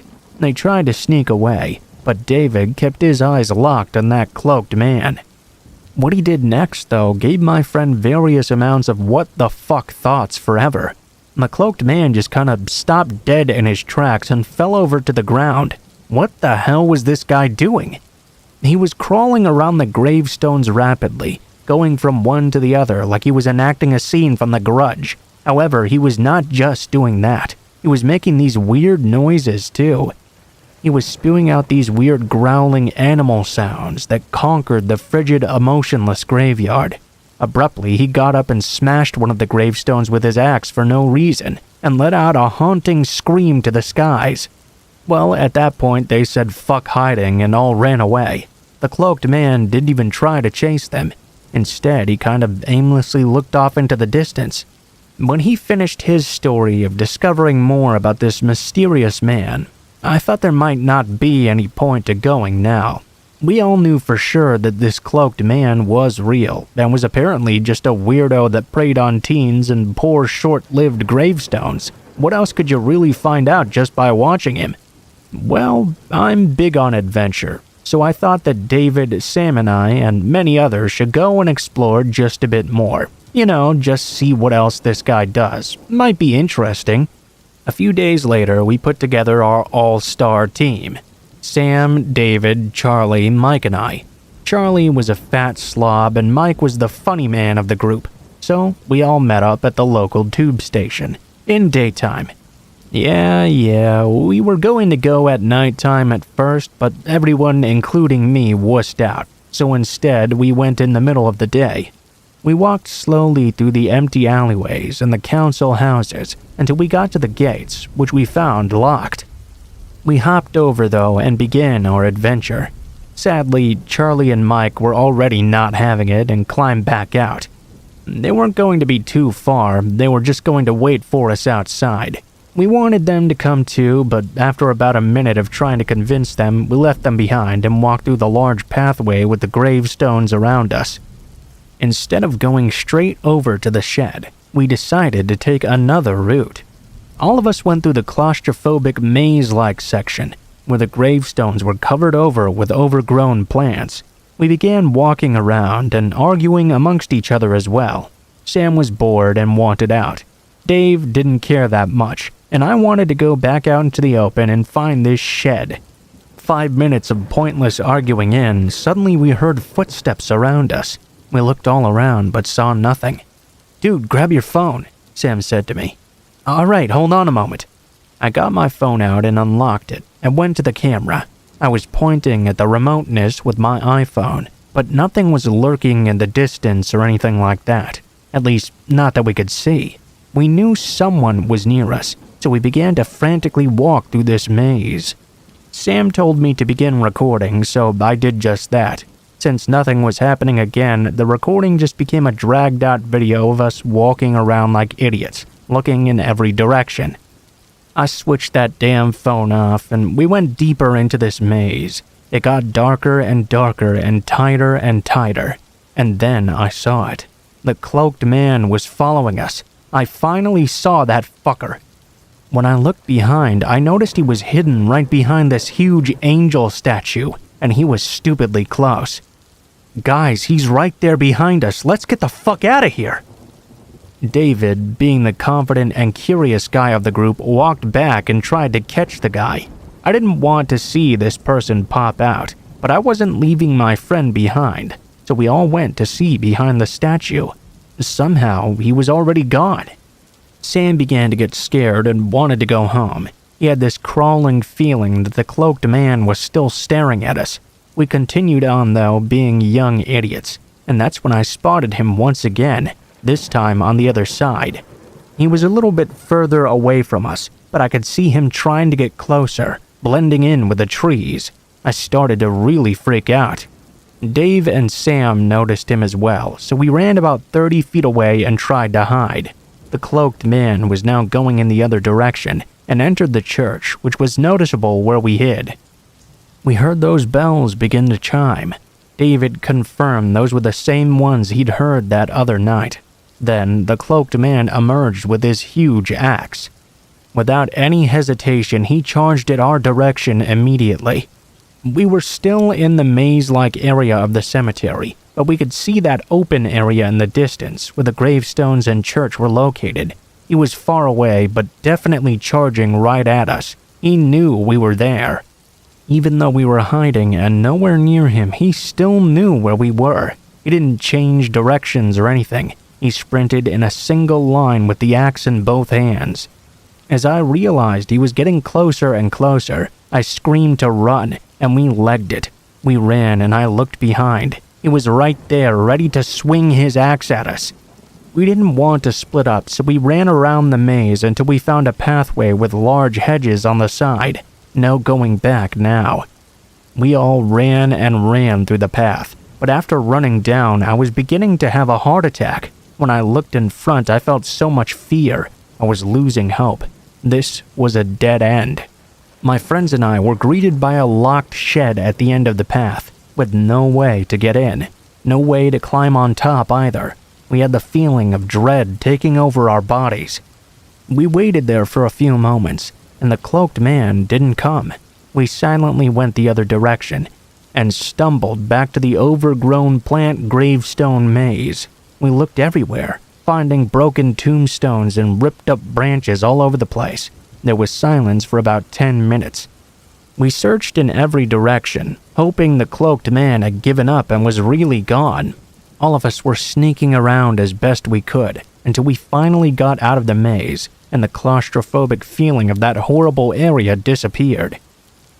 The mundane gray clouds that suddenly appeared above made the open cemetery look even more disturbing and bleak than it already was.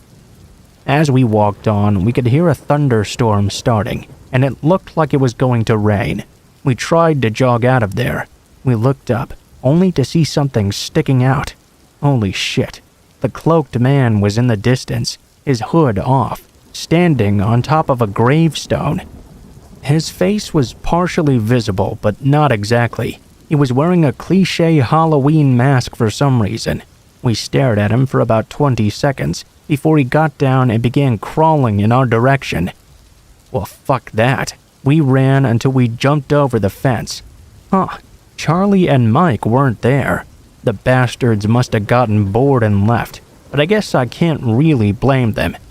After that, we were all freaked out and decided never to go to that cemetery again, although I did go there years later to film some things for college assignments. After that, we went home and that was pretty much it. The next day, though, I walked through a street with a cemetery on the left side and saw red tape and police in the graveyard right next to that church.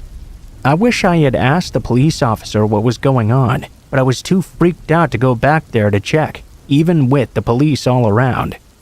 I never did find out what exactly happened there, and to think of it now, I don't think I really want to know.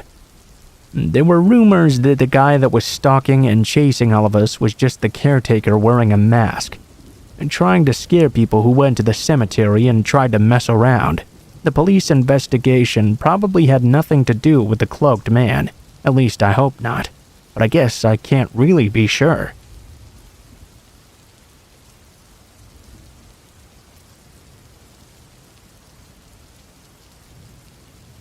This incident happened to a relative of mine and his younger cousin, as well as a few of their friends.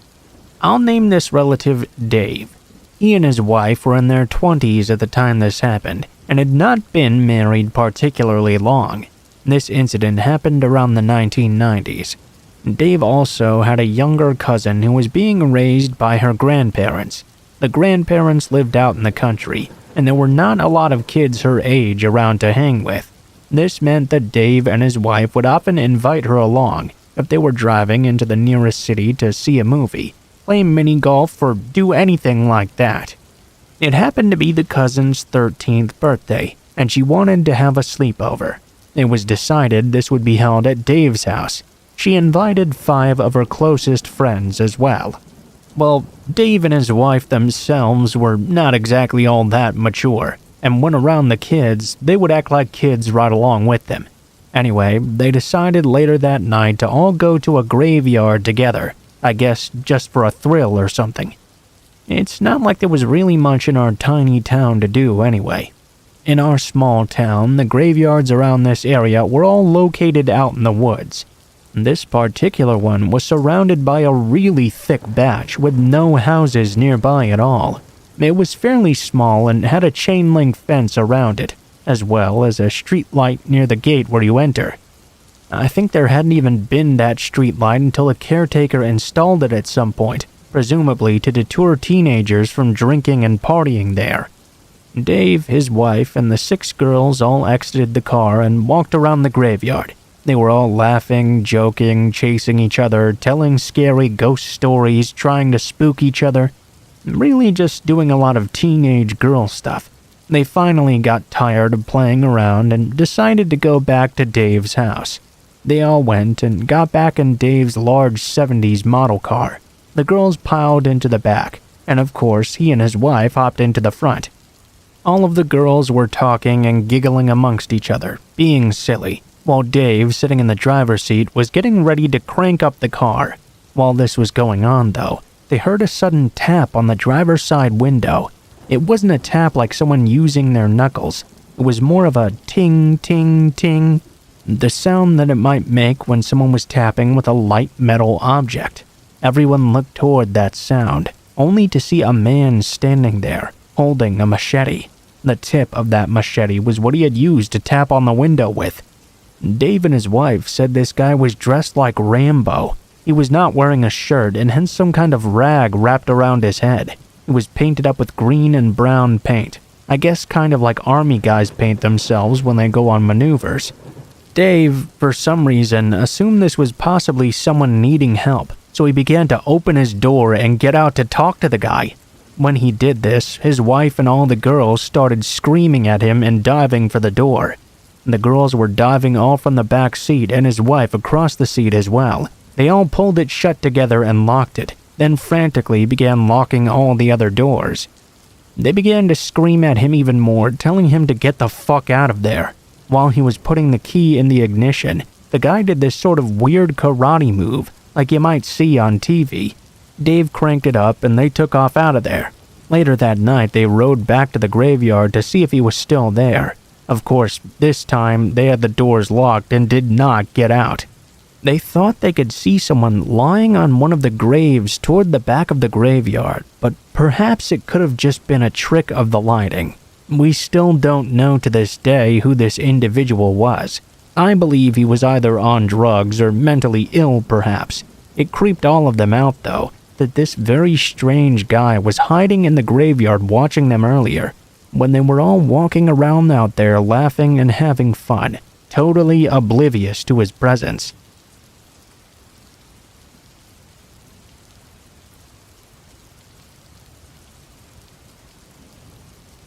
So I used to work from 4 p.m. to 12:25 a.m. Before I accepted those hours, my brother agreed to take me home each day. Well, he slacked off on that deal numerous times, and I was left to walk or skateboard home very late at night. I suppose I could have taken a taxi, but at the time I really didn't want to pay. These trips from work to my house would take an hour to an hour and a half, depending on how lazy I was feeling that night.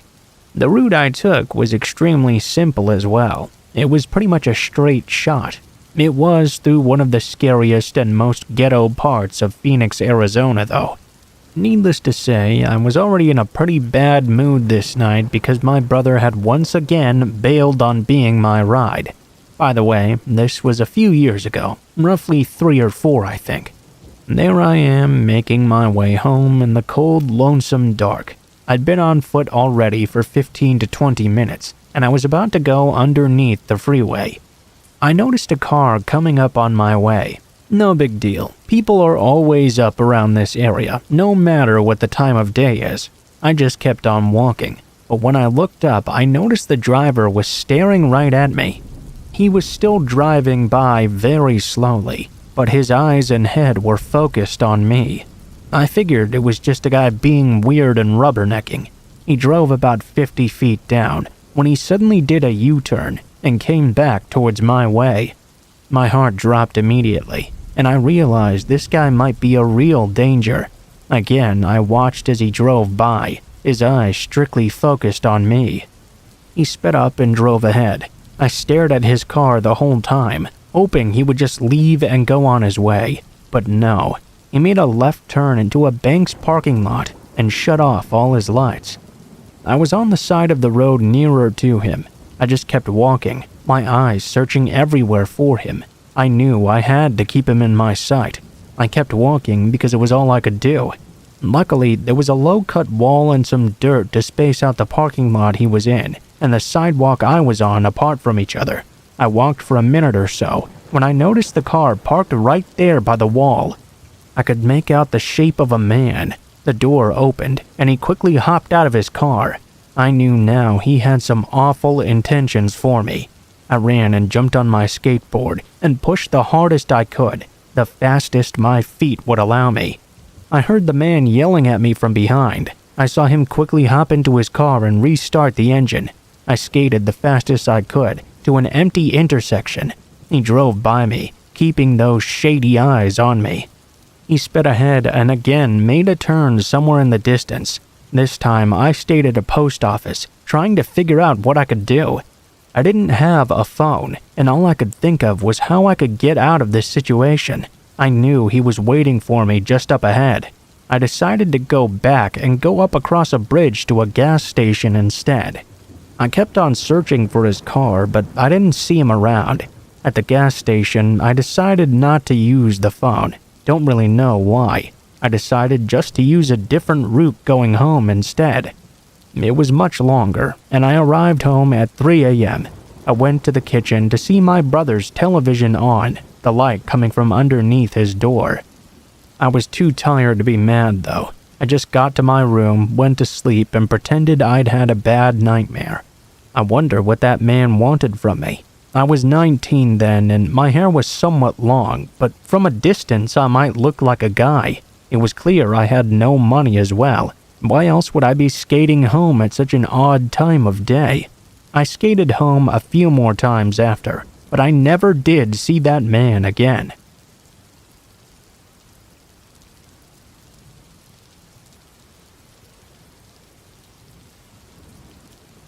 So let me start off by saying I move around a lot in between SoCal and Arizona. At the time of this incident, December 2015, I was still living in SoCal at my grandparents' apartments. I had gotten a seasonal job at Toys R Us to do something with my time and learn some people skills. I'm a 24-year-old girl and have some pretty extreme social anxiety. I sometimes find it really hard to talk to people, so I figured this job might help me with that. Another important thing to mention, my grandmother is on a government program with reduced housing cost and has a 2-bedroom apartment ever since my grandfather passed away. Due to the annual check at her complex, she's supposed to be the only inhabitant of her dwelling, so technically I was not supposed to be living there with her. She liked the help and the company though, and I liked being rent-free. Now, since I wasn't technically supposed to be there, I technically had to sneak around, and most definitely could not park on the parking grounds for the complex. That would draw too much attention. There was, though, a cemetery right across the street from the complex, and then a half-mile of houses leading down the street to the next cemetery, along which most of the visitors for the houses and apartments nearby parked, including myself. I was getting to stay rent-free and staying with my grandma who I loved, which was awesome to me, even if it meant I had to park a half-mile away and walk a little bit. I didn't exactly mind much. All was well and good for a few months from when I got the job in October, minus a scary incident with a stalker at work. I'll leave that story for another time. Eventually, though, they started putting me on night shifts, which I definitely did not mind since I tended to be a night owl. Also, if you've ever been on closing shift at any retail store, you know you can easily stay an hour or two overtime after the store closes, doing a reshop during the holiday season. It was early December at this time, so I ended up getting off work past 2 a.m. Around this hour at this time of the year in this part of SoCal, the mist gets unbearably thick, to the point of having to drive 30 miles per hour down the freeway with brights on. Even with that, you still can't even see a foot or two in front of your car. Tonight was one of those nights. I wasn't too bothered by it at that time, but it did set off my anxiety a little bit. By the time I got home, and it took me nearly 20 minutes to find an available space, I was pretty anxious. Of course, with my luck, I had to park at the very back end of the half-mile stretch. Now, it was kind of a tradition of mine to get out of the car, close the door, and meander near my car for a minute or two, while I audibly stretched a bit and sometimes complained about my day to the mist. It was just a little habit thing I did, and tonight was no different. Immediately after I tucked my purse under my arm, I turned on my phone flashlight and stuck it in front of my face to see where I was going. The fog was so thick I could barely even see in front of me. I had walked in this weather many times before, so I knew my way home. A straight shot walk for half a mile, and a sharp left turn at the end of the cemetery, then crossing the street and onto the gated complex. I was on my merry way, until I heard it. A loud, almost obnoxious cough, and footsteps behind me. My alert mode set in immediately, and I started walking faster, trying to be quieter about my movements. Call me paranoid, but I've had a fair number of let's not meet moments before, and I certainly was not keen about meeting this stranger walking behind me. Especially given the fact I couldn't see anything around me even with all the light. This continued for a few minutes, with an occasional cough behind me. Then I hear a whistle, the kind cat callers do. This really bewildered me, because 1, you can't see shit, and 2, since you can't see shit in this weather, I assume the person was purposely intimidating me. At this point, I gave up on walking and broke into a full sprint. I could hear the steps behind me break into a run as well. I could hear panting as well. Clearly, this dude was not in the best shape. I mean, neither am I exactly, but at least the run didn't wind me out nearly as bad as him. By now, I was running to the next cemetery. For some godforsaken reason, my panicked mind told me it would be a better idea to duck into the cemetery and hide, instead of just walk straight home. Had there been no fog that night, I would have had a clear view to my grandma's apartment from the area in the cemetery where I stood. I quickly hid, crouching behind the entrance post to the cemetery gates. I knew I had fucked up. His footsteps stopped too, and I could tell he knew I was hiding because of my lack of audible footsteps. I crouched there for what seemed like 10 minutes, too scared to turn on my phone, for fear that he was intently listening out for any sign of me. I had figured out he was standing 5 to 10 feet from where I was at the entrance driveway to the cemetery, just before the gates. This was confirmed when after a few minutes I heard him call out, "I know you're in there, sweetheart." I heard the distinct sound of a lighter being struck, and then smelled cigarette smoke. I figured the dude was now focused on his cigarette. I made a run for it across the cemetery, somehow not tripping over anything, all while intently listening behind me. The cemetery's main entrance has wrought iron fencing, but the back and right end is wooden, and serves as a separator between the cemetery and the backyards of various houses. The other side, which is in front of my grandmother's apartment, was chain link. There was no other entrance or exit to the cemetery, but I knew the chain link fence had a flaw and didn't go all the way to the ground. I laid on my stomach, pushed the fence out and up, and wriggled across underneath. I ran directly across the street to my grandma's house, pounding on her door until she opened. I don't know how the dude found me. He must have been standing around nearby as I parked and heard me complain to myself loudly when I got out of the car. But either way, that was one of the most terrifying experiences I ever had.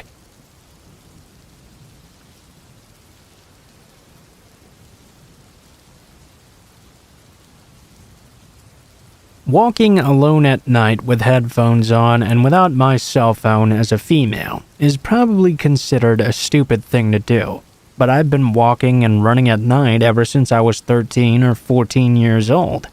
I was naive at first, probably, and have become even more complacent since then, because I'd never had any bad experiences doing this. I grew up in a small town and was not a morning person. I always enjoyed exercising at night. There's less cars on the road, it's a good way to wind down before bed, and it gives me a lot of space to think about my day. This evening, it was approximately 8:30, and I was out for a walk going up a hill towards a pretty uninhabited part of my route. I live in a newer subdivision that's being developed into a wooded area near a lake, and towards the rural part of town. It's a semi-residential, semi-rural area, if that makes any sense. A lot of houses set far back from the street, and lots of fields in this part of town as well. I noticed the street had been lit up for an unusually long amount of time from behind me. Usually, this particular road was pretty dark. I turned around, only to see a car creeping along at a snail's pace right behind me. Instantly, I got a weird feeling, but I thought maybe this person was just looking for a house address or something, so I kept on walking along my route. The driver and sole occupant of the vehicle, I could see an older guy, maybe in his 40s with glasses on, was now driving right beside me at a steady crawl, about 5 kilometers per hour. I started to panic, but I didn't want to show him that I was freaking out yet. I gave him a confused look, in the hopes I would realize he was just a normal dude lost in a neighborhood he didn't know. Instead, he met my stare with no emotion on his face. That was when I was clued into the fact that yes, bad things can and do happen, and likely that was what was going to happen right now. Immediately, I did a 180 and started walking in the other direction. I looked back to see he had pulled into a driveway.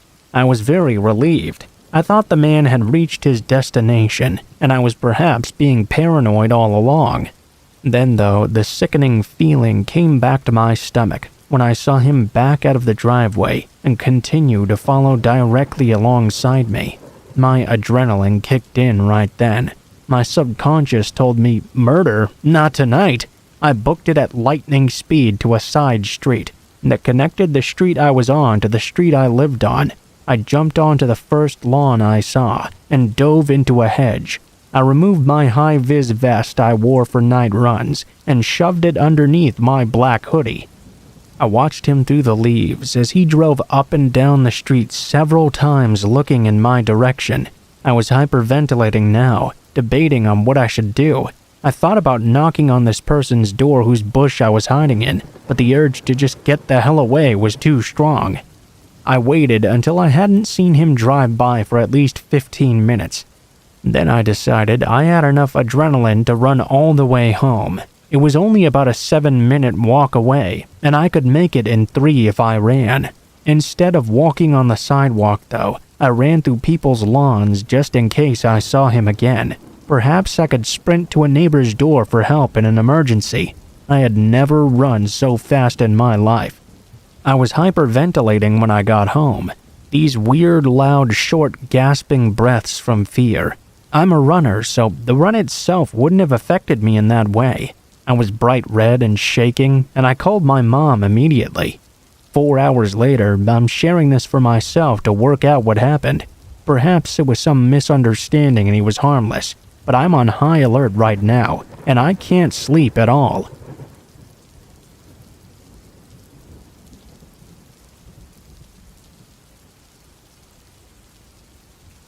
This story fucked me up for a while, and I'm still not completely okay, though it is easier to cope nowadays. It was the middle of summer, and my parents had left for the weekend to go to our house in the Cape Cod. It's about a 2-hour drive away, so it's no big deal for them to leave me alone for just a few days. My mom had made some pulled pork and pasta for me to heat up whenever, and I had some money if I wanted to order a pizza as well. Things were pretty much all good. The first night I was alone, I stayed up till 3 in the morning, playing Xbox, so I woke up really late the next day. I checked my phone when I woke up and saw it was a little bit past 1. I had made some plans to play some street hockey with my friends at around 3, so I threw myself out of bed and stumbled into the shower. I take some really long showers, so when my parents are gone, I go mental. I was in there for about 45 minutes on my phone, scrolling through Reddit and Twitter and whatnot, when I heard my front door open. My bathroom is directly up the stairs from the back door, and the thing is pretty loud when it opens and closes. I immediately froze, since it was obvious I was supposed to be alone.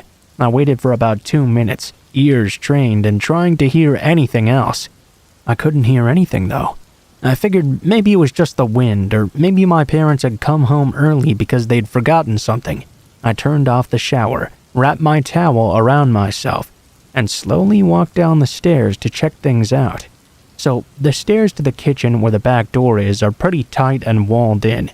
I couldn't see the kitchen when I walked down because of this. Even though my house was old as shit and each step on the stairs made a super loud creak, I took my time and tried to be as quiet as possible. It took me 45 seconds to walk down all 12 stairs.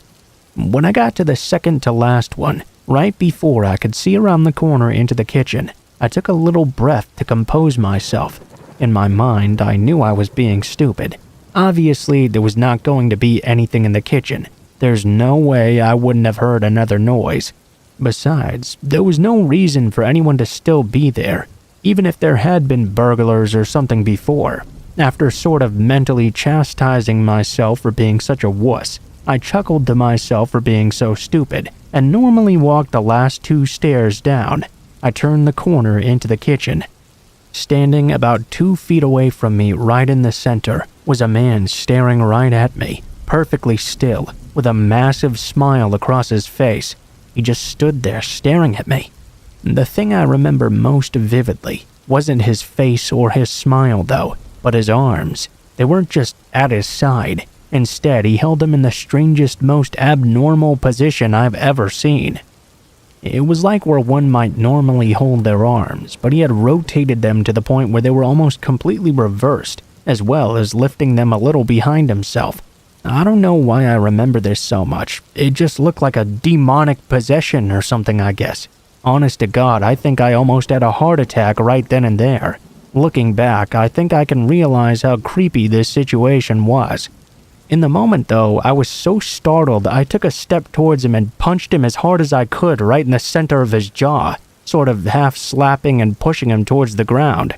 The very second I connected, I sprinted up the stairs, dropping my towel in the kitchen with my heart beating out of control. I sprinted into my room and locked the door behind me. I quickly put a chair up against the doorknob like you see in TV, and almost without thinking, I immediately called 911. Nearly in tears, I told the operator everything.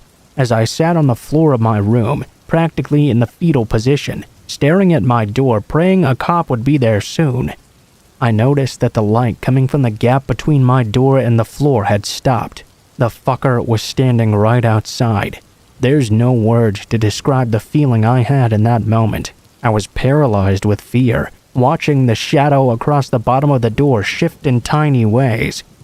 I stayed balled up, staring at the gap, praying the man would just go away for what seemed like an hour. All the while, the 911 operator was asking, "Hello, sir? Sir, are you there? Hello?" I didn't want to make a single noise. Even if I wanted to move my arms and bring the phone to my mouth, I don't think I could have. Eventually, the light returned to the gap, and I heard the faintest of footsteps, slowly creaking the wooden floorboards as he walked down the hall. It was silent for minutes as I just sat there curled up, unable to even speak. I heard banging on the front door and the sound of 2 officers entering my house. Finally, I felt safe. I opened the door to see the 2 of them standing there, and I almost cried. Nowadays, my parents won't leave me home anymore, thank God, and I check every lock on the house before going to bed. I still get nightmares occasionally, and my heart starts racing whenever I see someone standing still. For the most part, though, I'm doing alright. Even working with sketch artists and a few lineups as well, the police never found whoever the fuck was in my house. That sends shivers down my spine every time I look outside. I half expect to just see him standing across the street smiling under a lamppost or something. I have no idea what he wanted that day, or who he was.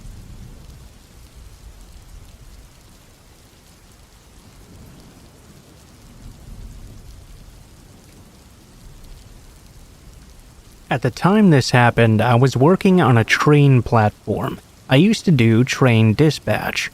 One night, I was just about to finish my shift when I got into a chat with some male staff. We were teasing each other about the station being haunted, swapping ghost stories and drinking boatloads of coffee. I could see out in the distance a gentleman was standing on the platform, just kinda staring out at the line. I mentioned to my friend that this man was acting somewhat odd. Maybe one of them should approach and just check to make sure this guy was doing okay. After reaching a consensus, it was agreed that I should be the one to go. They would all be just slightly behind me. People tend to open up more to a woman after all. I approached and asked him very plainly, "Sir, are you all right?" The man gave me a very strange smile. "Oh yeah, I'm fine. Just missed my train. Need to think of an excuse for the wife is all." I nodded and came away, but something still didn't sit right with me. The way he had looked at me was very strange. Eventually, the time to swap arrived. Normally, I would head off in an expletive-filled blaze of glory, mainly directed at my male friends who would return the favor. It was sort of a rite of passage. If you didn't get told to piss off home, you were just unpopular. This time, though, I approached them. Hey guys, I know this might seem stupid, but would you mind walking me to the bus stop? That guy really creeped me out." A couple of the lads who knew I was not prone to fits of fancy agreed immediately and walked me over to the bus stop. All of a sudden, as we were about to arrive, one leant into me and whispered, "Hey, I think that guy is following you." I decided to let the first bus go, and my friends agreed. The man stayed behind as well, standing behind us a few feet, and giving me this really off smile. He kept raising his eyebrows and muttering to himself. One of my friends whispered he really didn't like this, and said he was going to take me straight to my door instead. I nodded, extremely grateful, as this guy was becoming incredibly creepy. My male friend wrapped an arm around me and did the heavy boyfriend routine. This normally kept unwanted attention away from the ladies. For some reason, though, this guy in particular really didn't seem to care. He just kept on staring. Eventually, even the other passengers noticed this with how blatant he was being, and mutters started about keeping that weird bastard away from me. My bus arrived, and I moved to board. This guy did the same. At that moment, my friend announced, "Tell you what, come to mine instead, babe. I live alone, no parents to interrupt." I nodded, agreeing. I took a few steps towards him away from the bus, and the odd man stepped off of it as well. He was definitely following me. I looked over to my friend. By now, I was completely terrified. He wrapped his arm tight around me and walked me away from the bus and towards the nearest pub. My friend was obviously deep in thought, and I wondered just what he was thinking about. As we turned the corner, suddenly my friend pulled me out into the middle of the road with him, shouting for a taxi. A cab pulled me up and he bundled me into it right away. He instructed the driver to take me wherever I wanted, lock the doors and windows, and under no circumstances open them until I arrived safely. He even gave £20 and said to keep the change. The cabbie nodded and locked the doors. He took the money and drove me home. Whilst we drove, I explained to the cabbie what had happened. He became very serious suddenly and told me multiple women had been attacked in that very same area in the past 3 weeks.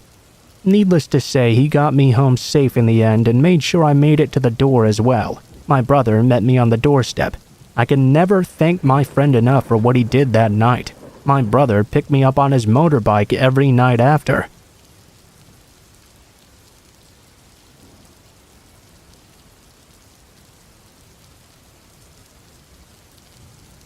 Once I went on a trip to Italy, where there were many alarming "I think we should leave" moments.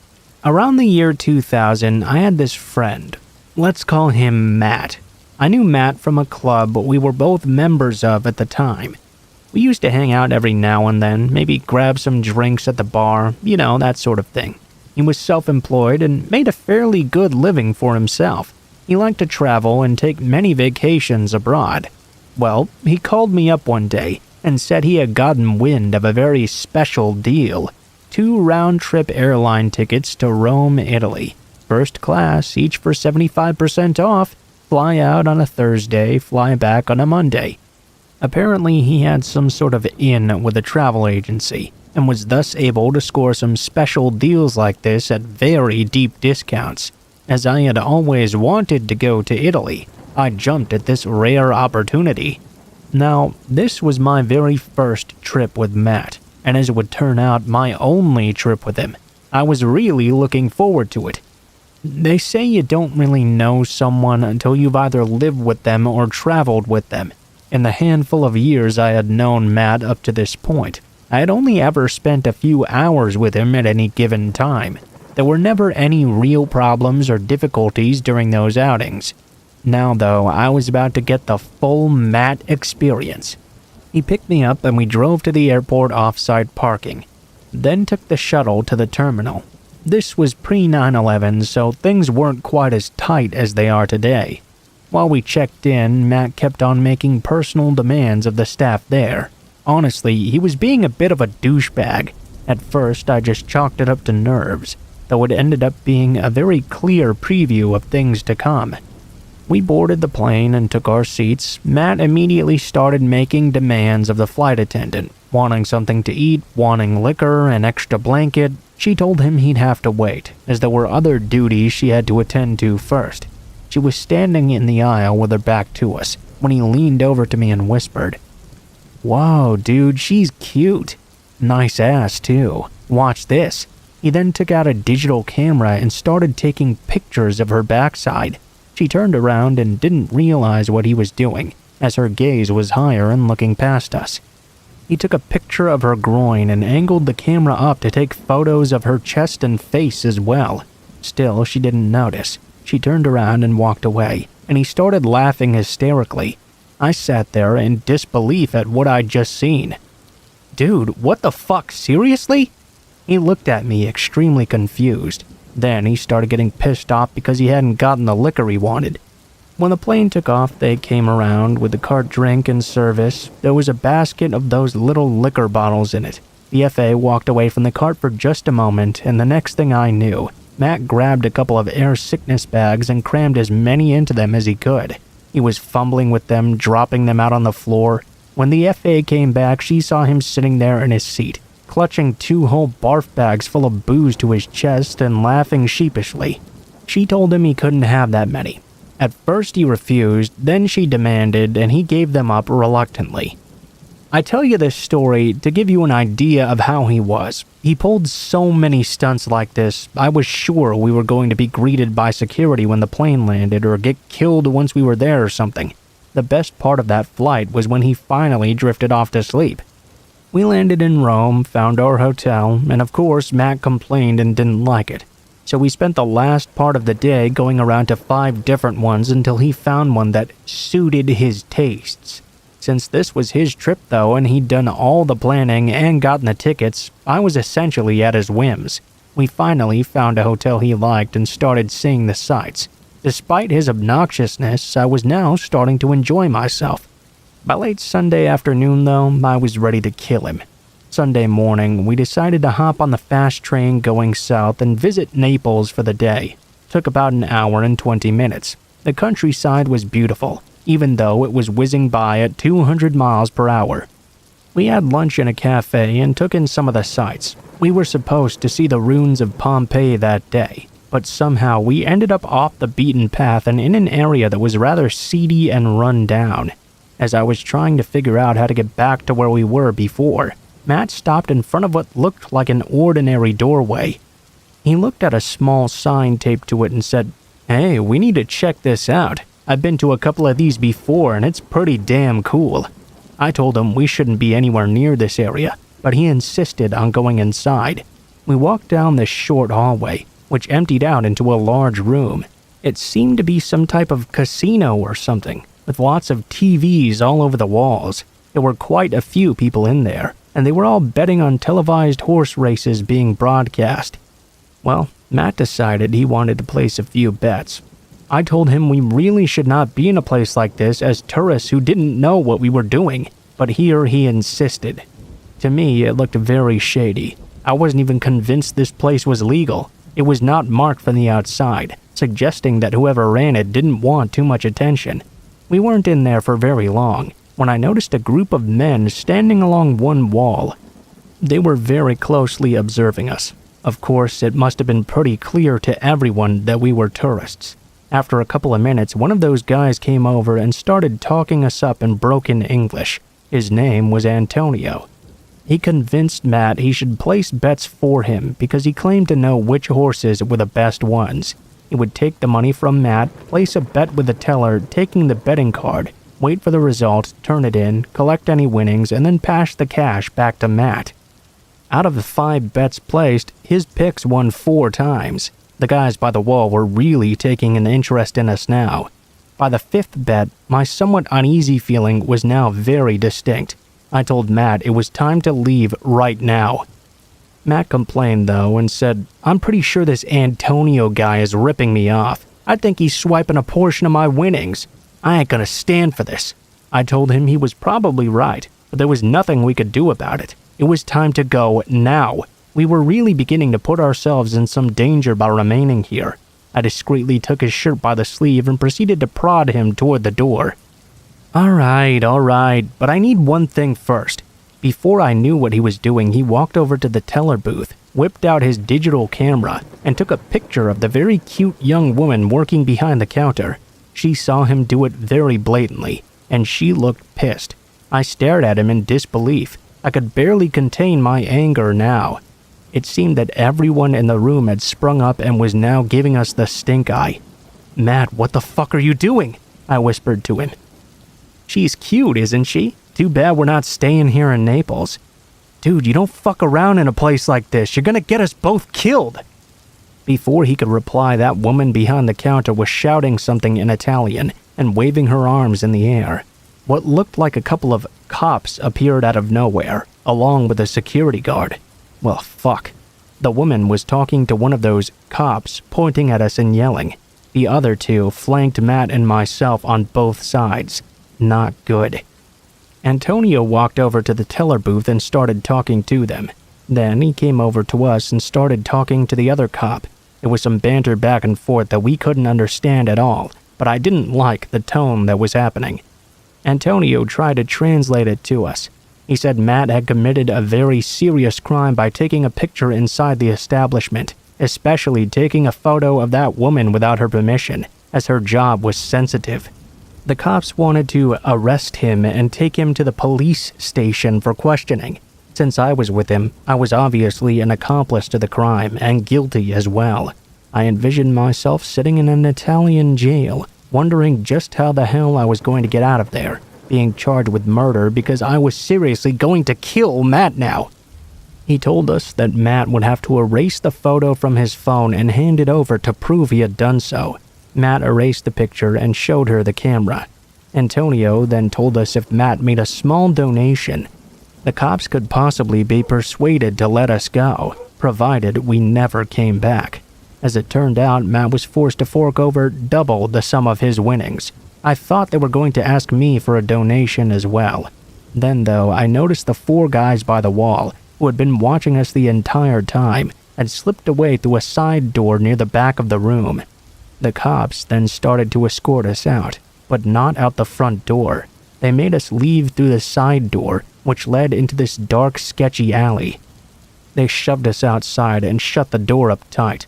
Matt was leaning against the side of the building, pissing and moaning about losing all this money, but I told him to shut the fuck up. I had a gut feeling we were still in danger. I told him we needed to leave right now. He started walking away, still grumbling. Not nearly quick enough, though. I grabbed him by the shirt and pulled him along as I forced him to run out of there. As we got back onto the sidewalk of the main street, we swiftly moved a short distance up the block. I looked back, only to see a small group of men appearing onto the sidewalk out of nowhere, obviously searching around for us. When they spotted us, they started moving up the street towards our position. I knew they were coming after us. I wasn't sure if it was the same group from the casino, but I didn't want to stick around to find out. "Matt, you fucking fat ass, you have to run or we're both dead!" I grabbed him by the shirt and started pulling him forward again. He was huffing and puffing, and I was full of adrenaline. We rounded a corner. There were a few taxis sitting there. I picked one, opened the door, pushed Matt inside, and jumped in myself. I screamed at the driver to take us to the train station now. The cab driver took off. Several seconds later, I looked back, only to see that group of men following us had stopped on the corner and were looking around frantically. It could have been a scene from a low-budget action movie. The entire train ride back, I was absolutely fuming with anger and disgust. I have no doubt the whole thing was a setup from the very start. Antonio, those fake cops, the guys at the wall, they were all in this together, and they all probably got a cut of that donation money. If they had caught us and robbed us on the street, everyone would have gotten a cut as well, perhaps of a different kind. I wouldn't be surprised if schemes like that were quite common. When we got back to Rome, it was late afternoon. All I wanted was to rest in the hotel. Matt went off and did his own thing for a while, which was good because I couldn't stand even looking at him anymore. We were due to fly out the next day. My plan was to relax in the hotel, get dinner somewhere, and then get a good night's sleep. I was frazzled and just wanted to get on the plane and fly back home. Of course, that didn't happen though. Matt caused many more incidents in my time with him, and I decided never to go on another trip with him ever again.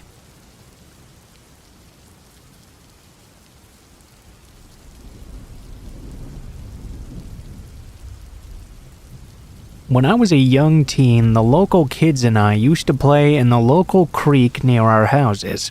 Okay, so it was more like a storm drain system, but was all overgrown, and had lots of puddles and areas we could build dams and go tadpoling and stuff. It was a lot of fun, actually. One of our games was to throw mud or rocks at each other just for fun. Bruises, blood, and dirt were a common thing. But that's what being a kid was back then. Well, one day we came across this field that had the plants with green-type fruit in them, hundreds of them. Looking back, I think they were chokes. Many were way overripe and really squishy. We decided to start throwing them around. When one of my mates threw one at a truck off in the woods, we heard a loud splat as it squirted all over the side. With glee and delight, we kept on going. All of us. It was wrong, I know, but boys will be boys, I guess. After pelting this truck, about a half hour later, I suddenly felt this intense burning sensation in my chest and an overwhelming feeling we needed to leave right now. I could tell something was wrong, but I couldn't make out exactly what it was. I told all my friends we needed to leave. They all said no, though. They were having way too much fun to go. I asked them again and again, but they just didn't want to stop having fun. I told them I would be leaving by myself then. They whined a whole bunch, but eventually they did decide to follow me. We climbed down this side of the creek, jumped across the rocks, and were just starting to climb the far side. Out of nowhere, this group of men came bolting out of the area we had just been playing in. They heavily outnumbered us, and they were much older as well. They began to chase us through the forest, and chased us for about an hour. In the end, we did manage to get away. The only thing I think allowed us to do so is the fact that we were on the other side of the creek when they started chasing us. If it wasn't for me having that sense of something being wrong, I would guess at the very least we would have all been bashed to bits for assaulting that truck. Okay, yeah, maybe we shouldn't have been throwing the chokes at it, but still, do you think it's reasonable to chase a bunch of kids through the woods for an hour and try to kill them just because of that?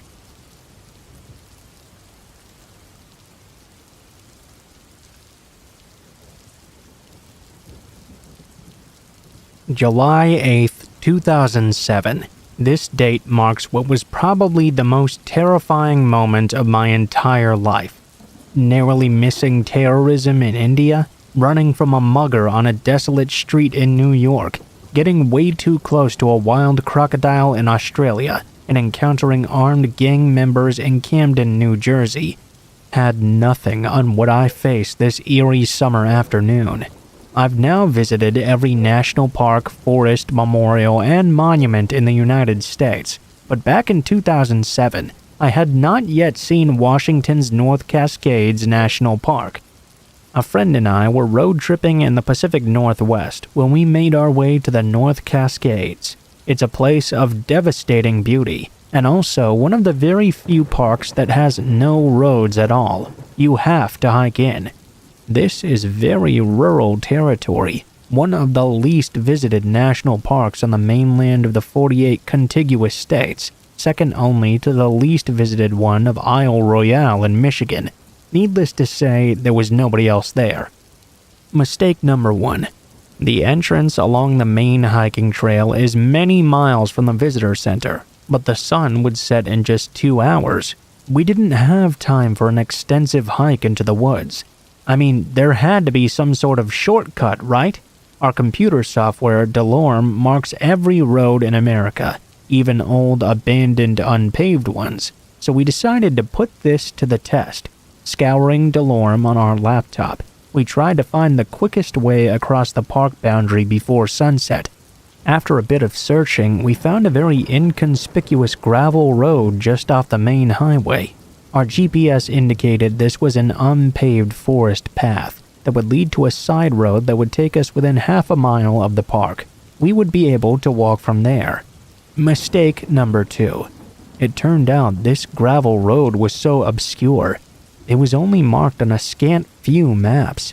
The side road we were looking for to get closer to the park was even more obscure. It's not marked anywhere that I can find now. It was on our screen that day though, and it was our only option. At least, the GPS indicated there was some kind of road there, perhaps unmaintained for decades. When we drove right up to this alleged location though, we saw nothing was there. Where was this side road? Was the map wrong or something? Looking at the ground, we noticed an old gravel road, completely grown over with grass, and bushes taller than our car. Yep, that's a road all right, or at least what used to be one. We knew though this was the quickest way there, even though we had no business driving our rented sedan down this path. Where even a Jeep would have struggled, we slowly pushed forward through the brush, dodging trees, folding down the foliage in front of us, while it scraped against the undercarriage of the car. Mistake number 3. After 15 minutes of this ill-advised trek down this overgrown path, we arrived at a complete dead end. It was an old campground shrouded in trees, with molding picnic tables covered in moss and long abandoned. The forest around us was so dense that it was completely dark, despite an hour of remaining daylight. To avoid getting lost, we carried our laptop with us to track our movements as we trudged through the forest toward the park boundary. Now there was no trail. There were no discernible landmarks to find our way back if our GPS somehow failed. If anything went wrong, we were a long way from civilization, and a long hike from our car as well. But, I mean, it's only a half-mile walk, right? What's the worst that could possibly happen? The scenery was extremely gorgeous, but needless to say the scenario was very eerie. The woods had become so thick now our GPS lost the satellite connection altogether. This GPS had worked all over the world, even when I'd hiked through remote areas of Antarctica. It had never failed me before. But here we were in the thickest forest I had ever seen. Sunset, way out of our comfort zone, far from society with no GPS signal. Idiotically, we pushed on. I mean, we were so close to the boundary. If we could just make it there, everything would be fine. So, the finale. The white water rapids in a nearby creek overwhelmed any sounds of the forest. We had to shout just to communicate to each other. We had no equipment to clear the brush, and were wearing tennis shoes instead of proper hiking boots. We had not planned for this much at all. We had walked far enough, though, to believe we had entered the boundary of the national park. At that moment, as we came to a stop, the GPS briefly came back to life. We had crossed inside. We'd made it. A success. The celebration abruptly ceased, though. An earth-shattering growl from a few feet in front of us shook the forest and completely drowned out the sound of that rushing river. It was the most powerful animal sound I'd ever heard, even beyond looking down the blowhole of an enormous whale in Antarctica as it loudly bellowed. Why was that? It was very close. We were frozen, peering in the darkness, desperately trying to make out the animal before us. My friend uttered the words, "It's over." We imagined that at least one of us was going to die, maybe even both of us. This could not possibly end well. You see, just there in front of us, that we hadn't noticed before, we could make out the image of an enormous mountain lion, crouched in the darkness. We were so far from our vehicle, so deep in its territory, so incredibly out of our element. There was no way we were going to survive. This massive beast knew this forest like the back of its paw, a place we certainly didn't belong. I'd never felt so out of place. When I encountered those gang members in Camden, New Jersey, I could at least attempt to negotiate with them, maybe beg them for my life or something. But there's no negotiating with a 200-pound hungry killing machine. We started to back away slowly. Running is something you're never supposed to do with a large wild cat. Soon, though, panic overcame our logic, and we both started sprinting through that forest. We were not thinking about protocol in that moment. For whatever reason, though, it didn't pursue us. Perhaps it was luckily already occupied by a dead animal, and the growl had merely been a warning. Perhaps it was God's protection. Maybe both, but we ran for our lives. I distinctly remember carefully avoiding poison ivy on the walk into the woods, but bolting right through that same stretch with disregard on the way back. We ran so far, in fact, that at one point the GPS roared back to life and exclaimed to turn right on Route 20. We retraced our steps using the laptop, running, jogging, then finally getting exhausted and walking. We eventually made it back to our car alive. And that's why I've taken road trips to every piece of American soil, so I can have stories to tell like these forever.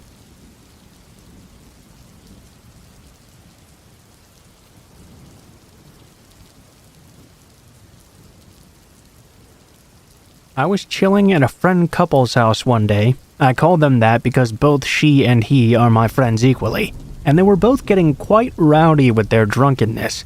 They had begun to argue over the music. He wanted the volume pumped way up, and she wanted it turned down so she could hear the TV. They kept on arguing. When she snatched the phone and messed up the speaker to the point he had to go fix it, he convinced her to give him the phone back, and he plugged it back in and cranked it way up.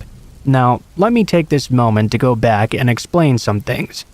This couple is fucking nuts, and I don't mean just crazy in a relationship or real wild mood swings or something. No, I mean they are both crazy as shit as individuals, certifiably so actually. Most of the time, they're just really cool people who argue a lot and sometimes try to kill each other. When it's not the latter though, it's actually sometimes pretty funny. So, on this particular day, I'd been over there pretty much all day. They'd been drinking heavily as they usually did, and been arguing all day as they usually did as well. I was sitting in between them in their small camper, just kinda watching them go back and forth, keeping my eye on the clock because it was nearing 4 p.m. This meant if anything crazy was going to happen, it was getting within an hour of that time. Somehow, over the time period of knowing these two, I'd figured out that all of their episodes usually took place after 5 p.m., the worst ones at least. Because of this, I made it a point to not ever stay past 4.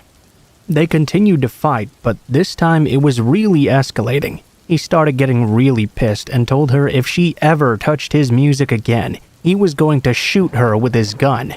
She sat there quietly for a moment, and I began to gather my things 30 minutes before the usual time. Lighter? Check. Cigarettes? Check. Umbrella? That's when she got up from the chair and walked right over to his face. You know what? I'm sick of you. I'm going to kill you. I killed my ex-husband, and I'll kill you too. Now, allow me to interject once more. This was a known fact that she did indeed kill her ex-husband. She even went to prison and served her time. This was not something that was hidden. In fact, they were both even friends back when the murder first took place. She had even let him know a few hours before the murder that if she went home and her husband hit her again, she was in fact going to kill him. Well, after she said that, I decided that suddenly I really didn't care that much about grabbing my umbrella anymore. I'd watched them down at least 50 beers that day, and it was starting to get unusually heated in there. It wasn't worth that dollar store general umbrella. Perhaps I'd ask them to send it over the next time I came over. I went ahead and started leaving, telling them I'd catch them some other time. They were insisting that I stay behind, saying we could have a barbecue or something. I really declined though. I made an excuse that I had to go home anyway because I had left some meat out to thaw. On my way out, I passed by a mutual friend who was just coming through the doorway, and I whispered into their ear, "Hey, it's getting pretty crazy in there. You might want to get the hell up out of here." I said it as quietly as possible so neither of them could hear me. Well, when I got up the next morning and got on social media, the very first thing I saw on the broadcast page was she'd been arrested once again for attempted murder. Not even an hour after I'd left, in the presence of our mutual friend and another friend of theirs, she'd grabbed the gun and gone crazy, and shot her boyfriend twice with it as well. In the end, they dropped the charges on her due to lack of evidence, and somehow the two of them got back together again. They're even still together to this day. I really don't know how they do it.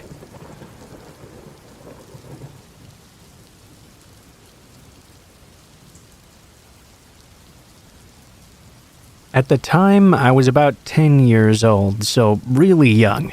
My friends and I were shopping, and our parents had suggested we get some matching cool shoes. There was this really neat modern-style shoe shop nearby as well. We were wandering around the store looking for a cool pair while our parents talked to one another at the entrance. While Alex, Susan, and I were looking at rainbow tennis shoes, a man who we at first assumed was the owner of the shop asked if we needed any help. We simply said no thank you. Even after saying this though, he didn't really bug off. Instead, he followed us around trying to talk to us, asking us our addresses and where we lived. He also asked us how old we were, and if we had anyone watching us right now. It seemed a bit odd, but we didn't really think it was that bad. So, we answered. Not the personal stuff like the address or anything like that though. We ignored those creepy questions. He soon tried to convince us to go with him into the basement of the shop. "Oh, you like that pair, huh? There are some similar ones that are way cooler down here." We smiled at the man, feeling a bit more reassured now. "Oh, yeah, thanks. Could you grab them for us?" Immediately he frowned. "Well, I need you to come with so I can measure your shoe size, and get the perfect shoe for each and every one of you." We were unsure at this point. We followed him out to the back and looked down into this deep staircase leading into the basement. It was pitch dark and extremely creepy.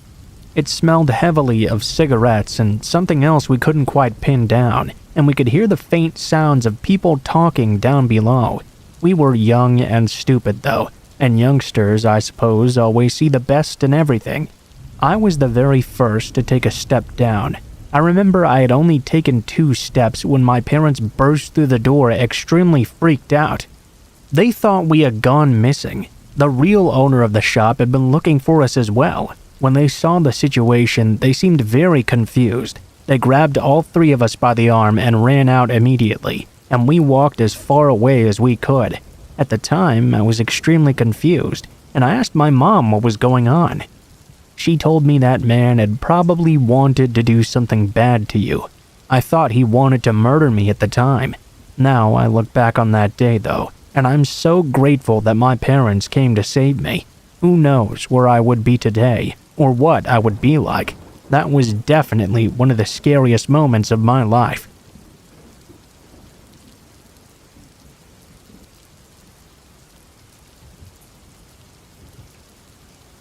This actually happened to 5 of my coworkers when I was in the US Air Force while stationed at Hahn AB, Germany. Since it's a cautionary tale and it happened 40 years ago this weekend, I believe it's worth retelling. The people's names have been changed, of course. These guys did what airmen stationed at Hahn often did on weekends. Drove down to the Mosel River to go drinking. It was one of the first warm weekends of spring, and everyone wanted to get out and have some fun. Well, after much alcohol consumption, they decided to move on to a different location. Everyone was extremely wasted though. The most wasted one, Joe, was driving. Dan, Matt, Mike, and Noel were his passengers. As they headed to their next stop, Noel became increasingly alarmed at Joe's ability to drive the car. They were going way too fast. and Joe was having a hard time keeping the vehicle on the road. They had finally had enough. "Stop this car and let me out right now." "Noel, we aren't even close to the base. You really want to get out here in the middle of nowhere?" "Yes, let me out." They dropped Noel off and continued on without him. Within a few minutes, Joe lost control of the car completely. He drove off the road, flipped through the air, and slammed into a tree. They were traveling at an extremely high rate of speed, and the car was completely destroyed. Dan and Matt were both killed immediately. Mike had some internal injuries, but he walked away from the crash in the end. Joe was more seriously injured, but he did survive. Noel was the smart one. He knew when it was time to leave. We both happened to get assigned to the same base for our next duty location, and we always talked about how fortunate he was to get out of that car when he did. He very well would have lost his life that weekend if he didn't get the sudden sense that he needed to leave.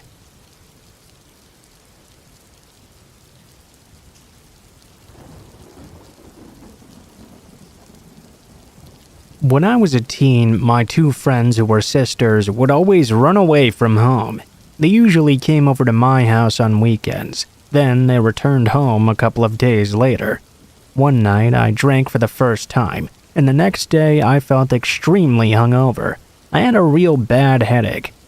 I was actually excited to know that this was what the first hangover feels like, so I just relaxed at home.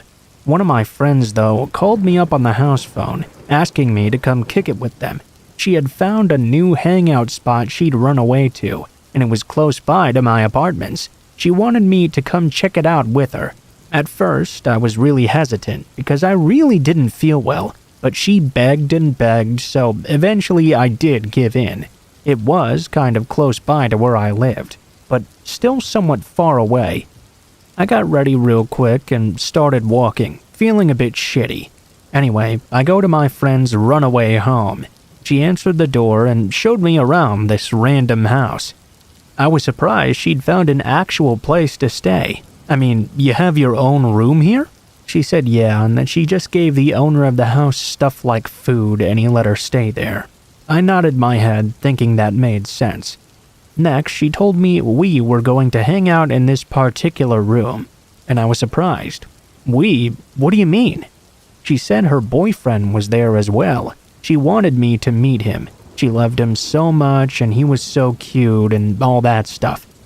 So I go into this room, right, and I meet her boyfriend. He's years older than us, maybe like 3 or 4 years. Also in the room, there's a much older man. Shaved head, muscle shirt. He looks sunburnt and reddening on his skin. He had faded prison-looking tattoos that made him look much older, and he looked like he'd been through some serious shit. He was turned around ironing some clothes or something. Immediately, I was very hesitant. I walked in warily and shook my friend's boyfriend's hand. Then she told me to sit down. They started small talk as I sat down on the bed next to them. I felt really weird though about this whole situation. Immediately, they started asking me all kinds of questions. "Where do you live? What do you do? Do you have a lot of friends? Does anybody check on you?" I made it sound as vague as possible, hoping my friend would not give them any real information. It turned out she was a fucking idiot though. All of a sudden, I felt like she had set me up. Perhaps like the old man had told her to call her friend over or something. I honestly thought when I was heading over here that it was just going to be me and her, that she really wanted to see me because I was her friend. So of course, I felt really caught off guard. I sat down on the bed thinking of a way to get out of there. I came up with a thought to mention that I had a real bad headache from going out the night before. They asked why, and I said I drank more than usual and felt really hungover. The older man became very excited.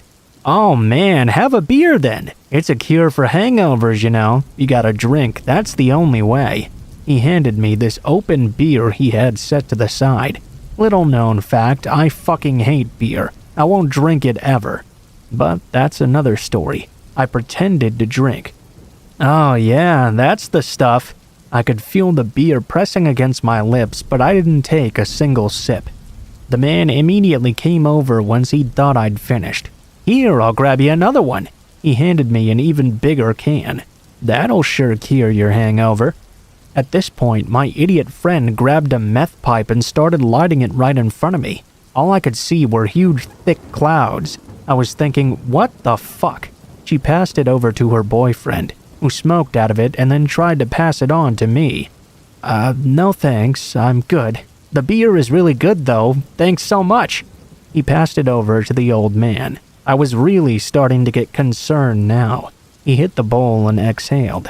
I was sitting there thinking, what the fuck had I just gotten myself into? I better not be getting high off this shit just by being here. My friend laughed, telling them she didn't smoke meth. Then, while everyone was talking, the old man apparently thought we were hitting it off well. He grabbed me close and decided to lay his head on my lap. I was wearing shorts, so I could feel his disgusting, bald, wrinkly head touching my skin. I wanted to throw it like a hot potato. There we all are on this bed, and I'm feeling worse and worse about this situation. I was saying to myself in my head, I need to get the fuck out of here now. I pretended to drink the rest of the beer and said I had to throw the can out. I started to walk out, saying to my friend I really wasn't feeling well. I was going to head out now. I could immediately see the disappointment in the two men's faces. Her boyfriend looked over at the man, and he stood up from the bed and went to move like he was going to block me from leaving. They kept insisting I stay and have another beer. My friend was even begging me to stay as well. I had already started to leave though. I knew the front door was only a few feet away, and I was going to get there. As the man came closer to me, I began to sprint. As soon as I shut that door behind me, I took off running even faster. I hit those corners and slid. I knew I had to get away from there. I didn't stop running until I got to the front of my apartments. That's when I felt my head pounding. I felt so gross coming out of that room. I went straight home and slept the day away. More days passed by, and I hadn't really been back over there. I would make excuses whenever my friend invited me back. I just couldn't shake the uneasy, gross feeling, and I didn't want to be around drugs or those dudes at all.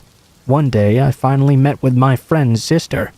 We were hanging out and had one of those long, late-night conversations when she told me her sister was still at that house now getting high.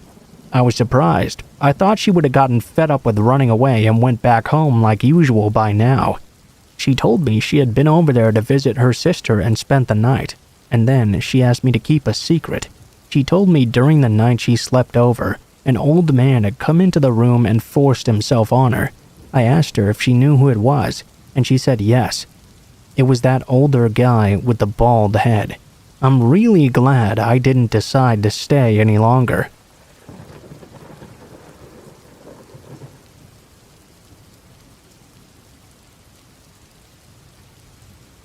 When I lived in New Orleans, a friend and I were invited by another friend to have lunch and hang out at yet another friend's house. It was a pool party, or so we understood, over in the Lower Magazine District. It seemed like a great way to spend a Sunday afternoon, and an even better way to meet some new people. We were there in about 10 minutes. I was seated in the living room when I idly picked up the lid of this beautiful ornate bowl, about the size of a large salad bowl, I guess.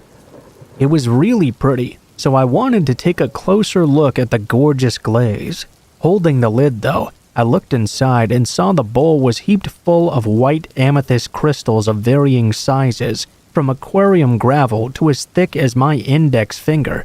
It took me all of about 10 seconds to realize what I was looking at was a pile of crystal meth in a startling quantity. As in a bang my ass in prison immediately quantity. As I was still holding this lid in front of me, staring transfixed by the realization of just how much meth I was looking at, another of the apparent hosts of the pool party walked in. He was a strikingly handsome man, and an athletic guy as well, maybe in his mid-20s or so. He was in swim trunks but had not yet been in the pool, as they were completely dry. He stopped in place and looked at me quizzically, his face somewhere between stony and surprised to see me there. His eyes had that certain flat lack of view into his inner state, a hardness that I instinctively associate with ruthlessness and a willingness to hurt others. I noticed that he was carrying a sawed-off shotgun and also a rag as well.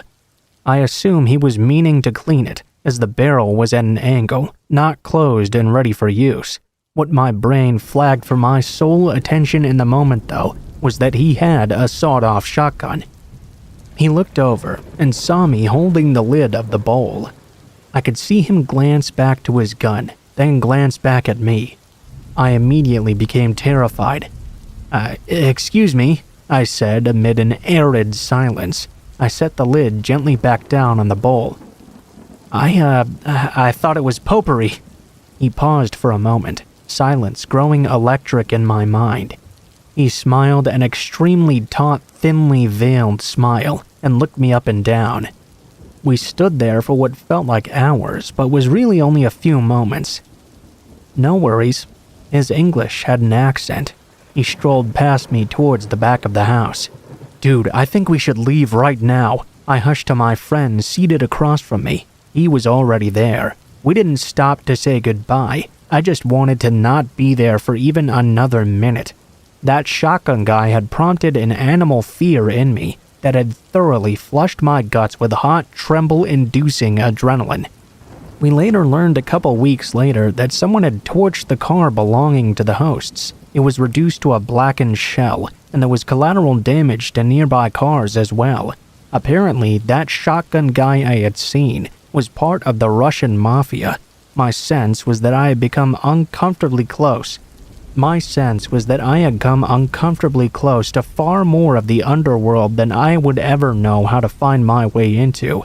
I was probably immediately recognized as either being a clueless interloper, or worse, possibly taken for an undercover officer with zero skills of being undercover. Needless to say, I laid low for a while after. The potpourri mafia is not for me.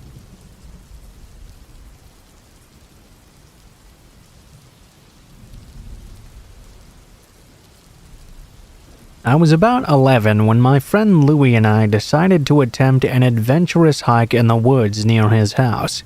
It was winter at this time and had been cold for quite a while. Louie and I shared this love for adventure, and today promised to add a brand new chapter to our already impressive book of feats. A couple of times we had made some small rafts from driftwood and rope, and tried to cross by a shallow creek. On other occasions, we climbed in high trees or hiked through meadows full of dangerous cows. The adventure was everywhere. Today was a different day, though. We would cross a lake on the icy sheet by which it was covered. The view was absolutely amazing, and the first 10 minutes or so walking out onto that lake went ever so smooth. But then it happened. We heard a sudden deep rumbling coming from underneath. The ice was cracking, and this was the real thing. At an enormous pace, cracks began appearing everywhere around us. In a matter of moments, a large crack appeared right between our legs from behind us, racing to the edge of the water in no time, as if a lightning bolt had just been drawn in the ice. This was obviously bad. Two things crossed my mind in this moment. One of my cousins had almost died after he'd fallen through the ice before only a couple of years back. And two, Louie didn't know how to swim. I was absolutely sure he would panic if he ended up in the icy water. I had once seen him having a panic attack just in the deeper part of a pool and had to drag him out in the end. He was already in a panic now. I stood there for a moment frozen, trying to figure out what to do. I shouted that we both had to lie down on our bellies carefully and make no sudden moves. We spread our arms and legs out like Leonardo's Vitruvian Man. He was crying but followed my suggestion nonetheless. We both laid down on that cracked ice. What happened next was not the prettiest or most graceful of sights. Instead of elegantly gliding on the ice as professional ice figure skaters, we crawled slowly like a snake with an acute indigestion problem. It took us an hour to reach the other side, and when we finally laid down on the white grass by the lake, Louie was crying. At this point, I looked back at the deep cracks in the lake and the ice that looked like it was just about to shatter. Then I looked back up at the skies. I was already thinking about what we were going to do in our next chapter of our book of feats, but we decided to take a break for a while after.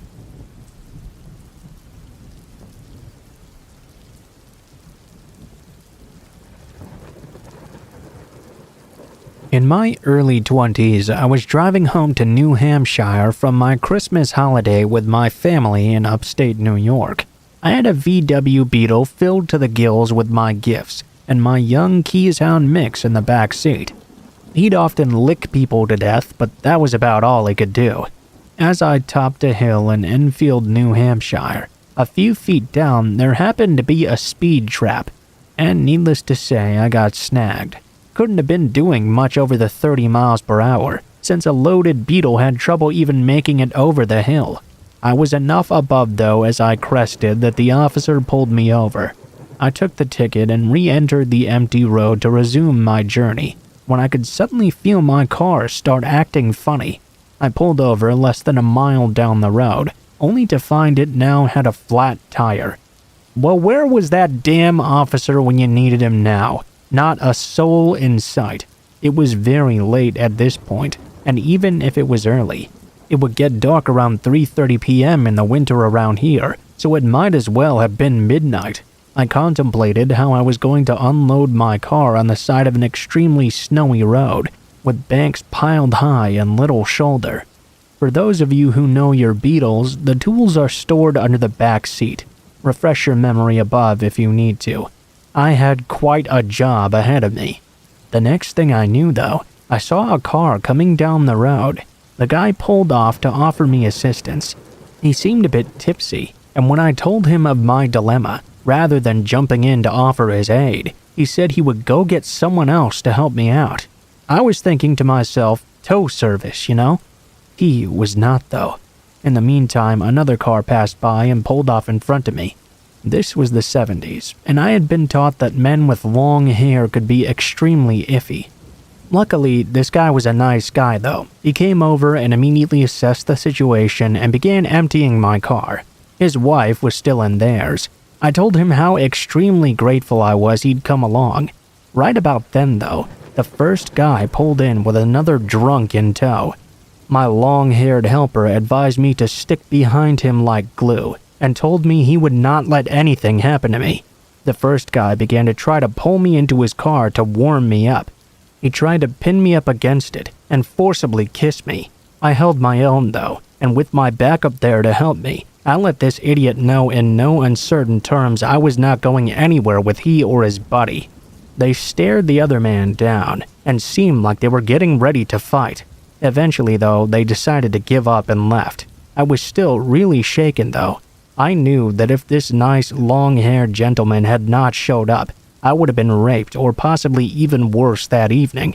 When the man was done and the car was reloaded, he said he would follow me to make sure those drunks didn't follow me as well, until he had to make his turn off toward Plymouth. The rest of my ride was fairly uneventful. I guess they saw his car following me and decided not to pursue. To this day, I still get chills whenever I think back to that event. I had a newfound appreciation for men with long hair, and I was much less judgmental about looks after that. I made the trip up to Plymouth to thank him again a few days later. I don't really remember his name anymore, but I do know that he owned, I believe, a bike shop down there. If you see this recounting, dear guardian angel, know that I've never forgotten what you did for me that day many years ago.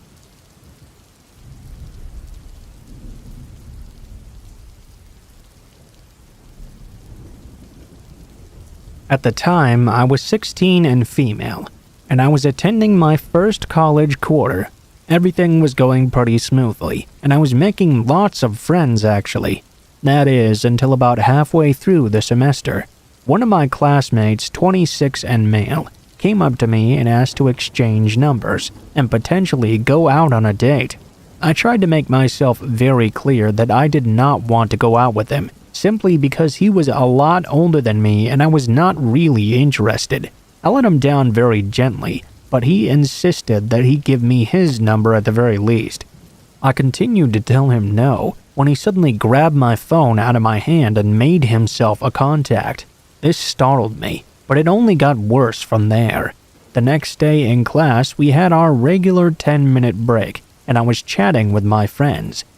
He came up to me mid-conversation asking me to go walk with him. I firmly told him, "No, I'm in the middle of talking to people." He basically gave me the finger and acted like I was the worst person in the entire world. He stormed down the hallway, kicking open the doors. I went back into the classroom to at least be by my professor if anything more happened that day. My friend texted me immediately, asking what I'd said to this guy. He was apparently outside kicking around trash cans and screaming at everyone who walked by him.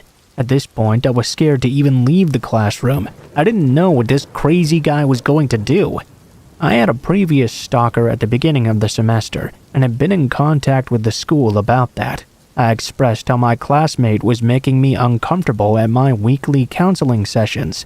The school was now aware. Because of this, he ended up leaving me alone for about a week or two. Then one day, though, there was a note on my desk asking if I loved him, if I wanted to marry him, if I wanted to have kids with him. He was not in the classroom when I saw it, so I slipped it into my backpack and ignored him for the rest of the lecture.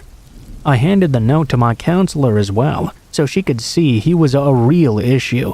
I believe she contacted my professor to make sure I was safe in class. After the note, we only had about a week left, so jumping now to the very last day. It was an independent study day, and we were all on our own. He came into class and somehow managed to get himself kicked out, so he ended up leaving. I felt extremely relieved, because I knew that was the last time I would ever see him. At this point, I knew I needed to get my stuff done quickly and make a mad dash to my car. I was about one lecture from finishing when he walked through the door and sat down at his desk. At this point, I knew I needed to log off my computer and just finish this later. I gathered up all my things and thanked the professor. I was speed walking to my car when I had the gut feeling someone was staring at me. I turned around quickly to make sure it was not him. Unfortunately, it was, and he was full-on sprinting towards me. My first reaction was to panic and call my mom for help. Just as our call connected, he grabbed my arm and pulled me to a stop. At this point, I was telling him to leave me alone as loud as I could, and that I was only 16. He leaned in and whispered to me word for word, "Age doesn't matter, you know. I know we're in love." I broke free and ran to my car as fast as I could to get away. He stayed right on my ass, though. Thankfully, the only door unlocked on my car was the driver's side door, because he ran to the passenger side and tried to force his way in. From that day on, I watch my surroundings extremely intently and always have to make sure nobody is watching or following me.